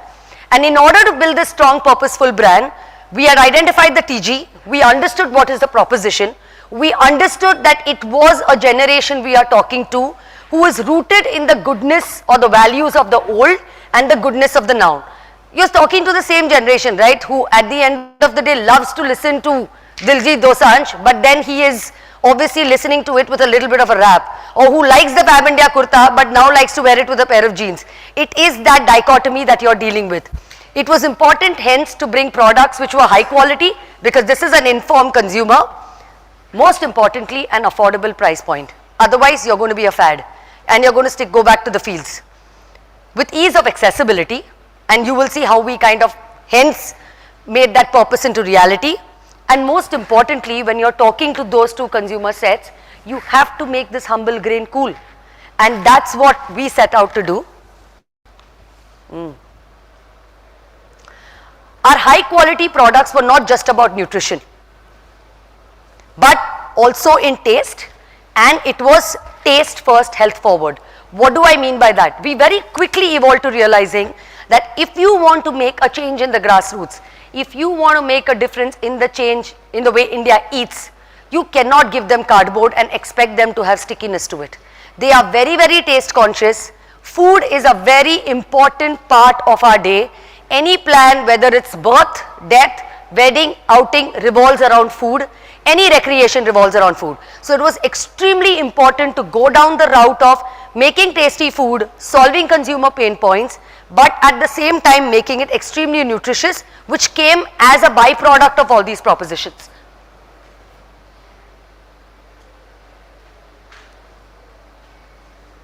Now while we do that, like I mentioned, it was important to bring it in affordable price points. When we just catered to MT stores, which is your modern trade and e-commerce, where most trending brands launch with large packs, we were penetrating to close to 4 to 5% of the country's population. Were we doing value sales? Of course. We were doing fantastic value sales. But our purpose was not that. Our purpose was to be able to use this grain to combat the issue that we are all facing today and to bring about the change. We are a country who is about the magic price point. I think the rubber met the road when we were able to launch these products at a magic price point of 5, 10, 15 and be able to really provide nutrition to grassroots and to be able to take this entire piece to the consumer, make it affordable, dissect it into categories, and look at what is the saliency in the respective categories. So if you're talking to a child who is in a 10 lakh plus town, who is going to come with that 5 rupee pocket money, you have to be able to give him an interesting, tasty proposition, but make it affordable and be that choice over that chocolate that he's going to buy. If you are selling to a child who's coming with a 10 rupee pocket money in a tier 2 town, now obviously you are taking share of air against the savory snacking brand. So how do you kind of appeal to him? And most importantly, when we spoke about the young adult, that rupees 15 price point for that young adult for whom it becomes a healthy alternative but a tasty masala alternative. While we made it affordable, it was important for us to do it with the ease of accessibility. Today, like I told you in the start, we stand in 4 lakh stores across the country, and the truth or the reality check happens when a retailer in a store in Jharkhand actually tells you your own proposition back and you get that video from some customer. So I'm just going to play that for you. अच्छा भैया, ये जैसे हम आपको अभी रागी बाइस test कराएं, कैसा लगा आपको? बहुत ही बेहतरीन टेस्ट है। मतलब रागी मड़ुआ का बना हुआ है तो बच्चा लोग के लिए मड़ुआ का बना हुआ तो रागी है तो बहुत ज़्यादा, तो आज के डेट में लोग मैदा से ही सब कुछ खा रहे हैं, तो रागी जाएगा तो शरीर में बेनिफिट देगा, लेकिन मैदा का तो एकदम ये है। So 5 lakh outlets, 200 stores, 2,000 distributors. Having said that, what was most important was where we started off on our journey, where consumers had no clue what millets was. Like somebody in the West did not know what ragi was and only knew about nachni. we were able to get this guy to talk about how maida is not good. Maida to obviously acha nahi hai. Now anybody in this room who's going to put up their hand and say maida acha hai? Right? Why should we heed to an American brand which is giving you 60% maida, 39% sugar, and your child is eating it and you're willingly giving it for breakfast? Don't we have it in us to build the India story, to be able to give an Indian grain?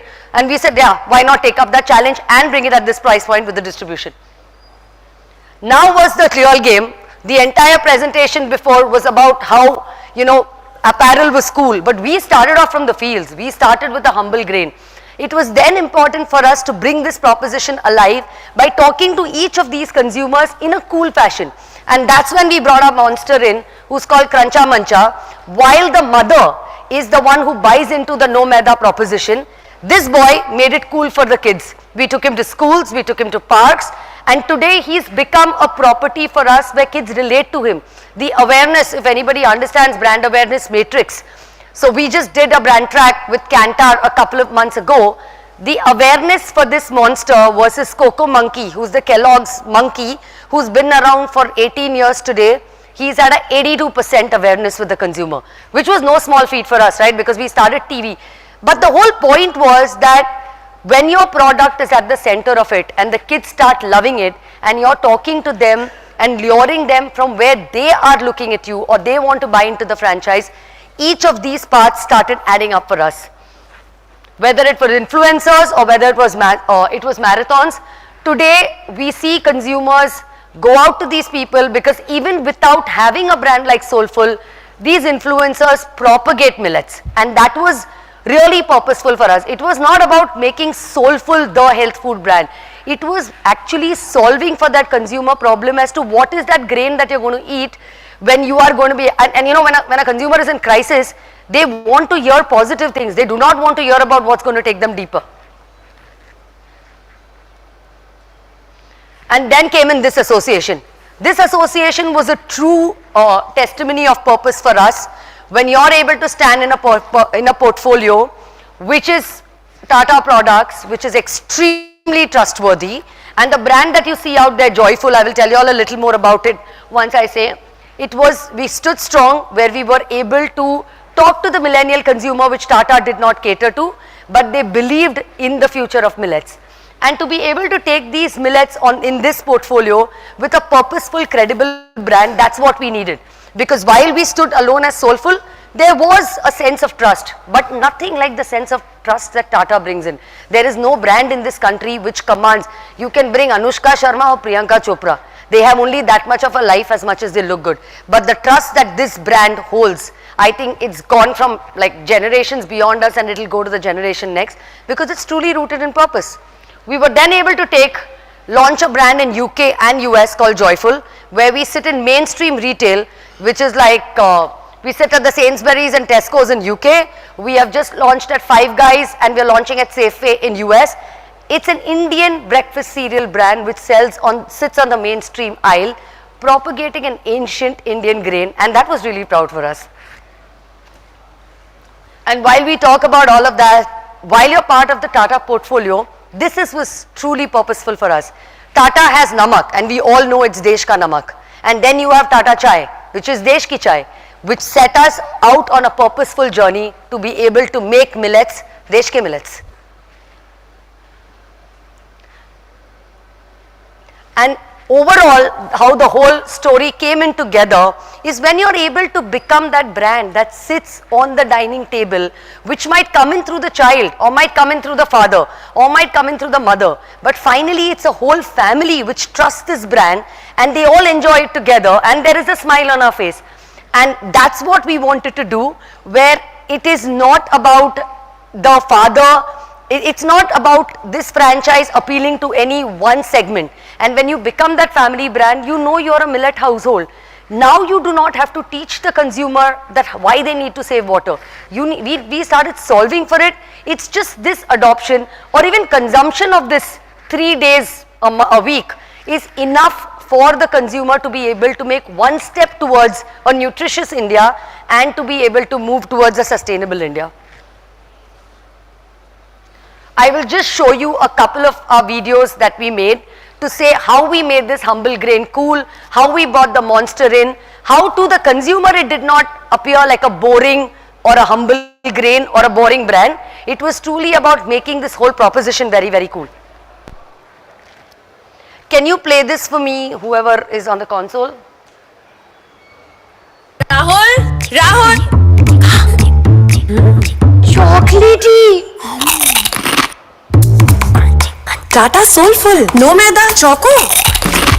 Crunchy munchy chocolatey, choco choco chocolatey, choco choco chocolatey.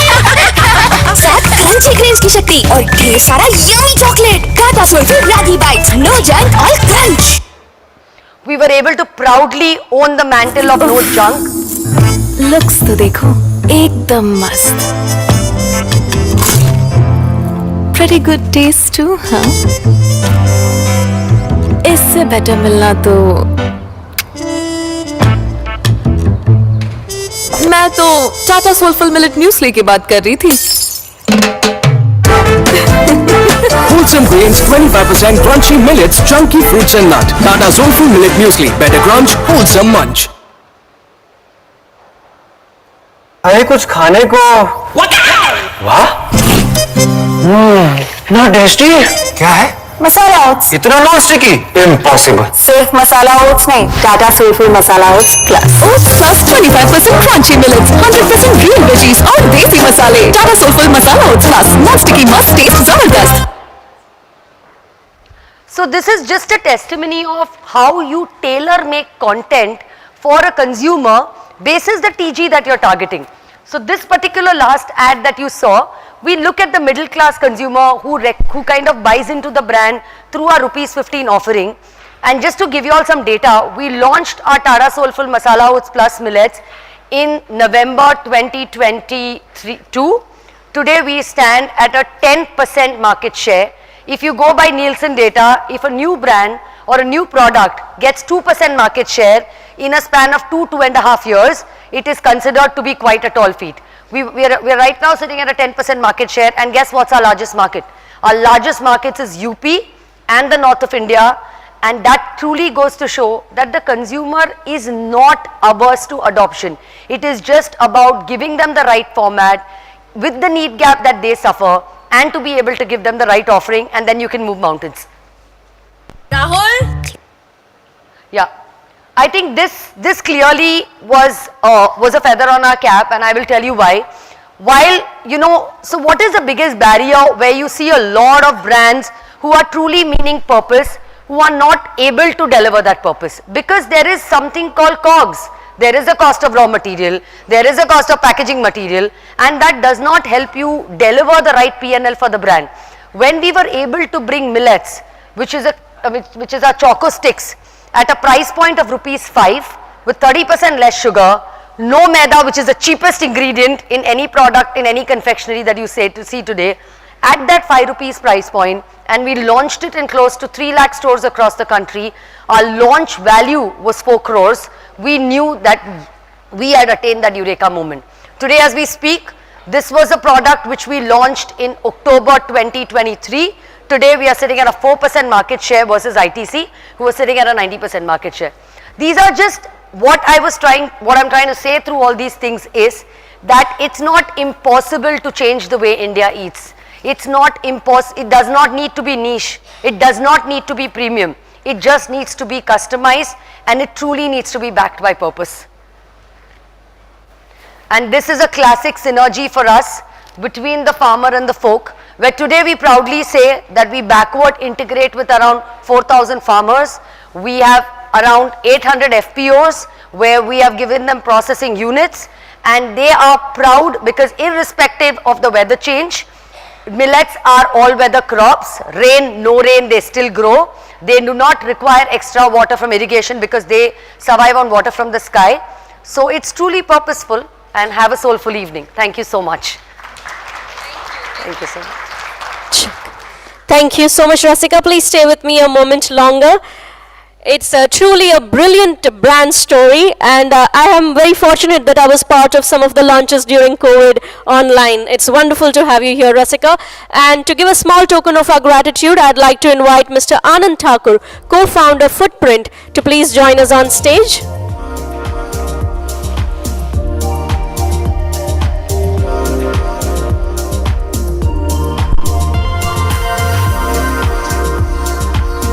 Ladies and gentlemen, one more time a big round of applause for Ms. Rasika Prashant, co-founder, Chief Marketing Officer at Tata Soulful. Thank you so much. Well, as we come to the concluding part of our summit, just quick reminder to all of you, do not forget to share your key takeaways on different social media platforms using the hashtag PitchCMO. Well, you have been a great audience, ladies and gentlemen. Thank you for your patient hearing. I hope this day was absolutely fruitful for you as it was for us. But the excitement doesn't end here, my friends. We have to replenish ourselves with refreshing beverages and snacks that are available outside. We will reconvene for the highly anticipated Pitch Best CMO Awards 2024, where we will unveil the remarkable winners who are revolutionizing the marketing landscape. Get ready to be amazed by their innovative ideas and fresh perspectives. Before we go, I would once again like to thank our partners, our powered by partner ABP News, Aapko Rakhe Aage, Miram, VML, creating connected brands to drive growth, our growth partner Mob Avenue, your growth partner, marketing and data cloud partner Salesforce, the customer company, associate partner MediaSmart, integrating consumer journey across screens, Bliss, deliver real-world actionable intelligence through location data with unmatched accuracy and scale with a privacy-first approach. Footprint has been connecting brands, campaigns, content and influencers since 2017. Our co-partner Exotel, customer engagement platform. While we set up the stage for the awards, can we please have the audio visuals of our partners?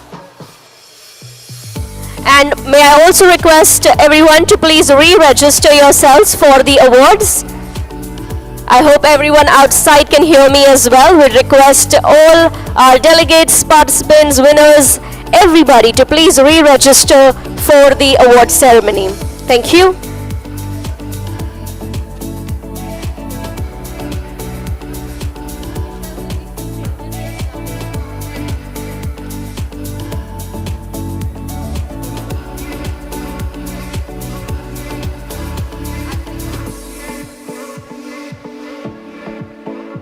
तर्क से फर्क पड़ता है, खामोशी भीड़ का हिस्सा बनाती है।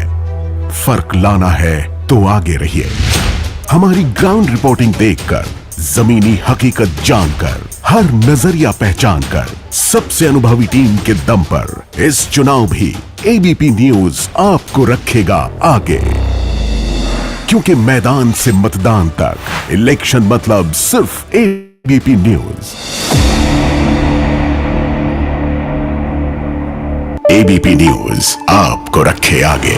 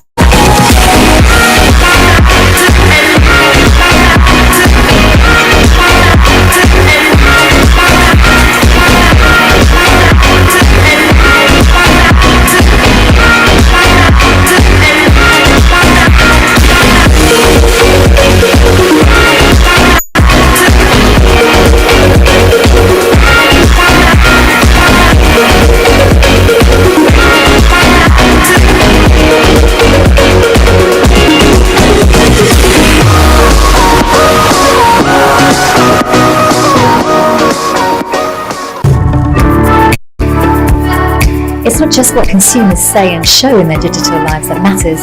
It's understanding what they actually do. That's why Bliss analyzes vast quantities of mobile location data, turning it into real-world intelligence, improving consumer engagement and delivering measurable sales uplift for the world's largest brands and media agencies.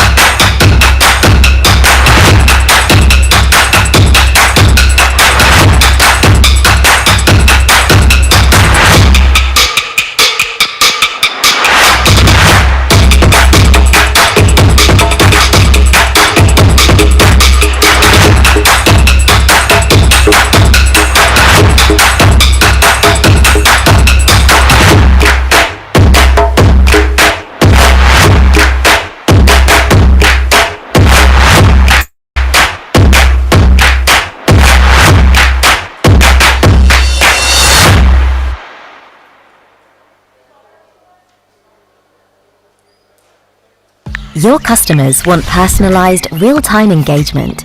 But with tighter budgets, fewer resources, and the cookieless future, you need a smarter, more efficient way to engage.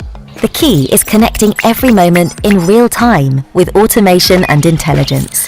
That's what it